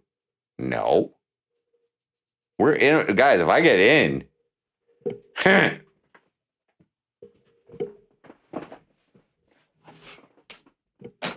I'd recommend streamers to move to Cornwall. Like streamer city, baby.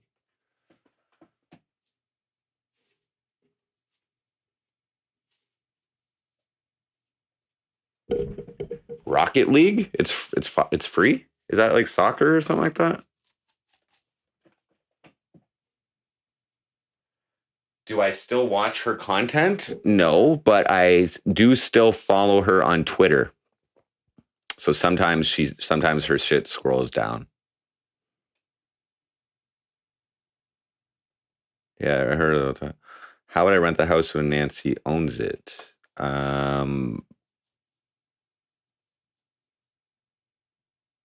Don't worry about that.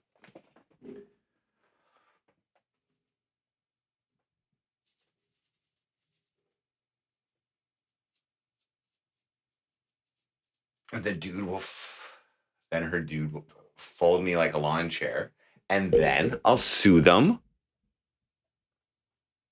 charge them and sue them, charge him and sue him. I'm a top tier snitch, bro. Fold me. You can't beat people up because they say something to you. That's illegal.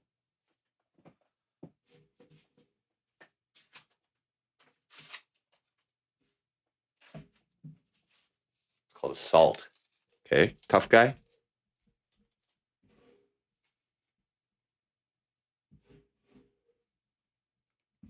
But that would never happen. Illegally sublet. What do you mean illegally sublet? What are you fucking talking about?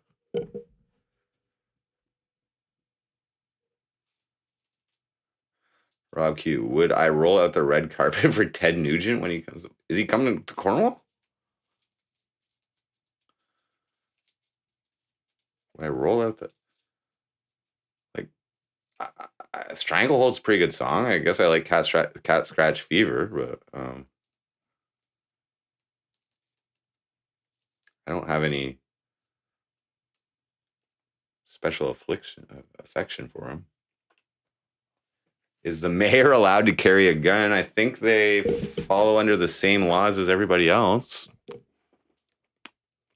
I know it's easier to get a gun if you're actually threatened. Oh, there was like, just so you guys know, in Quebec, there's like, because there's also some like political elections going on in Quebec, provincial elections going on in Quebec or something like that. But the police just charged 20 people, arrested 20 people for making threats to political candidates in Quebec. I guess like some political candidates are getting like stalked, like fucking gang stalked, and like people showing up at their houses and like people fucking in their backyards and like pulling up next to them and fucking boo boo, you know, like pointing like their fingers at them and shit.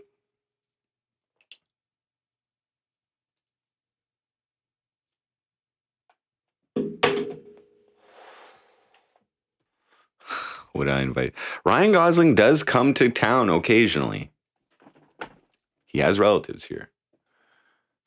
You know? He has friends here. I know somebody who I believe lives next to his uncle, and occasionally him and Eva stop by with the kids, you know?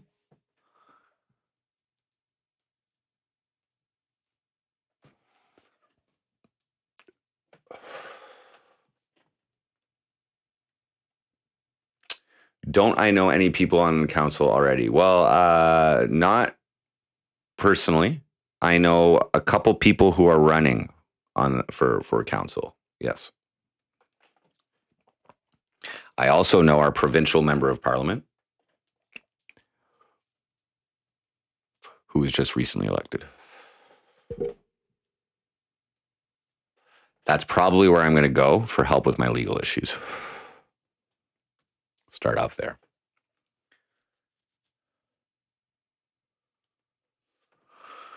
What's my number one song? My number one song is I Like Meth. I think it's been the music videos and all the audio streams of it is somewhere around 50,000.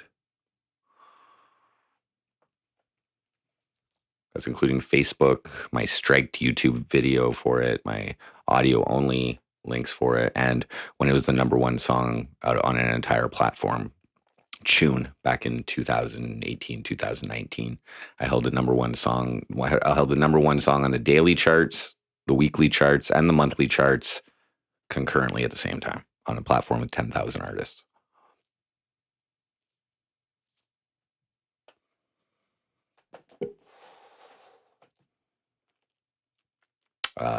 This year, however, this year my number one song is Ariana Marie "Scam Me." It's the only song I made this year.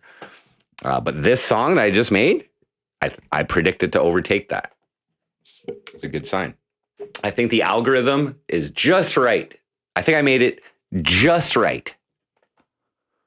It's so weird as a political video, as a political campaign video. It's so weird. It's so like, what the fuck? It's shocking a little bit to normies. I guarantee you that. Like, what the hell is that guy? Did he just snort hot sauce? Is he in his Speedo? Is he growing weed in his backyard? What the hell kind of mayor? How the hell is he making so much money snorting fucking hot sauce? Taking mace to the face? What? $2,000 this guy made? Holy shit. Maybe he's not crazy.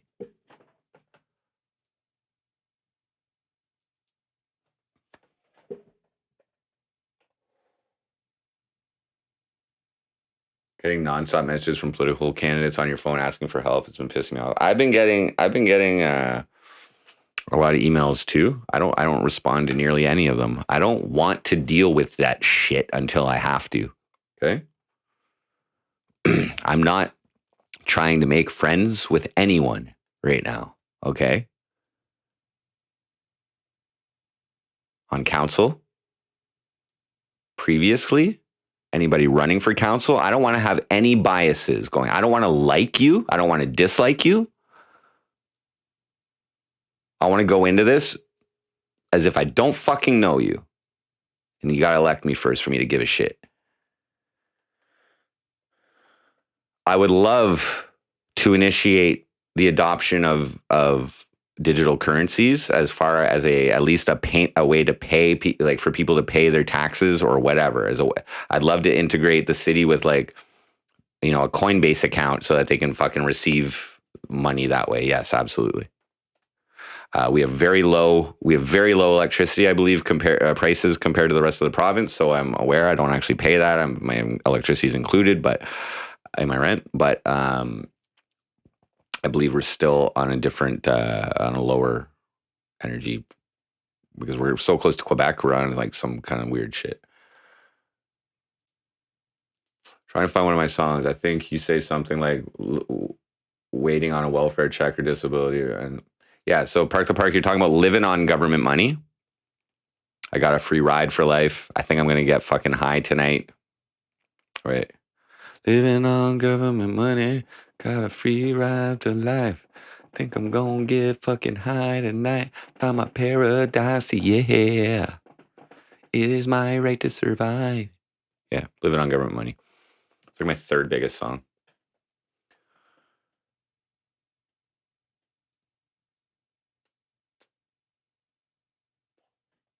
The deep state is shaking in their boots, scared. I don't think so, inside Louis Martel. I don't think so. Because like 10 years ago, I applied for the military. I'm sure you know this story, but I applied for the military, okay? And I was extremely honest on there, shockingly honest, actually.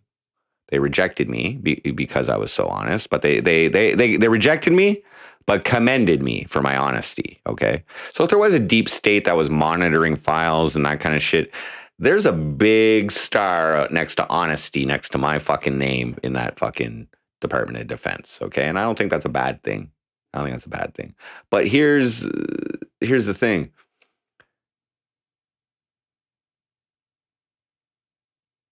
I told the universe that I want this, okay? And I am making actions towards this. And magically, right?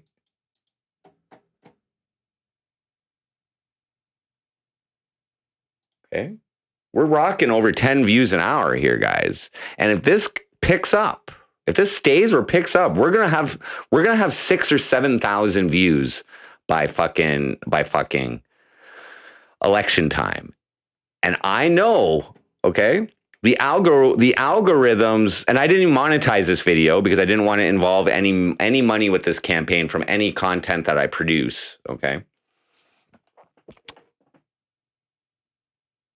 But I believe that's going to fucking grow.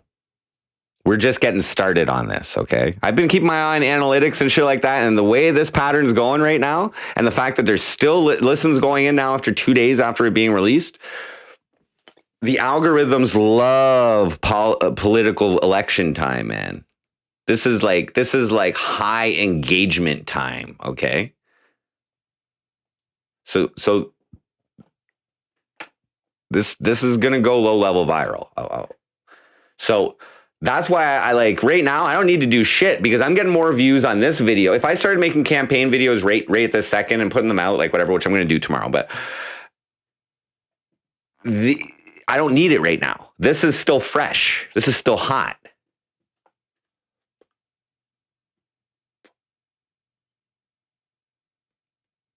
Now, do I actually think me shaking my Speedo is going to get me voted in? No. But it's getting me noticed, okay? Like I was saying earlier, all I need to do is get in your fucking head at the lowest level possible without making me look too bad. It is relative to the environment, you know what I mean? And then you just got to work your way up. But if you come in like this, okay, in a political or in any type of fucking competition, okay, and you fuck up, okay, then that brings you down here. And it's a lot harder to move yourself back up, okay, because everybody has this memory of you being bad, okay, but of you being good and then bad, and that tarnishes you, okay. But if you come in down here, okay, like it's growth. It's continuous improvement, guys. This is what I do. Okay. I come in low and I work my way up. That's just the way I work. I purposely come in low. It's the tortoise, guys, that wins it every time. Now, this particular race does have a time limit on it, okay? So maybe you need some turtle meth to fucking get this fucking tortoise to pass the line first a little bit, but I can't.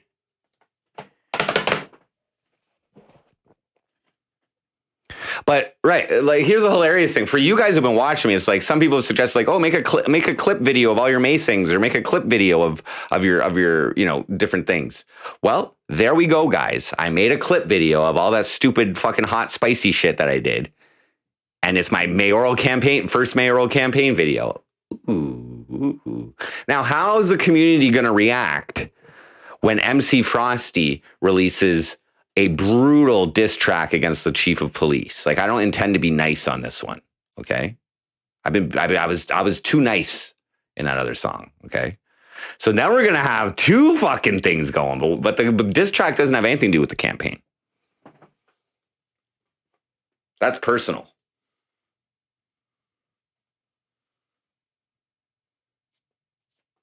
And then once we release that, then we can go and canvass at the Cornwall police station and try and see if some police officers might want to vote for me. Live streamed.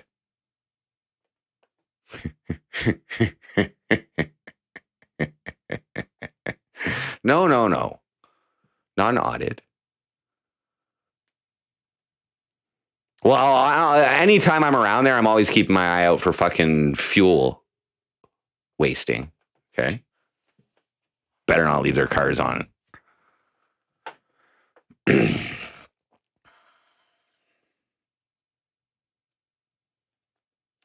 Grizzling, I'm really auditing the entire municipal election political scene here right now. That's basically what's going on.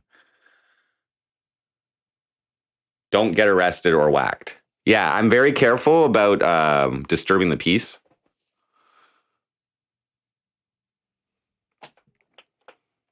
But as long, I'm pretty sure I'm allowed to canvass on public property anywhere, campaign. I'm allowed to canvass on some private property. For instance, I'm allowed to canvass in front of the doorways within a certain amount of space. So I can't obstruct the doorway, but I'm allowed of a multi-residence apartment building, I'm allowed to canvass at the doorways, and the landlords of that are not allowed to evict me from there because that would be like political preference or whatever. They can't make the choice for all of their tenants who's allowed to fucking campaign in front of their apartment building. That's in the Municipal Elections Act.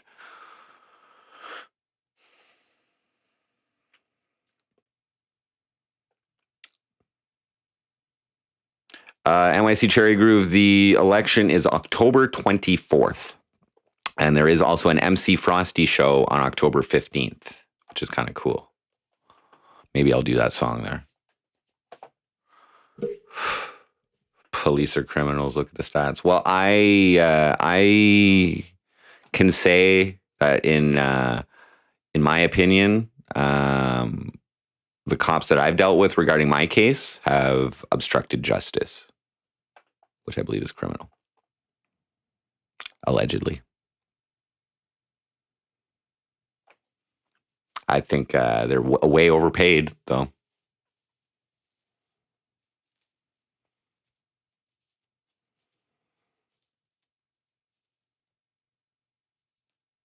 I need the police on. Yeah, I'm okay with good policing. Don't get me wrong, guys. I'm all for high quality policing.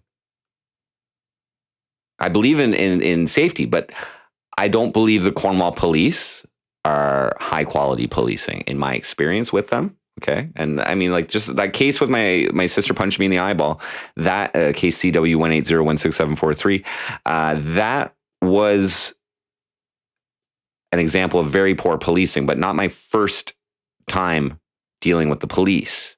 My previous experience with them, well, when I was charged for weed, I mean, I guess I had a couple altercations with them since, but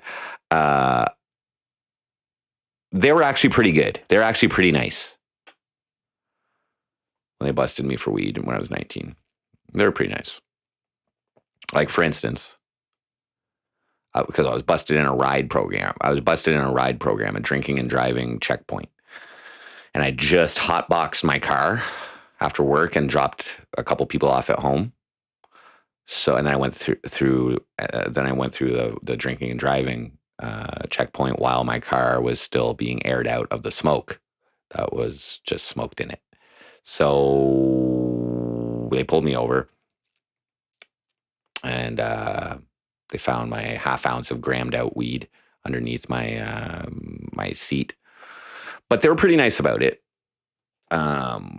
They didn't impound my car. That was nice of them. They didn't charge me with driving under any type of influence, which was nice of them as well. I was super stoned. So when they arrested me and put me in the back of the cop car, the cop was blaring "Highway to Hell," AC/DC. That was pretty cool. So I got a little bit of a rock out before I fucking got interrogated, and I was blasted. That was fun. They didn't pressure me to rat anybody out. They asked me to rat someone out, but they didn't pressure me. When I told them that the reason I was selling weed, because that's why it was grammed out, it was actually 16.5 grams grammed out. And in the newspaper, they wrote high quality marijuana. They never say that in the police blotter when somebody fucking gets busted for weed. In my article, in my police blotter, they put high quality cannabis or high quality marijuana. Okay, they basically advertised me. Anyway, they also the cop, when I said the reason that I was selling was to support my weed addiction of 2 to 3 grams per day at the time when I was 19. They promptly gave me the correct support by giving me the number two addiction services, which looked really good. That I went and got help for my addiction before my court date, self-imposed addiction help for marijuana before my court date. That looked really good. So I was able, since it was my first offense, all that help that the cops gave me was I was able to plead guilty to just straight up possession instead of trafficking, and that really helped.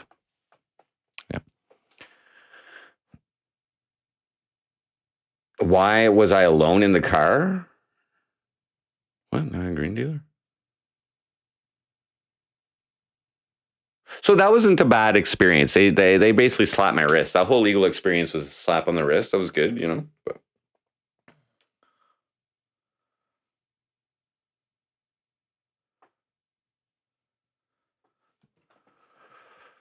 congrats on getting away with it. Well, I didn't quite get away with it. Okay.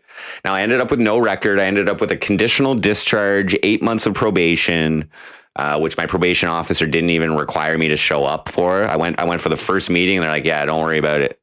If we need you, we'll call. Just keep the peace. Don't do drugs, and don't be around anybody with a record." That was my only 3 conditions. So that was easy, and I got a conditional discharge, so it automatically came off my record 3 years later. But I didn't quite get away with it because I got banned from the U.S. when I tried to cross into the U.S., and I admitted my whole story to them, and I was like, I don't have a record, so I will just tell them what happened. But since I pleaded guilty to possession, which they never even would have been able to verify because I didn't have a record, okay? I literally snitched on myself when I crossed the border. I'm just that honest, and I didn't think they'd have, like, you know what I mean? I'm like, I did possess marijuana 3 years ago, and I admitted to it, but I don't have a record for it. It didn't matter to them because I admitted to it, and it was a fucking still illegal at the time. That was like it's always been federally illegal, but that's why I got banned. And it probably didn't help that I just smoked a joint before I fucking went to cross the border that day. So they probably smelt it off me. The joint that I smoked that day was with 2 of my friends. We were going to the casino that day. Because I was like, we better search my car just in case there's some weed in here that like, you know what I mean, that somebody fucking left in here or whatever. You know, maybe there's some crumbs on the floor or something. We better just search our car. So we did. And in the console in the middle, at the very bottom at the back, there was like a fucking roach or a joint that fat, like that big and like pretty fat. So me and my boys, we smoked it, and then we went to cross the border, and unfortunately they started asking questions, and I was honest. Do I support bars being open 24 hours? I support like in big cities, yeah. If your population can support it, absolutely.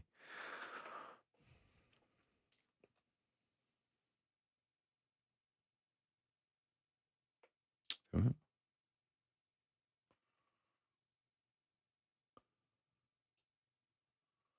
Yeah.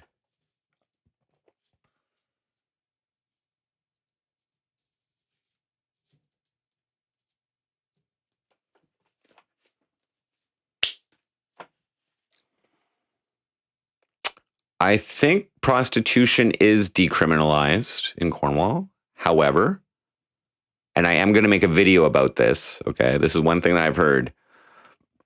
A while ago, the city has not, I don't know why exactly, but we do not have any active adult establishment permits in our city. There's no strip clubs in my city, okay? We've been dry of pussy and titties for a few years now. So I would like to bring adult entertainment back to Cornwall. At least try.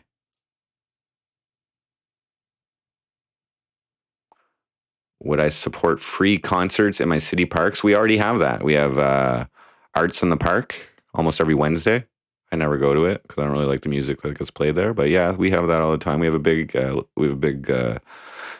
amphitheater type thing called what is it? The Band Shell at our Lamoureux Park. Last show I went to there was free, Cornwall Chaos Metal Festival, and we also do events on Canada Day, Ribfest, all free concerts. Hood chicks. Well, I wouldn't be able to run the fucking things. But I think historically Cornwall imported their hose from Montreal.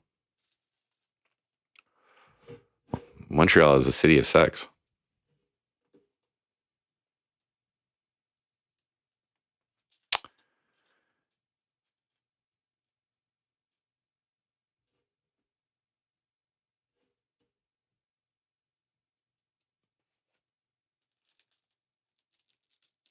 Butter pecan, yeah.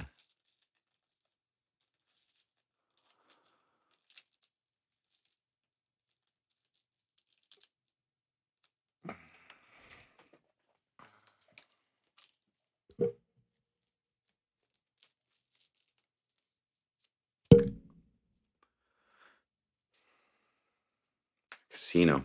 Casino's great. There's already a casino in Montreal. There's a casino, I think, in Belleville.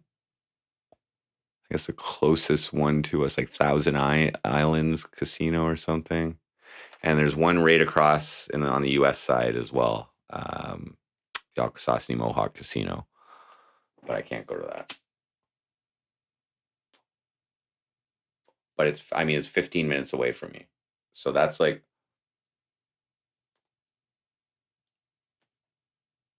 if a casino started up here, there would be competition probably between the two. But I would love to see Cornwall turn into a tourist type city. You know what I'm saying? Like, I would love that, to expand entertainment options, cultural type shit. Bring the cannabis tourism here. Like, this is like Canada's own little fucking Amsterdam. You know what I mean? If this is the only city that's willing to change their bylaws to allow for people to smoke a joint inside socially with other people instead of having to fucking, like, essentially the way it is now is you're not even allowed to smoke weed in a park in my city. So essentially what you have to do now is either go to the weed store and smoke your fucking joints on the sidewalk while you walk home, essentially, or you fucking invite your friends over to smoke at your house, basically. That's really the only social activities you can do with smoking.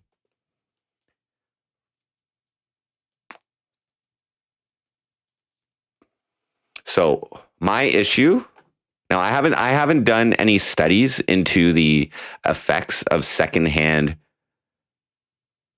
cannabis smoke. Okay. So I don't know if it causes cancer or whatever. Does it? Okay. But I believe there should be.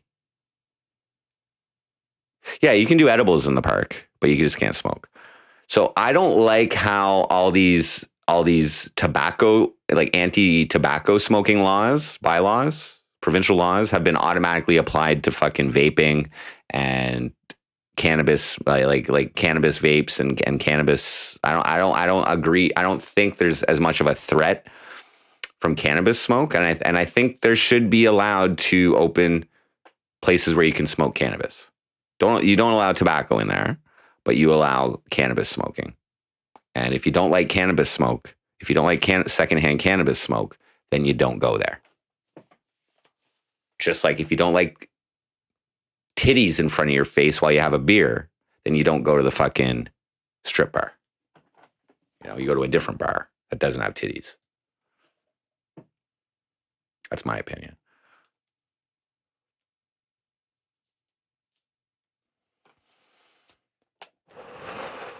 Yes, cannabis cafes, exactly. And the thing is that is a new industry, okay?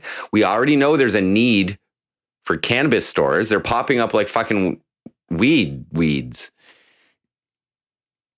There's like 8 of them at least in my fucking city. Probably more. Let's check them out.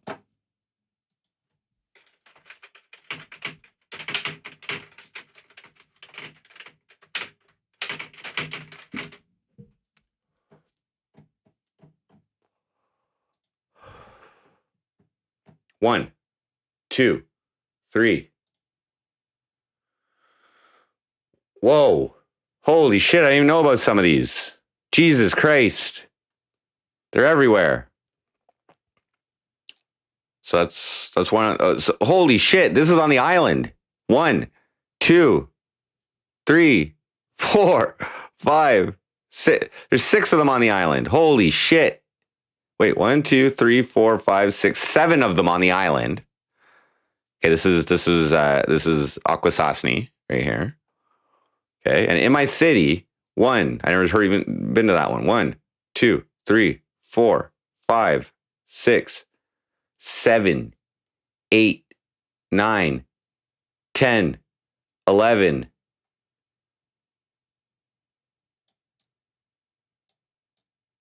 12 weed stores.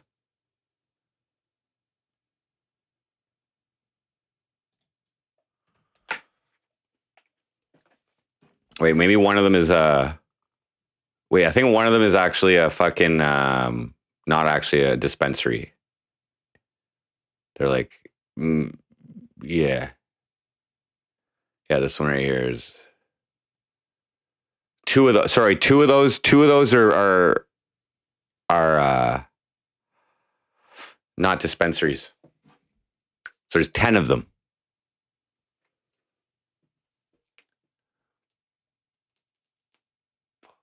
Yeah. What if he was slower? Yeah, strip clubs you can smoke weed in. Exactly. That's amazing, right? That would be amazing. Or a movie theater that you can smoke weed in. Like, you want people to go back to the fucking movie theater? Let them smoke weed in there. Seriously. Like, that's fun. I would do that. I like going to the movies. I haven't gone in such a long time. But if I could sit there and smoke a blunt, they allow liquor sales there. They allow beer sales there. Like, are you fucking... I don't care if you got to set up individual fucking chambers that like suck the air out this way, you know what I mean? But have smoking chambers in your fucking smoking areas in your fucking movie theater. That would be so fucking cool, man. You know what I'm saying? But all that kind of shit requires bylaw changes. That's it. It's a bylaw change. But what will happen is if you make this type of industry, you'll get people from Montreal coming here. You'll get people from Ottawa. Both these areas are an hour away. You'll get people coming down here to do some fun pot shit, stay the night in a hotel and increase the increase, you know what I mean? But it's a new industry that nobody else is doing because of all these fucking, maybe like some places are doing it illegal. Maybe in Vancouver and stuff, I don't know, do they have pot cafes in Vancouver? I don't fucking know. I have to look into that.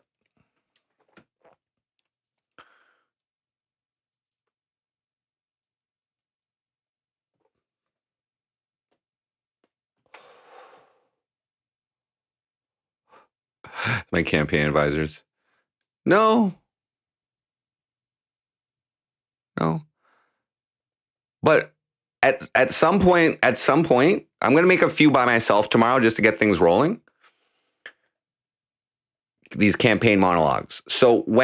But what I will do is when we have these types of ideas, I'm gonna like immediately make a campaign video. I just got to set up my room so that I can like just sit down and fucking film it, and it's like easy. So all my fucking videos are like consistent lighting and all that kind of shit. But I got to set that all up tomorrow. There's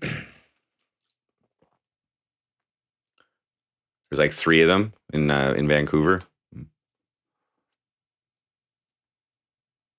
But that's what I'm saying. Now Cornwall actually had they had a council vote on whether pot dispensaries were going to be allowed in Cornwall. Let's see how the previous council voted on that and who voted against it. Let's just see. Cornwall City Council cannabis dispensary vote.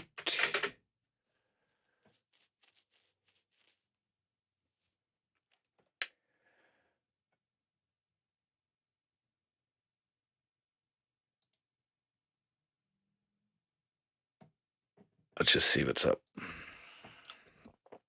Plenty of input, but few details during pot legalization roundtable in Cornwall. Cornwall Community Police. So look at this guy. Who's this guy? Cornwall Community Police Service Staff Sergeant Chad Maxwell. He was a staff sergeant when I talked to him in 2019, a month before he got promoted to inspector. Left. Oh, yeah, where's your picture, bro? Oh, anyway. MPP Jim McDonald, Superintendent, the school board, Superintendent Tim Bills, and Mayor Leslie O'Shaughnessy, that's a dude, by the way, were among the more than 20 people who participated in the roundtable discussion about marijuana legalization on Thursday in 2018. Organized a closed-door meeting. That's bullshit, okay? Public people having a closed-door meeting. That pisses me the fuck off. That pisses me the fuck off. Why is it closed, bitch? With representatives from about a dozen organizations on Thursday to continue discussing how marijuana legalization will work now that the progressive conservative government decided to scrap the plan created by the liberals. Blah, blah, blah, blah, blah, blah, blah, blah, blah, blah, blah, blah, blah.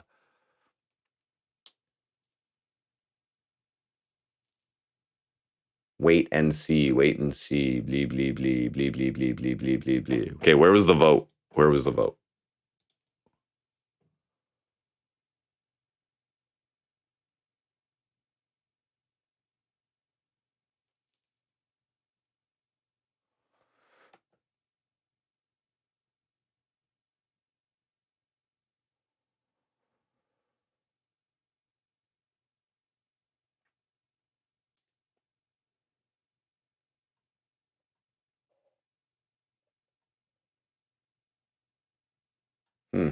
Interesting.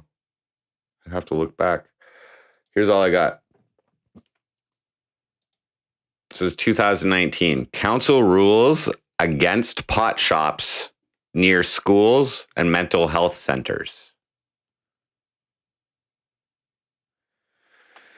In a narrow vote of 6-5, council passed a policy to allow pot shops in Cornwall, except in areas. So, what? 6-5. Okay, wait, this is what okay. In a narrow vote of 6-5, so that's the mayor and 10 councillors, council passed a policy to allow legal pot shops in Cornwall, except in areas within 150 meters of a school or a mental health center. The original recommendation to council from city administration was that marijuana vendors not be allowed within 150 meters of schools, mental health centers, child care centers, libraries, youth facilities, and hospitals. Administration consulted the downtown business improvement area, who stated that they felt the policy was too restrictive. I presented that opinion to our committee, and the committee continued to feel this policy was correct for Cornwall, said City of Cornwall General Manager of Planning, Development, and Recreation, Mark Boileau, $172K a year, by the way. If we look at the map today, and if you look at the concentric circles from those buffers, it does restrict the ability for a vendor in the downtown considerably. I think it is best to be conservative for now. Councillor Eric Bergeron, he's a good one, kind of, concurred with the DBIA. I think we're treating cannabis different than alcohol. I don't support this, said councillor. I would support a motion with schools as being the only restriction. Councillor Carolyn Heber put forward an amendment to the motion to include mental health centers. Boileau said that the exclusionary zone for pot shops around schools is a provincial mandate that the municipality cannot change. He also pointed out that the closest school to the downtown is Central Public, which is roughly 150 meters from the vacant lot downtown on the corner of Pitt Street and 2nd Street. So there is a pot vendor within that area. Bernard Clement felt that council should have gotten involved in the development of the policy earlier. Nice input. We should have done this earlier, guys. I see the council also wants to participate in the elaboration of this policy. I feel uncomfortable that there wasn't more council input in this elaboration of this policy. I take full responsibility for that. I should have seen this coming. Clement ultimately voted against the policy. What?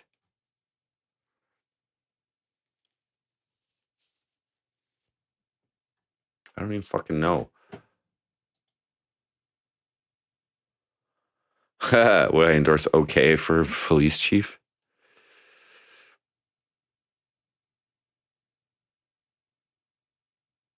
Tobacco is losing big money when pot is legal. Big Booze has his finger on everything.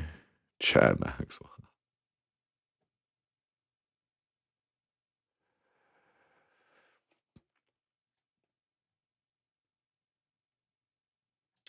But there was debate.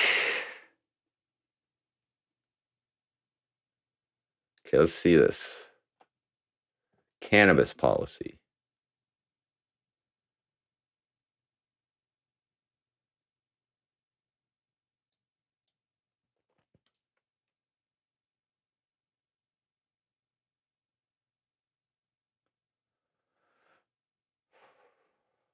Here's the whole fucking report.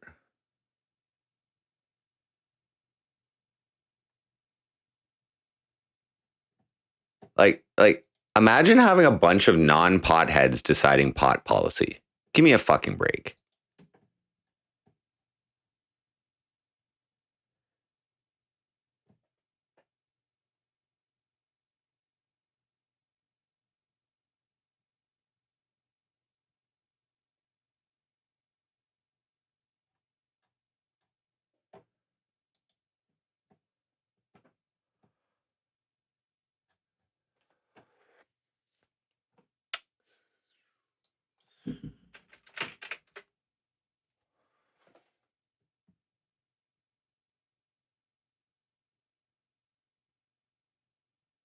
Oh, there we go. Oh, it's Kingston. Shit.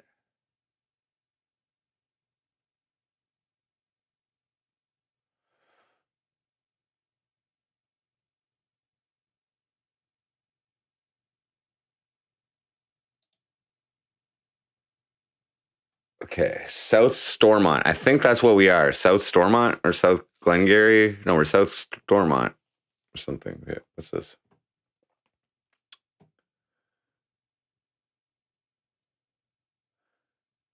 Decide to opt in. Okay, so I just want to see here what the fucking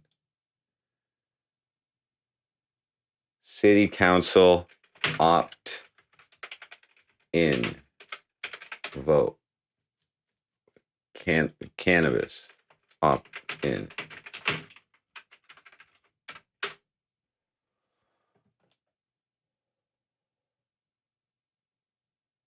There we go. Okay, here we go. Cornwall opts in on allowing marijuana shops. Cornwall City Council talks about allowing pot shops within city limits during a meeting on. I'm just trying to find out who voted against it. Okay. Oh, they voted unanimously to allow it. Good. That's all I wanted to fucking know.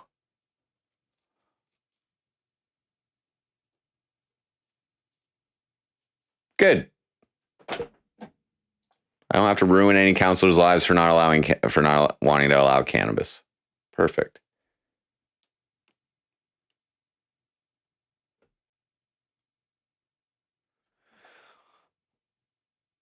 So there's only 25 licenses allowed in the city because our city is less than 50,000. So you can have up to 25 distributors.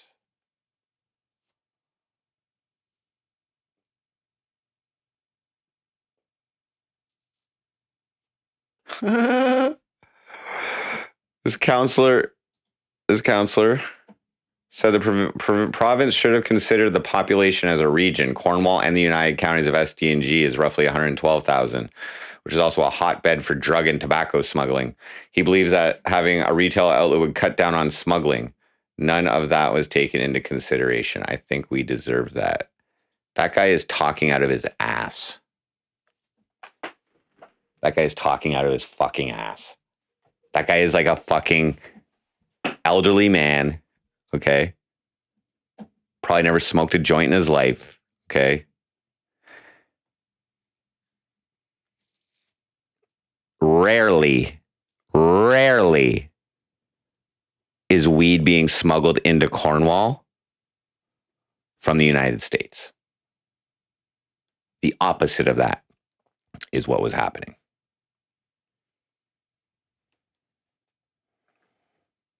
Frosty needs a joint right now. You voted against the pot shops. No, you didn't. Fake Glenn Grant. So funny. Nice.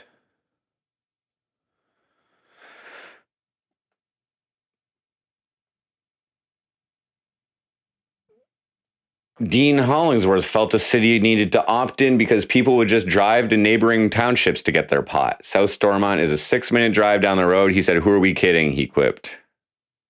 South Glengarry and South Dundas have also opted in.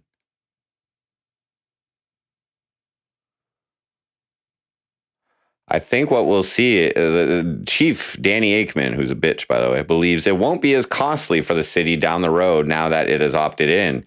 I think what we'll see is we'll be less likely to have to deal in the future with illegal locations because the process will eventually identify a legal location. Do you know how difficult it would be in a city to set up an illegal pot selling store front?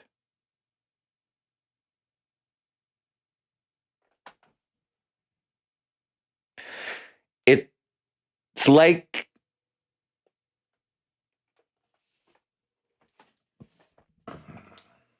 like imagine trying to fight crime when you've never been a criminal yourself. You know what I mean? You're just taking like wild guesses at how these people operate, at how criminals operate. Okay.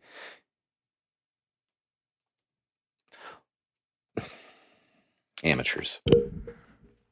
Yeah, lots of them in Vancouver because there's millions of people there. We have 50,000 people here, bro. One thing we used to have were illegal poker rooms. When online poker, and when there was that big rush of poker, like in the fucking early 2000s, maybe mid 2000s, there was illegal poker rooms. So you could go in there, and they got a dealer going. And they set up a fucking 10 person cash game, $1 to $2 blinds, whatever. And the house takes a cut, a rake of every hand. That's how they make their money. You sit there long enough, they'll serve you a fucking steak or whatever the fuck you want, free drinks, whatever the fuck you want, if you're playing there long enough. But they all got busted because people in the city don't keep their fucking mouth shut.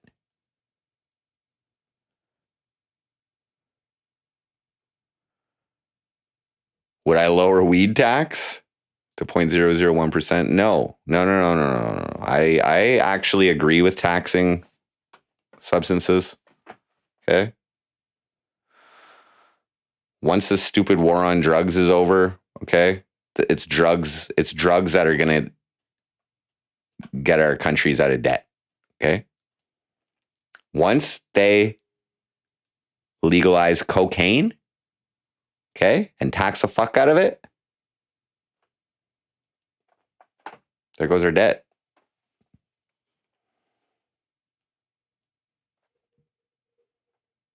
Now, then the cocaine dealers are going to push to illegalize meth because all the meth is way more efficient stimulant.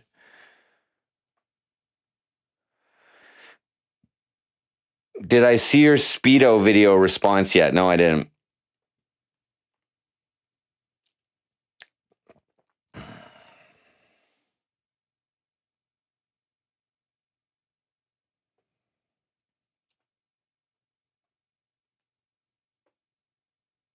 The old Glenster.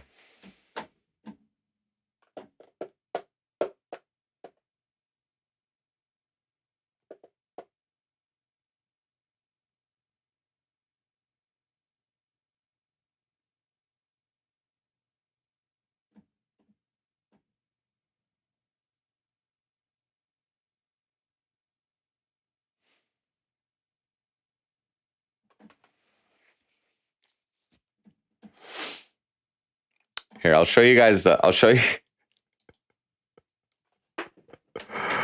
Oh, fuck.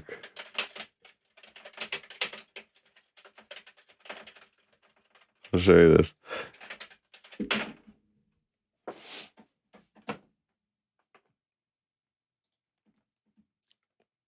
So our police service, just like 2 weeks ago, Cornwall Police Service just bought this.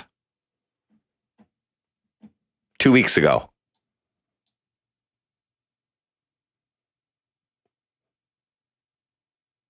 There hasn't been a shooting. Gringo, welcome. There hasn't been a shooting or a murder.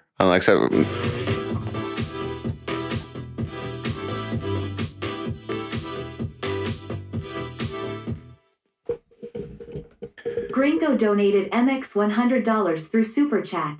What's latest on the campaign, bro? Thank you, Gringo. Very gracious, very generous, much appreciated.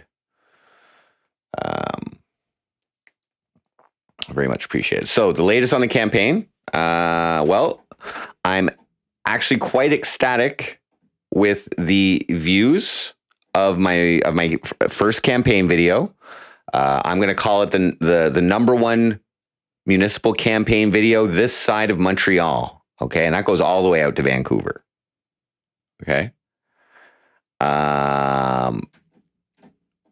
This might be the best municipal campaign video ever, if you ask me. I don't know, in Canada at least, if you ask me. So here's our stats. Okay, it's now been released. It's now been released for over 48 hours. Okay, so we're doing pretty good here. I think, like, in terms of low level virality for me, a consistent 10 views an hour every hour is fucking pretty good. So we're actually at 591 views. So we're almost at 600 views. This is pretty good for me. Okay. My best song for this year, my most listened to song for this year, I think is Ariana Marie Scammed Me. We just hit like 2,000 views on that. I made that in like February or something.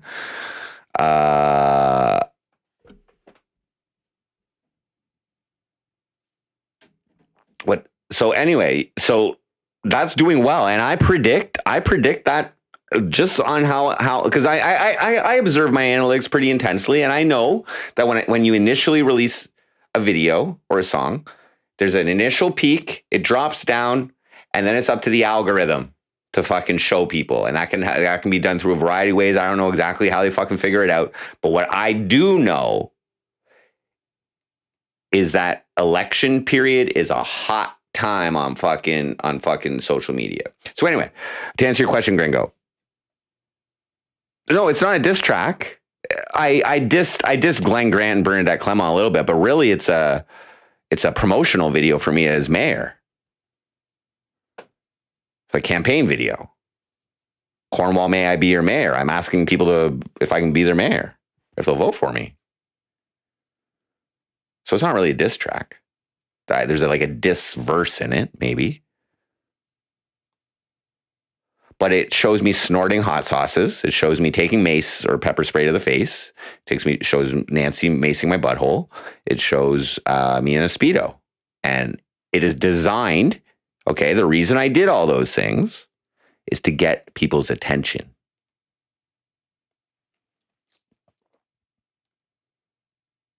So it's actually getting more views than because with the Ariana Marie video, I ran Facebook ads for that to get those views in her hometown and my hometown. Okay. That's how I got those views. I spent money to achieve a suitable click rate so that people would view that. Now since then, the algorithm does show me to Ariana Marie fans and all that, but she's not that big. Anyway, everybody's interested in politics, whether they want to or not, because, the algorithm's sneaky, right? You type elections into your Facebook app, and then somehow all that shit's still showing up on YouTube now or whatever. I don't know, cookies or whatever. Fuck, I don't know. But we're going in on the low level, and now we'll just work our way up for the rest of the fucking campaign. Yes, the TV interview came out last week. I still haven't seen it. I don't have that cable channel. I got, however, invited to the mayoral debates, which will be on October 3rd. They will be televised and they will be live streamed on the Your TV Cornwall YouTube page. So you guys will be able to watch that live stream. It's at a local event center. And I'm going to probably clean up a little bit there, you know, and get a little suit at the Salvation Army or something for that special event. And, you know, that's going to be a great analogy, I think, because they'll probably be wearing like, you know, like $300 to $600 suits. Okay. Our wardrobe should define our mayoral style. You know what I mean? So if I'll get the job done with a $5 suit and they need $300 to $600 suits to fucking make themselves look good. You know what I'm saying? So that's like that's just the difference in, you know, economic mindsets. I'm not going to show up looking like a bum. No, but I am going to be pure blue. I'll have to probably redo this whole thing. And the attitude I will have is out with the old, in with the new. I am the new. These are multi-term councilors who I'm running against. Glenn Grant was not an elected mayor. He was elected by council when the previous mayor left. He's a fake mayor. Okay, I will call him a fake mayor.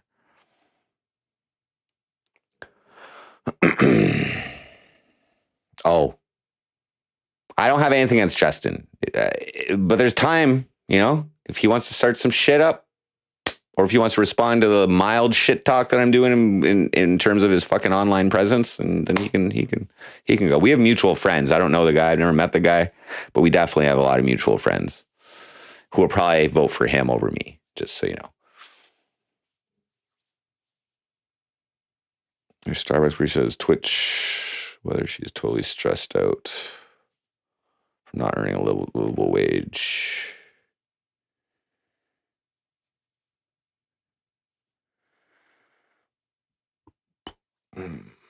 Will I use Jojo Strum's music in my campaign? I don't know. I'm kind of trying to do all original. There's a thing about campaign contributions, okay? Rob Q. Campaign contributions don't have to just be monetary, okay? If someone provides me with something of value, whether it be like goods or a service, okay, and they give it to me for free, if that has some kind of value associated with it, then that could be construed as a campaign contribution. So I likely would not accept that, strictly due to the fact that they don't live in Ontario, and I cannot accept campaign contributions from people who do not live in Ontario. And I'm perfectly comfortable creating my own fucking content for free.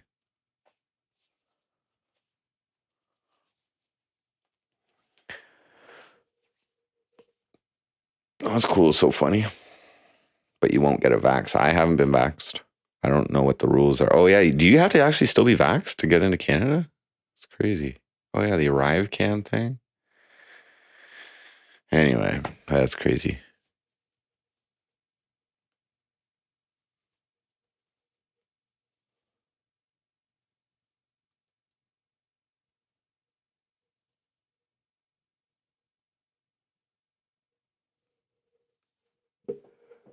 Ah. Trudeau. Yeah, by now give it up, you know what I mean?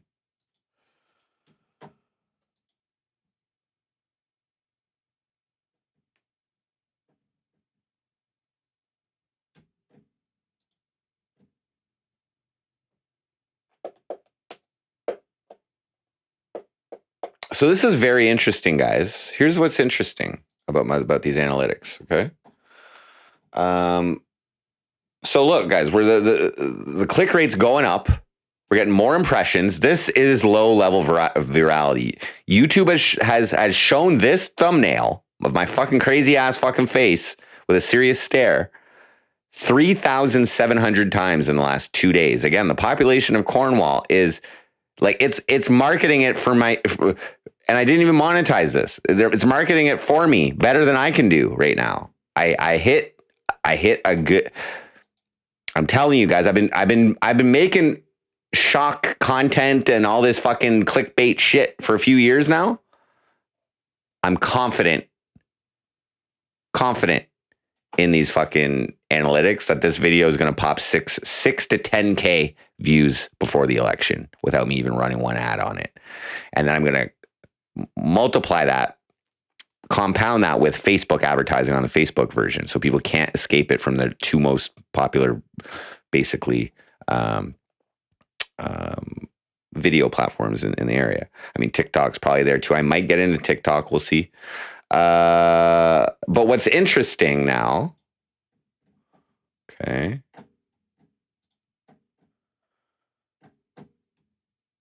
What's interesting is the external links to it, okay, is now the highest amount. Is 26% of my views in the last 48 hours. It's only 534. So we had,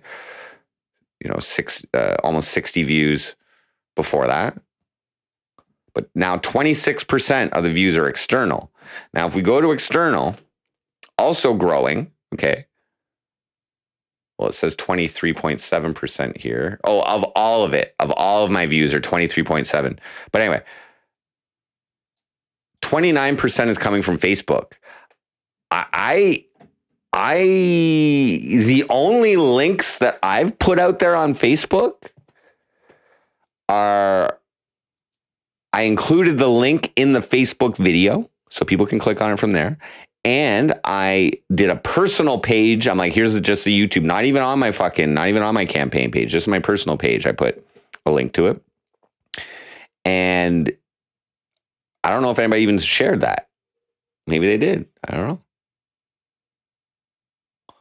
Einstein theory is he continue living with, put a Band-Aid on your arm. That's funny. Courtney Knight, what up? Thank you, Courtney, for sharing the video. Much appreciated. Courtney, I would check with the Border Patrol or something, or the Google or something. I don't know what the vax. It was that way. I know that for sure. But the WAP is saying that it's true, and I think it may be true that you may have to be vaxxed. They may have even updated the definition of vax to include a booster now or something. I don't fucking know. They were talking about it. In Mexico, it's worse. You still have to wear masks here and outside and indoors. Thank you, 905, Jason Revelation. Appreciate that. I'll give you a mod there, buddy.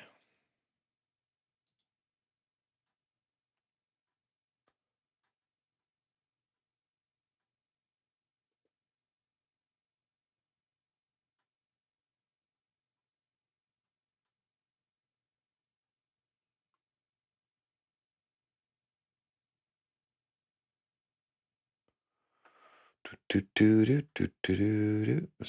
else too.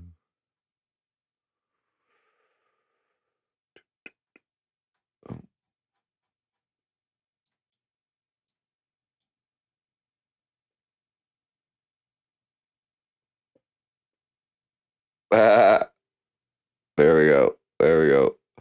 But yeah, no, the video is doing good. It's actually on pace to surpass Ariana Marie Scammed Me very quickly. Actually, probably I predict. I don't think the algo is going to fucking slow down on these analytics here, guys. We're just getting started. We're just getting fucking started on this fucking thing. 592 views. Okay, it's over 10 views an hour, 593.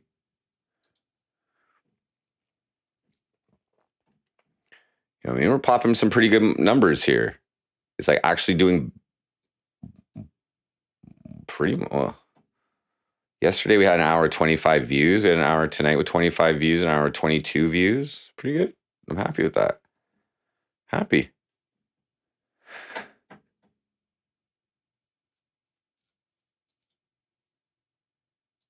If Gringo is still watching, yeah, Gringo. So other updates. So I got my bank account my official campaign bank account. I'm just all setting it up with stuff. I might only be able to receive like I had problems setting it up with PayPal earlier. I don't know if like the names that I put were matching or fucking whatever, but I don't know. Anyway, I only got to pay $2.50 a month for this campaign account, so it's fine. All I need it for is to put money in, and then so I have a separate account that monitors my actual campaign contributions, and so I can bill my Facebook ads to it. So I think I can do that with the debit card that they gave me.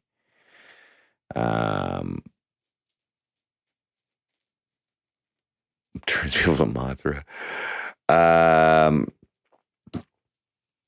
So I'm just watching this video. Like, I mean, you know what I mean? Like, if the analytics take a couple days to come in on like viewer demographics and things like that, but from what I can tell, it's probably people in my area mostly checking it out. It's primed for the algo, I believe. I think I put the right tags. I think I called it the right song, the right title. I got the clickbait me looking crazy fucking thumbnail in there.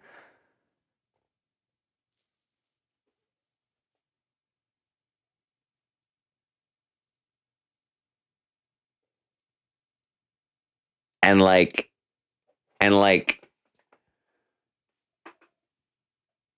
the beauty of that is that these other candidates, I don't foresee them coming up with anything comparable to that song and video.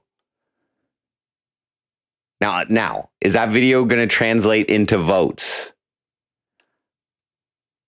I fucking hope some non-voters are going to be like, I have to vote for this guy. This guy is crazy. Yeah, we need him as mayor. I think I'm going to get some of those votes. I think I'm going to lose some votes because people are like, I don't want to vote for a guy with such a big dick. Okay? My husband won't let me vote for a guy with such a big dick. Sorry.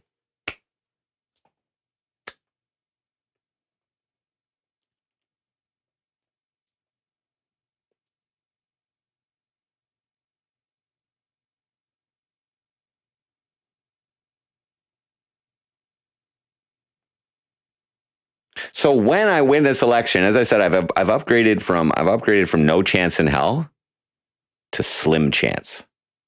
I believe at this current moment, I have a slim chance. Okay. Justin Towndale hasn't even released any content yet. I think he's my biggest threat, but Glenn Grant, we were just reviewing the census, okay, guys? It's 25% of our population, which is over the age of 65, okay? It's even more over the age of 60. And if I had to guess, that's Glenn Grant's fucking demographic right there, okay? Now, Justin got like 6,000 votes as counselor. He was the top counselor vote in the last election, okay? That's like half of the people who voted for him to be a counselor. But you were allowed to pick 10 people if you're voting for counselor. Okay? Just saying.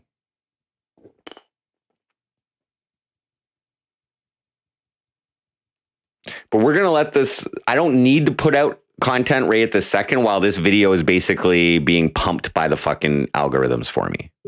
I don't need to run any ads right now. You know what I mean? That's beautiful. This video is doing very well for me right now. You know what I mean? I was only able to get this amount of views on the Ariana Marie Scammy video because I ran ads in my hometown and her hometown.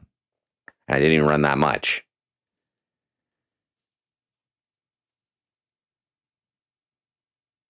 And this is so small, right? Like, oh my God, he's considering 500 views viral, blah, blah, blah, blah, blah. For my area of 50,000 people, okay? Now, I'm not saying all those views, I'm not saying all these, like, did I get an update on the demographics? Actually, I did a little bit.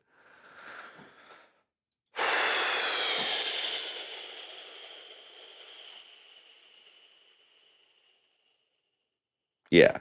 So it's 2 days behind on here, okay? I guess, whatever, but 298 unique viewers, okay?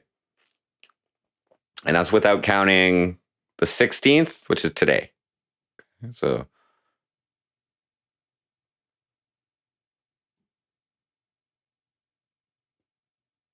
So 102 unique viewers on the first day, 207 unique viewers on the second day. That's the 15th. It's probably going up here to like 400 on this day or something, okay? Anyway, 43% of them are from Canada. Okay? I'm not saying they're all from my region, but what I hope is that people who live outside of Cornwall, who know people in Cornwall, are seeing this video. And like, did you fucking see this guy running for your mayor? I hope that is happening as well. Okay. The video is so 23.6, so a quarter of the views almost are coming from external, not from YouTube, okay? 30% from Facebook of those, okay? So it's like 6% of my total views for Facebook, but we're getting people sharing from Android messaging, we're getting people from Facebook Messenger sharing it, and we're getting people from Snapchat sharing it. So 5.2, 10%, 27% of this. So a quarter of that. So 6% of that is also people just sharing it to their friends privately. Yeah, the country breakdown. This doesn't count yesterday or today. This doesn't count yesterday or today, I don't think. Maybe a little bit of yesterday.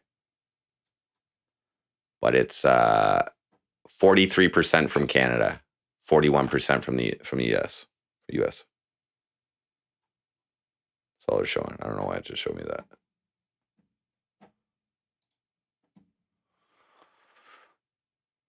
%44 not subscribed. I don't know why it says 100% male, 100% in this fucking thing. I don't know what's all about that. Some of these stats just aren't. Up to date. Okay, so we're reaching new audiences. It's good, guys. Trust me. This is good. Like I said, if it stays a stable 10 views per hour, which is actually doing more than that right now, it's 240 views per day. That's 1,000 views every fucking 4 days. Okay. And we've got 5 weeks until the election. Okay. So that's like 36 days, we'll say. I think it's 38 days. Okay. That's like 8,000 views. Okay. That's a lot for Cornwall. And that's without any other content. Now, again, I don't think people are going to vote for me based on that video because I'm coming in down here, okay? But now they might pay a little more attention to me. Just saying. Now, marketing starts with visibility and reach, guys. I didn't go to school for this shit. I've only been fucking building this, whatever this fucking thing is, for the last 4 years, and it hasn't stopped growing for the last 4 years. Okay, very slowly. I am the tortoise. Okay, but it keeps growing. This little fucking publicity stunt as running for mayor. Okay. Oh, by the way, I don't know if all you IP2 guys, I hope you didn't mind that I kept that in the top of the fucking entire fucking video. I hope you didn't mind that, by the way. Political mayoral candidate with that in their fucking... Who represents, guys? By the way, who the fuck represents? Uncle Chuckles, what up?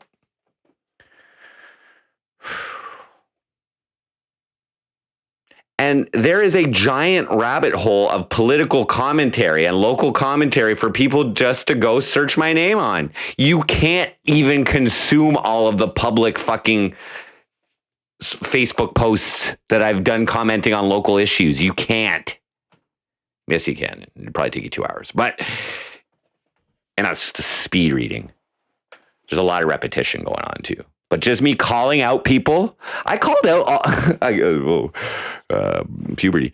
I called out all of the local news media outlets. Just in one of my fucking thing, I tagged them all, and I was like, I hope, I don't know. I used to say I was going to ruin people all the time. You know what I mean? It's really ambiguous what that means, but I'm pretty sure I got one where I tagged them all. I tagged our MP, MPP, every fucking news outlet in like a fucking 50 to 100 mile radius, national, whatever. Nobody gives a shit. Nobody gives a shit.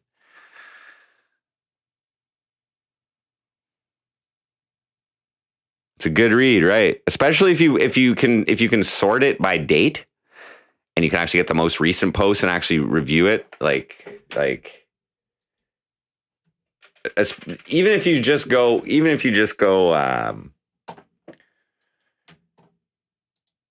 here, let's just wait. Let's just search hashtag CW 180-16743. Okay.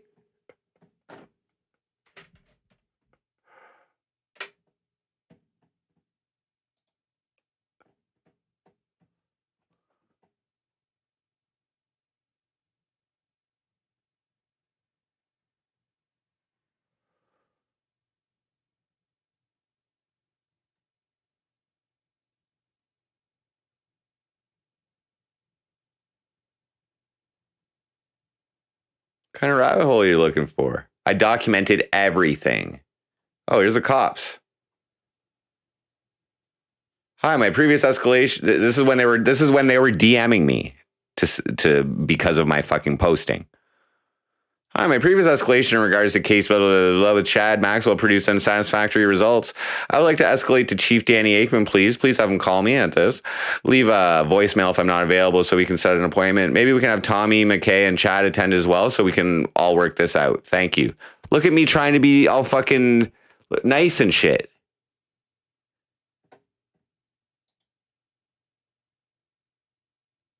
What case is that? There we go.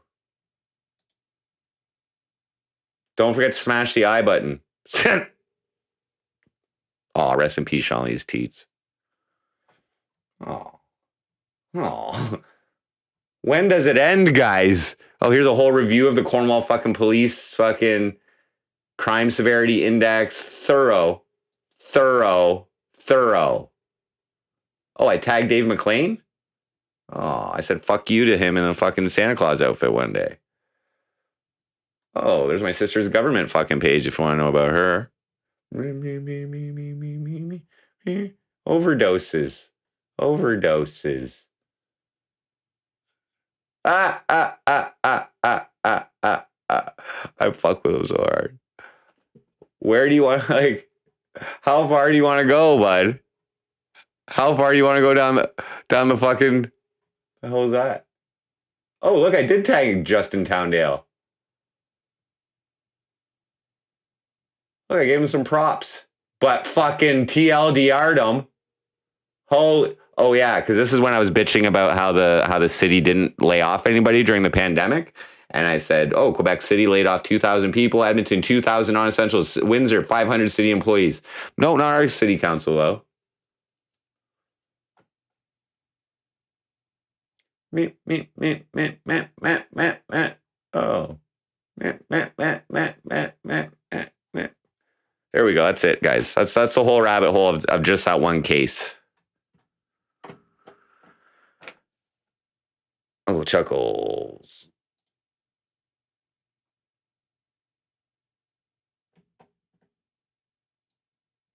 And the thing is I type pretty well. You know what I mean? My wording, there probably aren't too many fucking spelling mistakes. And they're probably, I mean, I make grammatical errors every once in a while, but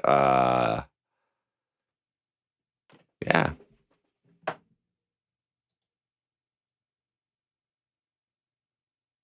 Yeah. All right.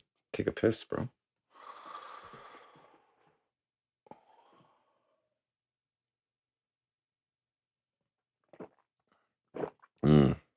I was respectful until I stopped being respectful.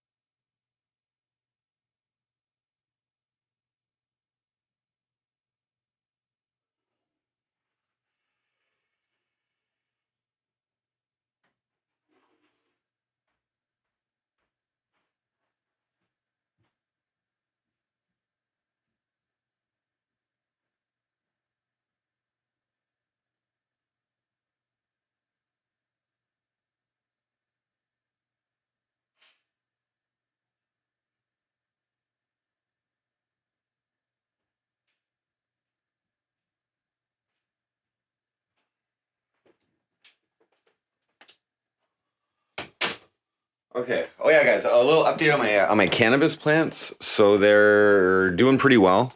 I planted them. I planted them the week before June. The hairs or the pistils or whatever, the hairs are starting to turn. Are starting to turn color from the white or the yellow to amber.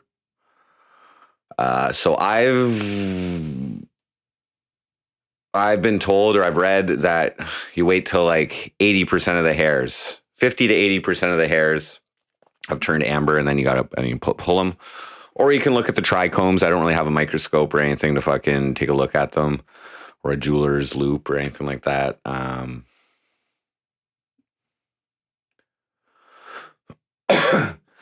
Milky white trichomes, right? But I can't. I mean, I don't know. Maybe my camera can take a good enough picture to check the trichomes out.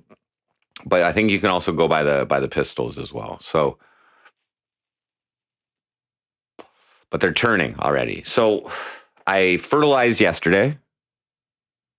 That's the last sheep shit fertilization, sheep manure fertilization that I'm going to do. Okay. The next, I also sprayed again, my second spraying for the powdery mildew. I found it helped the spray. There really wasn't as much on anywhere. So what I did today is I actually went around, just looked visually where there was powdery mildew, and I just gave a little spray on each little spot with the Safer's 3-in-1 garden spray, which is basically an organic antifungal fungicide or pesticide or whatever. Because there's powdery mildew. Yes, it depends how they look, right?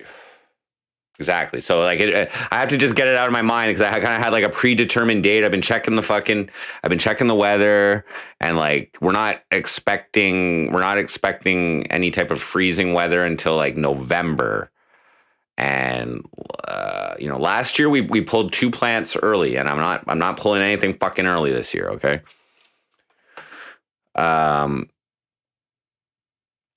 But I'm doing one more fertilization with this shit. Okay, I'm gonna do one blast of this. I don't even know if it's gonna help. Okay. It's got all the it's hard to read this shit down there. But it's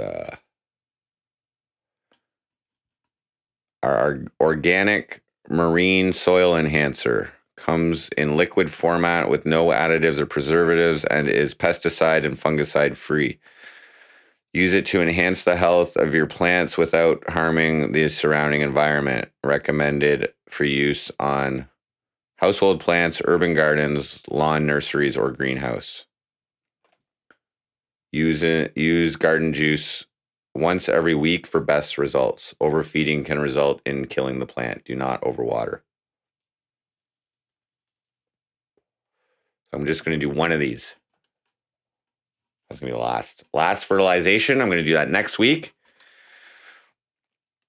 Let that chill for a couple days, and then I'm going to start flushing it. I figure we got 2 to 3 weeks left on them. Marine soil. Let me try it.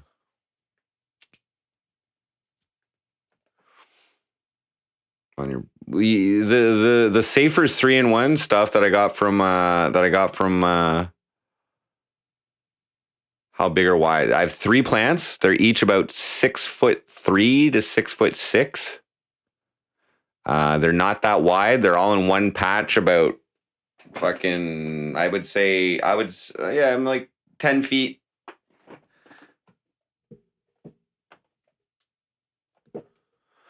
They're not in pots. They're in the ground.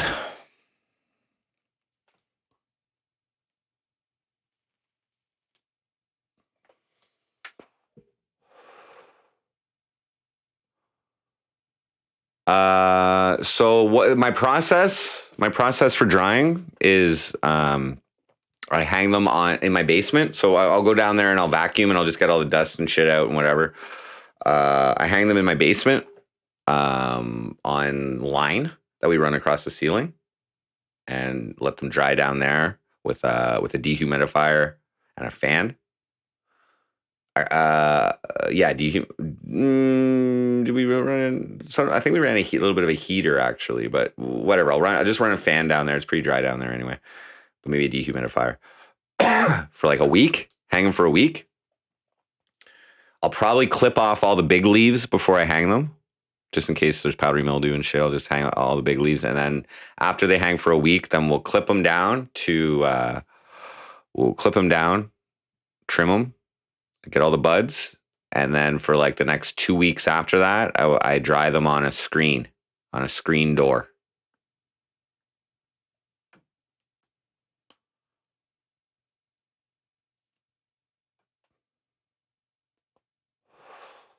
But I hang them on the stem. I hang them on the stem until the shit just snaps off, like a stem snaps off. That's when I do it till.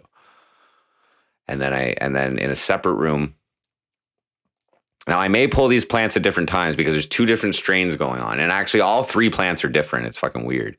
One plant has like some purple buds, and the other one's like light green. That out of the 2 Durban poisons. And the third plant, I don't even know what strain it is, but it's got to be a sativa, and it's got the nicest buds, but it's probably gonna have the smallest yield. I figure one plant is gonna give 2 to 3 ounces, one's gonna give 4 to 6, and one's gonna be like a half pound. That's my estimation based on. Well, okay, so I got to give Nancy 6 ounces. They're her seeds, so I got to give Nancy 6 ounces out of the fucking deal. She gave me a lot last year, even though I did most of the clipping and whatever, but trimming, whatever. But she gave me a bunch last year. She ended up only we ended up with like 2. We did 4 plants last year, but we ended up with like 2.25 pounds last year. But one or two of the plants were picked premature, and there was powdery mildew on it, so it wasn't that great. But the ones that we held off of were much better.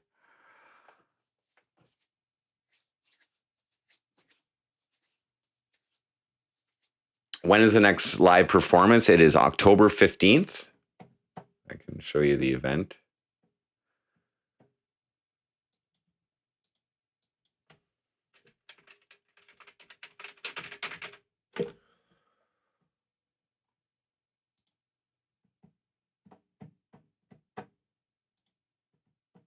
So here's the event. It's a celebration of the life of our buddy who passed away a couple years ago. So you'll have me here at 8:30 p.m. doing a half-hour set, and they allow for 15 minutes to set up between acts. So maybe I can get 35 minutes in. I don't know. It's not going to take me long to set up. Thank God I don't have to bring my equipment. I can just walk in there. Probably, maybe I will bring my computer to run the. I don't know. I don't know how I'm going to do that. I really just have to get somebody to press play for each song. So maybe I can ask my buddy to do that, whoever's doing sound. Gringo, the plants are, 2 of the plants are Durban poison. And I don't know. Wendell didn't help with the plants at all. So no, he wasn't getting a cut. He helped Nancy last year. So he got a cut, but I didn't. No, he doesn't get a cut. I'll probably give I Smoke a Lot an ounce or something, but it all depends how much we end up with. But guaranteed, no matter what, Nancy gets 6 ounces. Last year she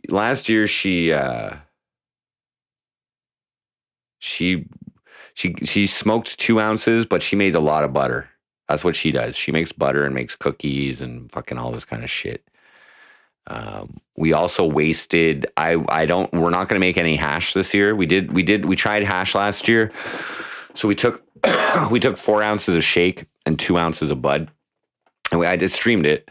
We made some bubble hash last year. We only got like 4 grams or 5 grams or something like that out of that. So we're not going to waste that this year. So, and like I was smoking that shake, like I could have just smoked it. and that would have been an extra quarter pound of smoke. No, she doesn't smoke a lot. But these are all sativas. I'm fairly certain they're all, well, the Durban poisons are sativas, and the third one, based on the fact that it's grown so tall, like I'm pretty sure most indicas don't grow that tall. I don't think. But all we've really grown is sativa over the last few years. I think 2 years ago. 2 years ago, I think we grew a Kush and a little Afghan plant as well. It didn't get very big, but we grew a little bit of Afghan and 2 sativas. We had a silver haze or something, and some. Anyway, I don't know what the third strain is.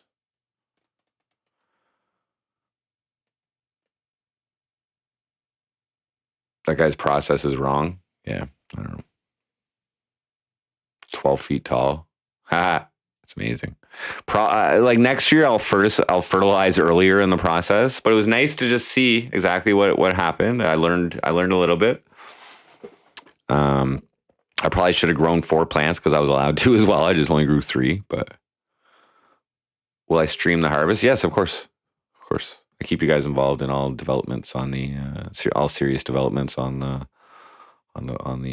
harvesting. I've harvested the last 2 years. I've harvested and done all the clipping and trimming on the stream. So yeah, for sure. Probably gonna get 10 OZs tops. No, I don't think so. A quarter pound per plant, approximately, each at least. So it's 12 ounces, but I believe we're getting over a pound. I predict between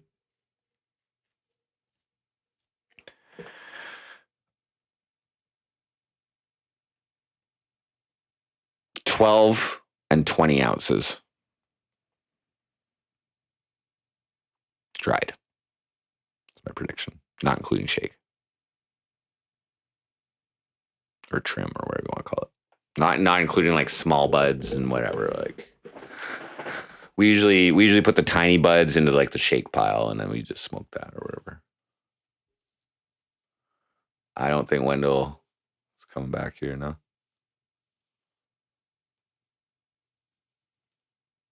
You can get charged for stealing fucking crops. You know what I'm saying?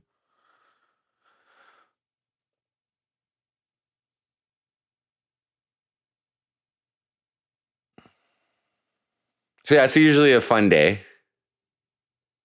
And like it'll probably be before the election. So it's like, a mayoral candidate fucking harvesting the weed. I bet actually that Jimmy guy, he's probably harvesting something too. But I might be the only mayoral candidate who even has a harvest and takes advantage of our legal growing laws. And well, you're assuming I don't have any security back there.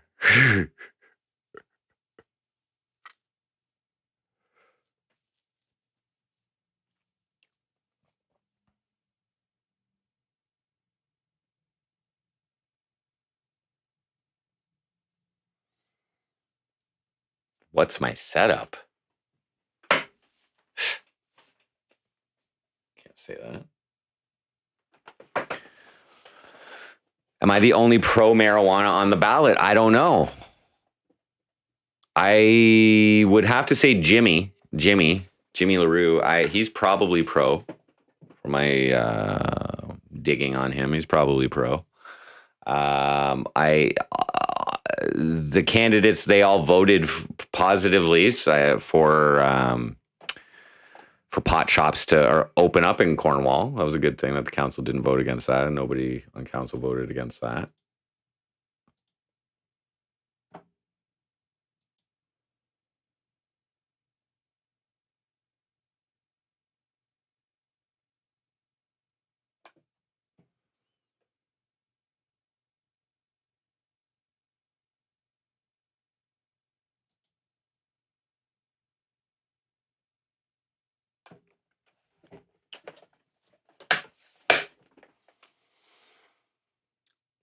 Fake security. Wendell could outsmart me. Um,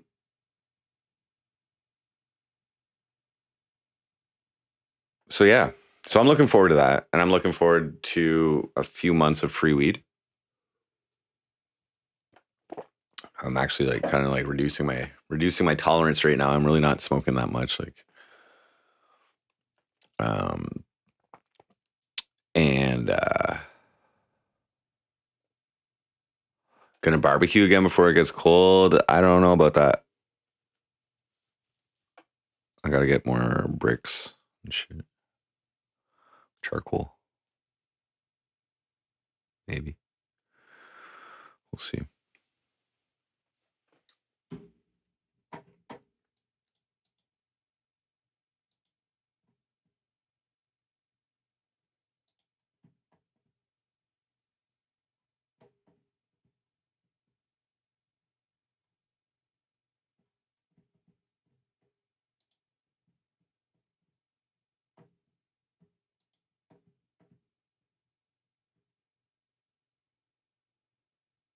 So we're above 600 views again, guys. We're up above 600 views already. So I just want to compare that. Let me just check my phone here.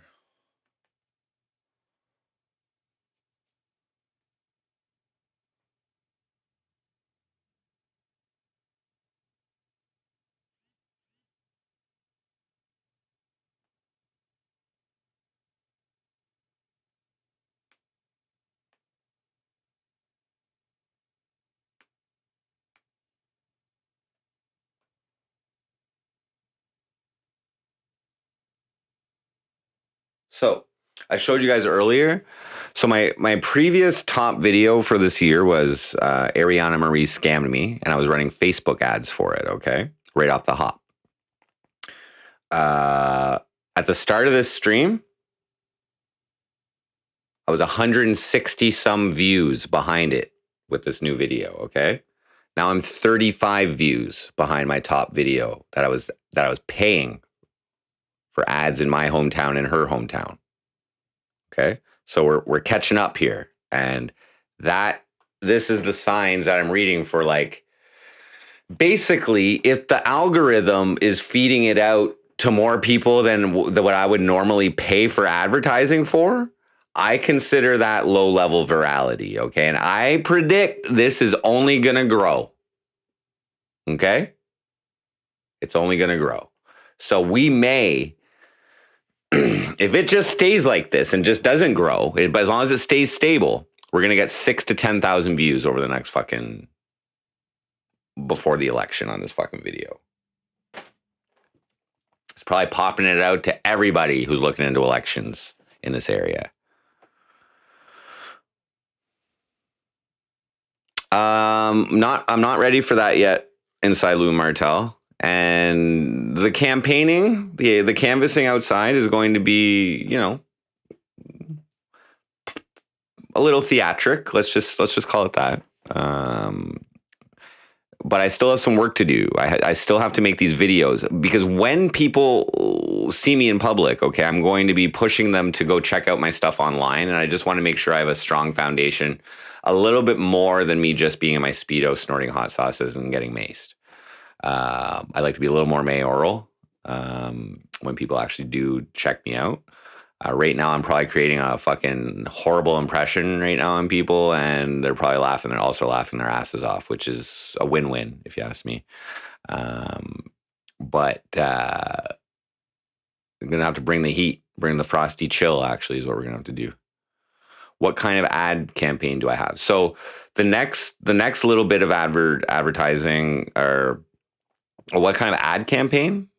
Oh, I'm just gonna run ads. Well, I also have to analyze the voters list. I downloaded it, but I didn't look into it yet. I got to just get Excel on my computer, and then I can fucking check into that. I don't know if Open Office, maybe I can probably just check Open Office or whatever, but I couldn't open it in my Google Sheets. So anyways, I got to open that and look into it, and I'll derive an ad campaign from that. I'd like to hit as many non-voters as I can. That's the goal here, is to try and convince non-voters to vote for me. But I'm going to run ads on that video on the Facebook video just to reach a lot of people. Okay. And I think I may run a campaign, my first ad campaign. I think I might run that just to try and get followers on my page. So I've never done that before. So I'm going to try that. There's an ad little thing you can do to try and get followers, I believe. So I'm going to try that, see what, spend $5 on that and just see what comes up. But I want to have more than just the music video and more, and I'm going to just do, set my camera angle up here or whatever. And I'm not sitting right here, but probably sitting over there against my wall. And maybe I'll just put up a sheet or something behind me, but black background or whatever, light, kind of like a Lex Friedman kind of fucking, when he does his intros to his podcasts, and the goal is to be straight-faced hilarious when I'm talking about this shit. No smiling, just saying awesome shit, hilarious, like bringing strip clubs back, pot tourism, getting rid of the cops, replacing with the OPP, whatever. Trust Rogan, yeah, I like Lex Friedman. It's almost like there's like a little fucking podcast circuit though. This is it's like a little network of podcasters. They go on each other's show and they recycle the same guests, and like it's kind of weird. Like, but I guess you can go. There's so many podcasts, right? But like the big guys, I guess maybe it's just me. Maybe that's just all the algorithm feeds me or whatever. Local celebrity. Well, I think my local celebrity is going to be growing here, but again, so the debates are on October 3rd. Okay. So we're like just over 2 weeks away from that. And then the election is 3 weeks after the debates. So there needs to be work and visibility done for the debates up until the debates. Then we see how the debates go. I'm going to analyze the fuck out of that. Trust me. And then I'm going to do the last part of the campaign, which may likely increase in intensity, perhaps, we'll say.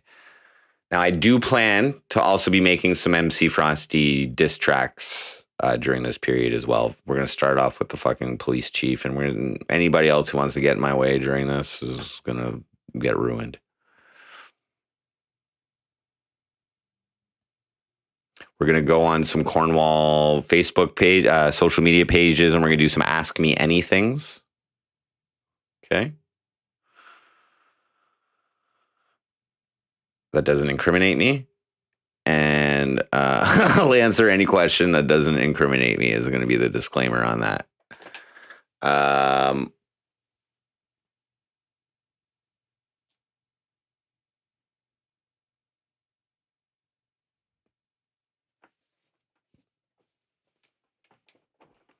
I'm definitely getting that mayoral candidate clout, right? I think that was the plan, that entire plan. I still have not received any national news coverage. Maybe I have, and I wouldn't even know. Let's Google my fucking name right now. Actually, let's see that. See what's up. Let's go. Jordan Pops News. I love it.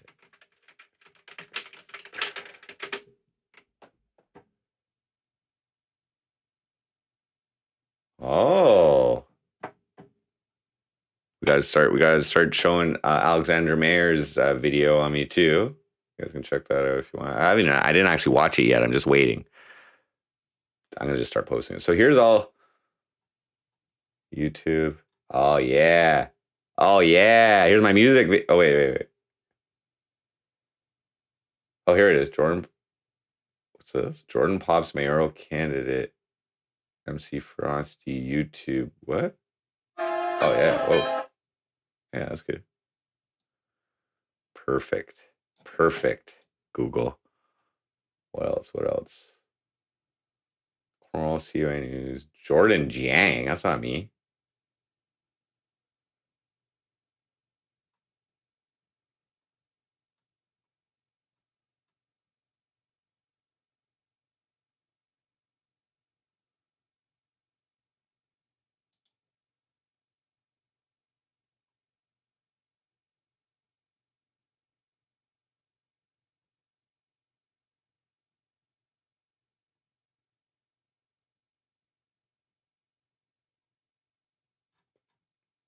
Whatever.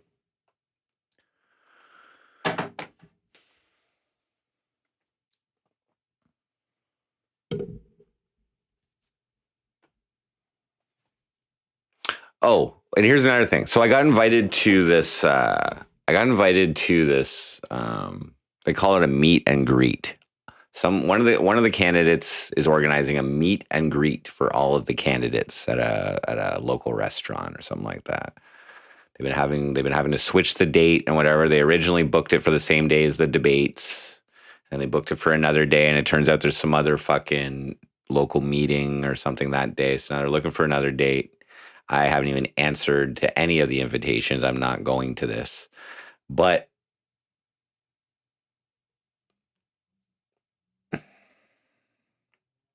what's happening here is that these, like, I don't know how well these guys are doing their fundraising or whatever, but this type of shit is like a fucking you're allowed to bill like campaign related outings or meetings or that kind of thing to your campaign account. Okay. So what is literally going on here, and this is part of the reason I don't want to be involved, is that like they're basically using their campaign donation money on a fucking meal. And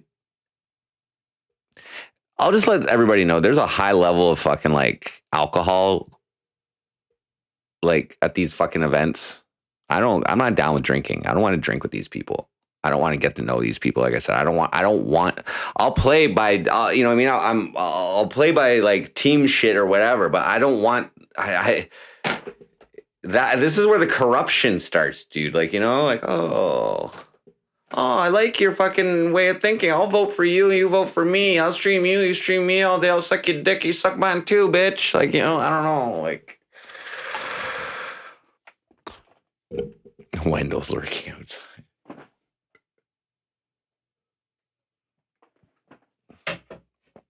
Anyway, not that I could afford that kind of event. Like, oh, sorry, guys. I didn't actually do any fundraising. I don't want to pay for that. You covering my meal, bro? I'm still on welfare over here. But, no, I have no interest. If they would let me stream it, maybe. There's no fucking way they will, though. I wasn't involved in that. He didn't express any anger towards me or.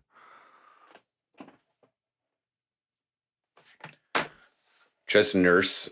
I don't want to pick their brains, man. Like I said, I don't want to get involved in this shit until I'm involved in it. You know what I mean? I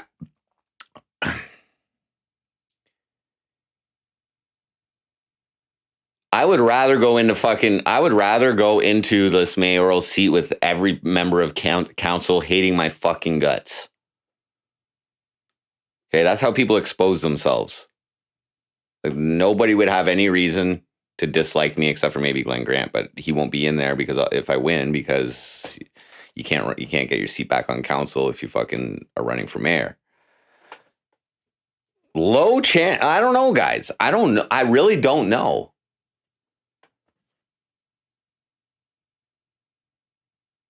I don't know. It's my first go in politics. If I like, I mean, when I win this, I guess you guys should really start believing in magic. If you don't already believe in magic, you should probably start believing in it, because that's pretty fucking evident that I'm a magician, a wizard, warlock, however you want to define it.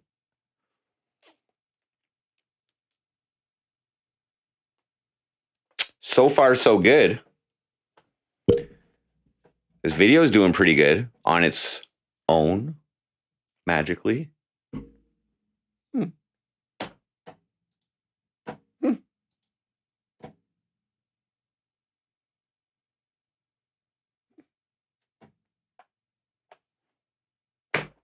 Magically.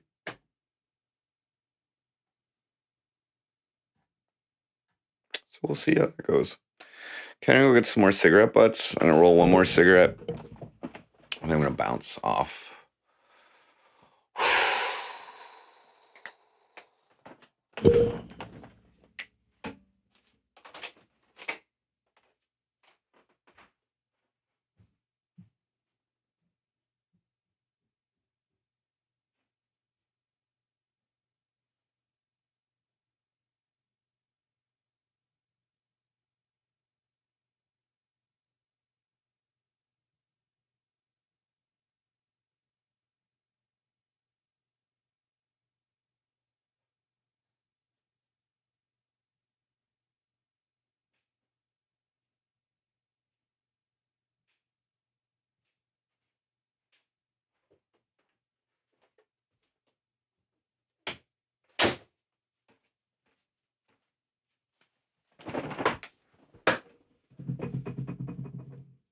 There's a half one I found. I'll smoke that.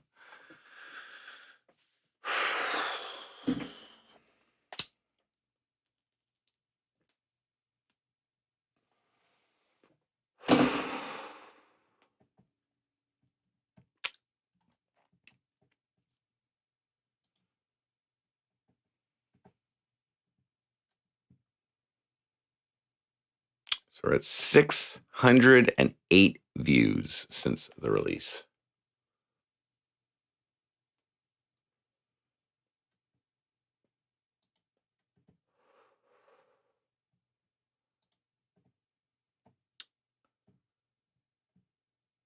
Okay. So let's take this prime time. 6 p.m. to 11 p.m. tonight.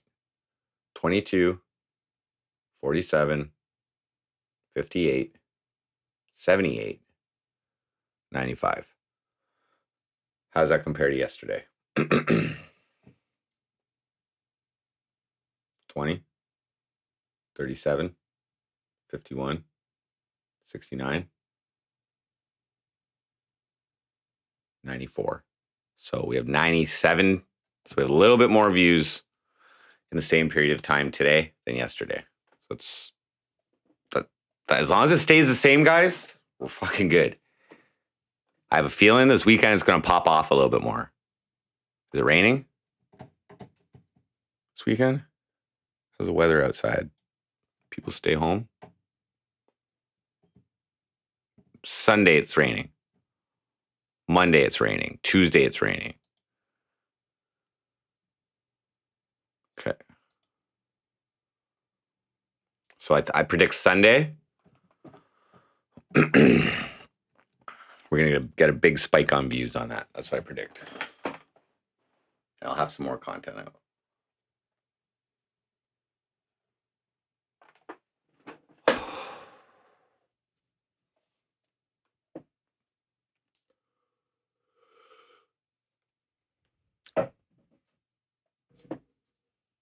We're just going to build slow momentum.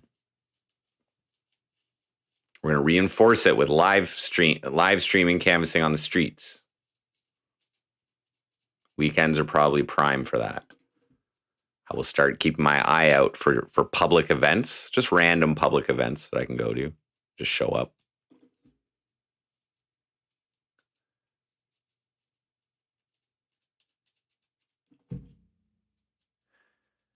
But I still need to practice keeping a straight face while interacting with people face to face, real face to face, while they're taking me seriously. They should take me seriously, but they should also be laughing. Like the woman at the bank today, I looked exactly like this pretty much. I just got a shower. Maybe my hair was a little bit wet, but I was like, I'm running from air. She gave me a weird look. She smiled. And then she was like, oh, nice to meet you. I didn't even say it was nice to meet her back. I was like, do your fucking job. Basically, I'm like, this is my third time in here trying to set up this account. I don't just do it. This is how I was feeling.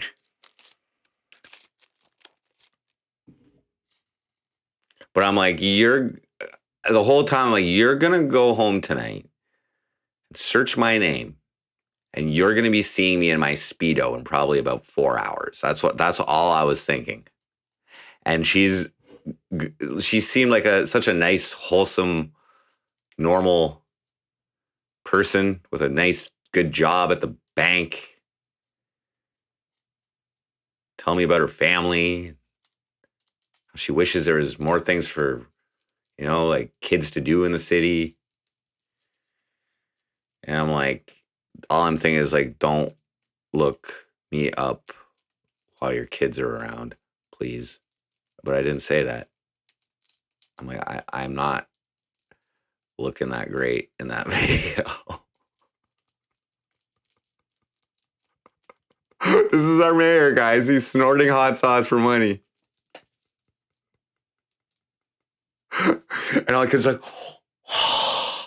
oh, he's a YouTuber. Oh, he's making money. He's got blue hair. Vote for him, mommy. May I be your mayor? MZ, what up?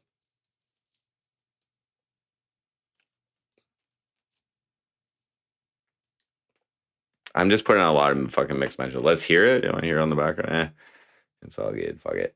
Fuck it.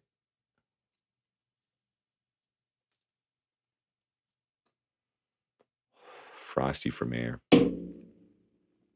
Oh, guys, if and when I win this, though, that's a whole other level of content possibilities, guys. Like an actual IP2 streamer who is a fucking mayor. Imagine that, guys. Just imagine that. Please, it'll help my fucking spell. All you have to do is imagine it. I'm already on the path. I'm gonna be playing it every half hour. The algorithm's doing great on it, man. We're like, what, 610 views now or something? Always be our mayor. Yes. So we'll probably hit 700 views tonight. Pretty good.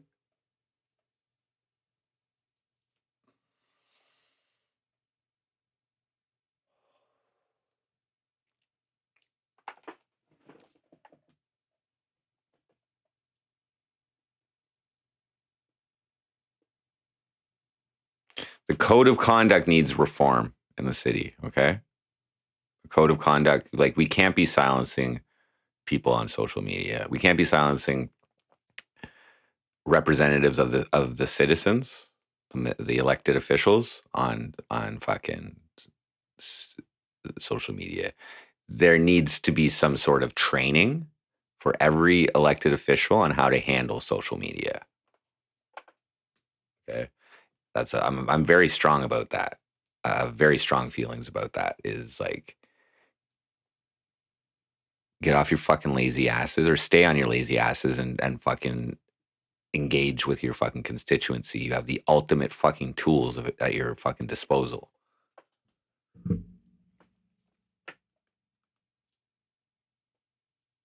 The problem is, they don't want to open up that door. Like I don't even think people can go to the city council meetings and watch them live. I don't even think I don't think they allow the public in there. Because what started happening is people from the public used to go in there and like protest kind of deal or whatever. I don't know. I'd love to be able to bring back, you know, that people can show up in council and like we talk to fucking citizens. If they got an issue, you fucking, you know, there's a period where people can come and like, you know, voice their opinion, but you can do that all online now. I will be the social media mayor of Cornwall. I will engage with people. Okay. Not a lot of people engage with me online anymore. I don't know, maybe the word's gotten out or something.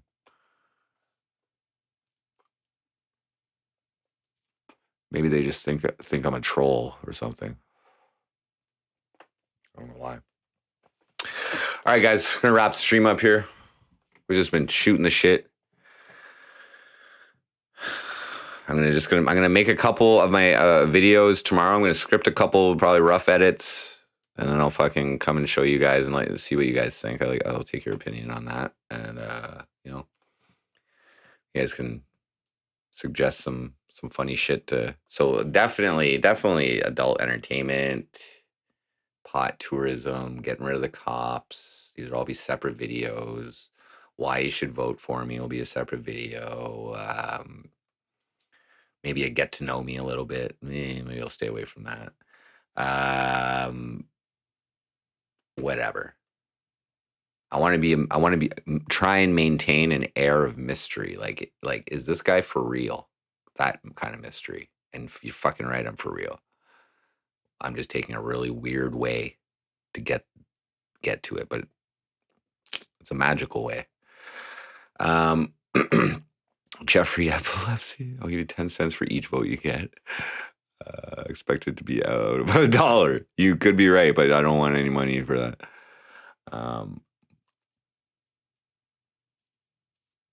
We're gonna see. The visibility is coming in on the ground level. It's about me being able to work my way up. You know, I don't know if my methods are going to translate to votes. I really don't. We'll find out. Whether I win or lose, at least I went for it. If I lose, I've got 4 years of telling people in Cornwall that you should have voted for me. This is your fault. Look at, you know, you made your bed, lie in it. You know what I mean? Diss tracks against, you know, the people who beat me, you know, whatever. But at least I can always say I tried to make a difference, guys. I tried to get involved, okay? My virtue signaling level is going to be well increased if I lose. All right, guys. Thank you for tuning in. Yeah, it's been a long day. I'm out. So thank you for watching. Gringo, Works Class, Jeffrey Epilepsy, TB Bishop, what up? Engage Zen on the mirror. No GPU. Beaver, MZ, Jeth Rogan, Inside Lou Martell, Endo 11, Uncle Chuckles, Tetris Effect, First Contact, Courtney Knight, Mauricio, Captain's Friend, So Funny, The WAP 99, 905 Jason, The Revelation TV, Rob Q, NYC Cherry Groove, Fake Glenn Grant, Earth Bowl, okay, Spectre Dez, Jimmy, or Jim Mai, 0811,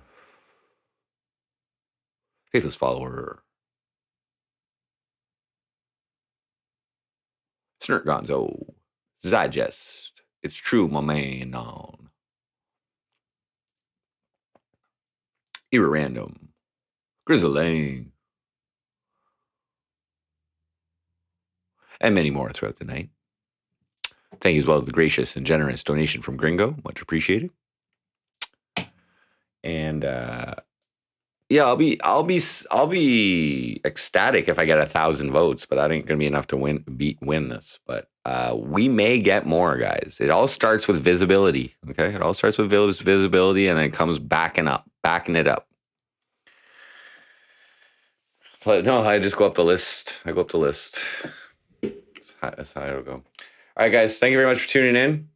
And yeah, we're fucking in this shit. Have yourselves a great night. Frosty, yeah.